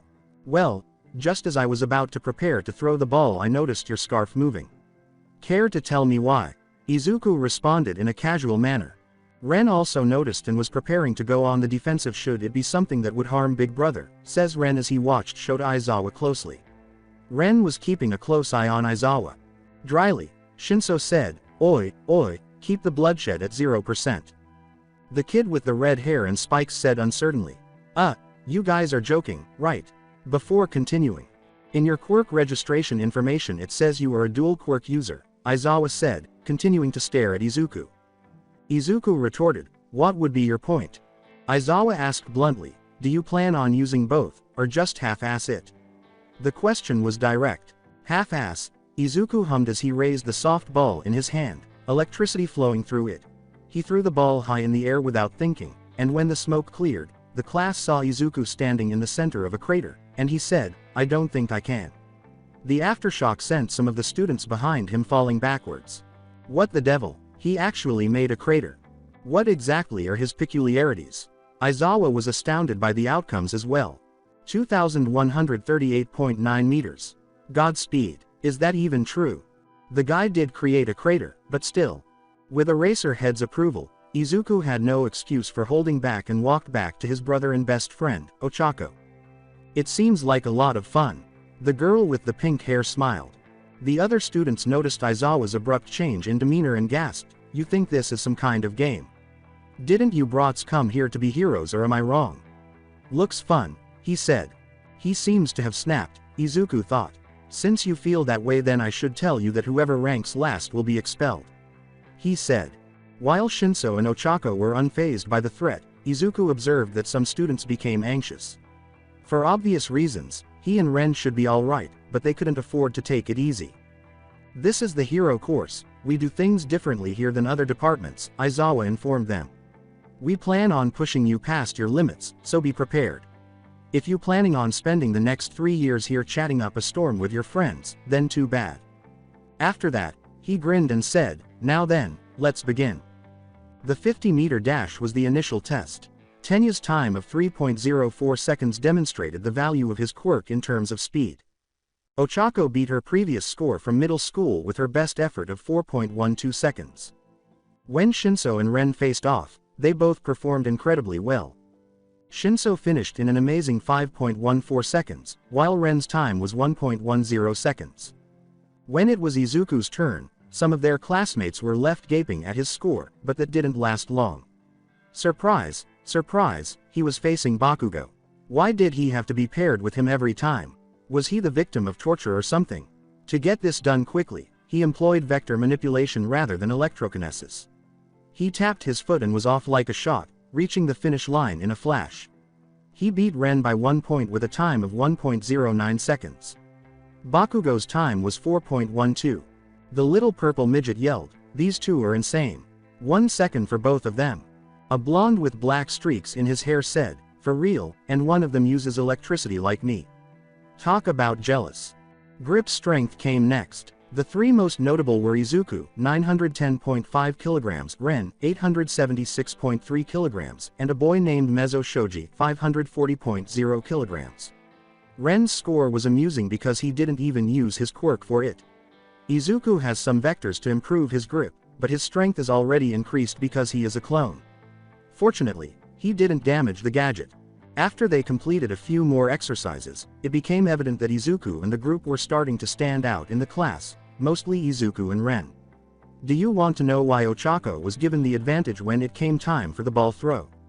Infinity. Her real score was that she had launched the ball high into the sky, most likely into space as well. Ochako appeared pleased with her accomplishment, and Izuku couldn't help but laugh. Everyone had also received good grades. The last person to leave was Ren.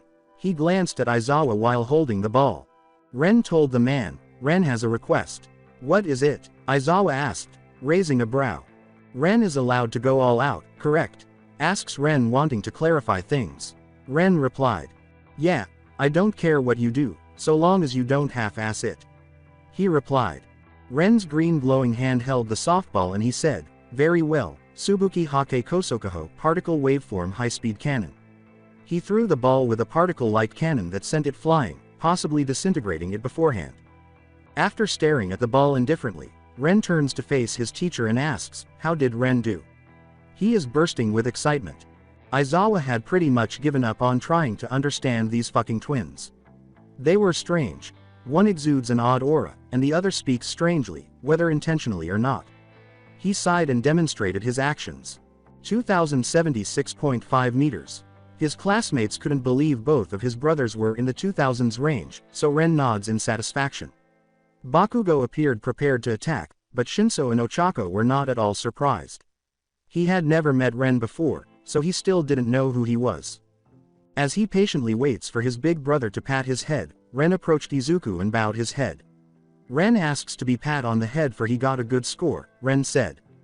With a snort of laughter, Izuku said, "You did really good, Ren." With a gleam in his eye, Ren asked, "Good enough to receive milk tea as a reward?" "I hope Big Brother will get the hint." "So that's what you were really going for." Ren is therefore capable of cunning and calculation. What a cunning younger sibling. He said, "Okay, I'll make you some when we get home." Without hesitation, Ren gave Izuku a hug, which he reciprocated. Ochako and a few other girls, swooned. With a sardonic expression, Shinso said, "Stop already. Your brotherly love is killing me." "Do not feel jealous because Ren will always be placed first in Big Brother's heart," says Ren as he gives a teasing smirk to Shinso. Ren laughed. Shinso shot back, "I am not jealous." Ochako insisted, "And what do you mean special place?" "It means you are second," Ren clarifies. Ren replied. The pouty Ochako said, "No fair." Tenya attempted to calm her down by saying, "See, calm down, Uraraka-san." Their conversation was cut short by Aizawa's piercing voice, "Enough, you brats still need to do the villain bot simulation. Follow me." Location: Simulation room at UA High School. It was a striking room. It reminded me of one of those video game simulation rooms. And they intended to use this to combat the villain robots. "This is where the combat simulation will take place," said Aizawa. The blonde with the black streak remarked, "Looks like one of those video game stages." On that point, Izuku had to concur with him. "You lot will go individually. There will 3 villain bots from the very same exam. If you feel like you can't continue, then say so. The points you've earned in this simulation will be added to the points you've gathered for the Quirk assessment test exercises." He continued. "No one appears fatigued yet, but still, he's not giving us any breathing room," Izuku said, glancing at his classmates. "The personnel at UA are not playing games. The first one to go up will be Bakugo Katsuki, everyone else wait up in the observation room. Aizawa stated to them. When Bakugo was called up first, he smiled slyly. The rest of the group was up in the observation room, watching Bakugo's performance. As soon as the simulation began, Aizawa said, "Get ready, Bakugo." Bakugo just smiled. He was immediately attacked by two 2-point villain bots as the simulation began. With a savage smile, Bakugo instantly destroyed them. Bakugo mockingly said, "You damn cannon fodder. That's all you've got." Room of observation. Mina remarked, "Awa, he looks like a real villain with that kind of face." When Momo said, "I agree," Hiroshima grinned and remarked, "Really? He looks super manly to me." Sleepy, Izuku said with a sigh as he rested his head on Ochako's shoulder. "Stay awake, Izuku-kun. It could be your turn next," said Ochako, rubbing his head. Ren is also a little tired," said Ren as he leaned on Shinso's shoulder. This is because Ochako has taken Big Brother without anyone else. Ochako teased him by sticking her tongue out. Rolling his eyes, Shinso allowed Ren to rest on his shoulder. Tenya questioned, "Are they always like this?" "All the time. Welcome to the group," Tenya stated. "I am happy to be a part of it." Despite his best efforts to deny it, Bakugo had finally grown tired enough to quit fighting the villain bots. At 80, he outscored his entrance exam score by 2 points. Izuku dozed off on Ochako's shoulder while Aizawa called on more students until it was time for her to leave. He let her go after waking up with a pout, but he grabbed her shoulder once more when she returned. He hazily recalls her stating that she had a score of 70 before fainting once more. Izuku-kun, Izuku-kun. His shoulder was shook by Ochako. As he protested, "MNM." She said to him, "It's your turn." He yawned and woke up reluctantly, then got to his feet. The question was dry. "Enjoy your nap?" Aizawa asked. Izuku responded with a grouse. "Get down there, Midoriya." Izuku, still a little drowsy, walked down slowly. Shinso, Ochako, Ren, and Mei are already aware of the dire repercussions of interrupting his nap. She lets him wake up on his own or sets an alarm clock because, well, even Inko-san knows. He still looked sleepy, didn't he? Shinso whispered as she leaned in to speak to Ochako. She nodded. Yep. Both of them gazed at the screen. Shinso clung to a glimmer of hope. Too much to ask for him to keep calm. Not gonna happen. Ochako smiled apprehensively but happily. Shit. To Tenya's bewilderment, Ren nodded in agreement. Oi, is he gonna be alright? Yeah, he looks really tired. If they knew, snorted Shinso. Aizawa made the decision to increase the difficulty from 3 to 10. He was given permission by the principal to test the two Midoriya twins. He was curious to see what this child could do. Using the microphone, Aizawa said, "Wake up, Midoriya, we're starting." When the view shifted to a deserted city, Izuku let out a grunt. City of Simulation. Izuku began to move down the road. He had not yet been attacked by any villain bots, but they will in due time. He suspected that Aizawa had raised the difficulty level specifically for him. He was in a terrible mood because he had to shorten his nap. For this reason, he is using his other ability instead of his electric one. Aizawa-sensei will play back if this is how he intended to play. Suddenly, from the right, a 2-pointer villain bot attacked him. Song. Time to attack, play. Izuku watched as the villain bot crashed into an imperceptible barrier, sending it hurtling backward into the structure and destroying it as it hit it. He scowled in frustration as he watched the vanquished robot twitch slightly. Is it still alive, then? He walked over to the robot's twitching form and stomped on its middle, stopping its movement forever. He realized it was more villain bots when he heard several noises coming from all around him and just stood there while they attacked. Suddenly, they were completely destroyed. He allowed a tiny, savage smile to spread across his face. Now let's go hunting. He saw 3 more robots obstructing his way in an alley as he resumed his stroll through the city. The middle one attacked him first, but Izuku used his vector ability to dig his fingers into it and grab its middle with one hand. As its arms and legs were ripped apart by the impact, he threw it against the wall and said, 3 versus 1, not bad, but not good enough. He tapped his foot against the concrete, sending the 2 in front of him flying before they too crashed into the wall behind them and exploded upon impact. Before advancing until he was in the open and encircled by 5 villain bots, he told himself, different from the ones Bakugo fought, more coordinated. Tilting his head like an inquisitive child, he teased, 5 of you, whatever shall I do? All 5 immediately dove in his direction. The ground beneath him turned into earth spikes and instantly stabbed all 5 of them with a bored expression. Izuku hopped on one of the villain bots as the earth spikes fell apart, saying, good effort, but unfortunately, I've been attacked all at once before, so that won't work against me. As more villain bots appeared, he looked up. Well, this was boring as hell and was beginning to irritate him. With a twisted smile, he leaned down and punched the villain bot he was standing on, causing it to explode as the aftershock sent the others flying away from him. They just keep coming. Gyahahaha. Well, whatever, I'll just keep tearing you apart until I'm not bored anymore. Izuku laughed excitedly. Room of observation. Shins massaged his temples. That maniac is having way too much fun. That proves he's still tired. He'd never be acting like this if he was fully awake. Ochako smiled and said, so true. His laughter sounds like an excited child playing with a toy for the very first time, says Ren as he observes his big brother's behavior. Ren looks on. Tenya cried out in surprise, how are all of you so calm about this? Izuku's sudden personality change was, to put it mildly, shocking. They said, we're used to it. He wept. Okay. So how do you snap him out of such a dangerous personality change? Since they appear to be the authorities on both Izuku and Ren, everyone else in the room was also observing them. Wait for him to keep tearing those robots apart until he finally wakes up from his insane daze, or have Ren or Ochako snap him out of it, or make him go back to sleep. This is why she told him not to take a nap, because then he would have to be woken up, and then he'd get cranky, and then this would happen. Shin said with a raspy voice. What is that quirk he's using? I've never seen anything like it before. Momo responded. Shins laughed. You know about vectors, right? That's what his other quirk is based off of. How is that possible? To think that he could have such a quirk. With awe, Tenya exclaimed, incredible. Kirishima questioned, What are you guys talking about? As Midoriya Izuku destroyed the villain bots by either standing there or using different versions of his vector quirk, Aizawa gazed at him. The personality change, which Shinso, Ochako, and the younger brother said was typical if he didn't get enough sleep, was what truly disturbed him. Even he wasn't this bad, but he did have his moments of not sleeping.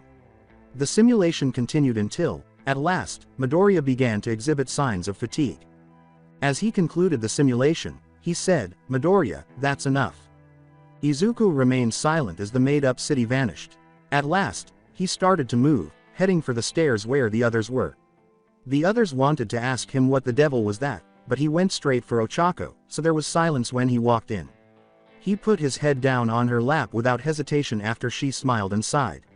He was gone like a light in an instant. He is asleep, says Ren as he listens to his brother's ready breathing. Ren replied. I don't know which one of you is worse, or maybe you both are, Shinso said, leaning back in his chair. Geez. Do not worry, for we plan on causing you more trouble in the near future, says Ren with a happy expression. Ren replied. Playfully, Shinso says, God help me. I'm not getting paid enough for this, sighed Aizawa. As the simulation went on, Ren's score was 117 and Midoriya Izuku's was 120. The Midoriya twins and Todoroki Shoto were the only students to score in the 100 range thus far, with scores of 108 and 108, respectively. No one was shocked when the final scores were announced, as Izuku and Ren took first and second place, Ochako placed 10th, and Shinso placed 11th. Mineta, the pervert, was the last person to place. Izuku had just one question when he woke up and saw the ranking. Izuku inquired, so what was my score in the simulation? Never take a nap in school again, Shinso said, glaring at him. I will continue the story in next part. Till then, bye bye.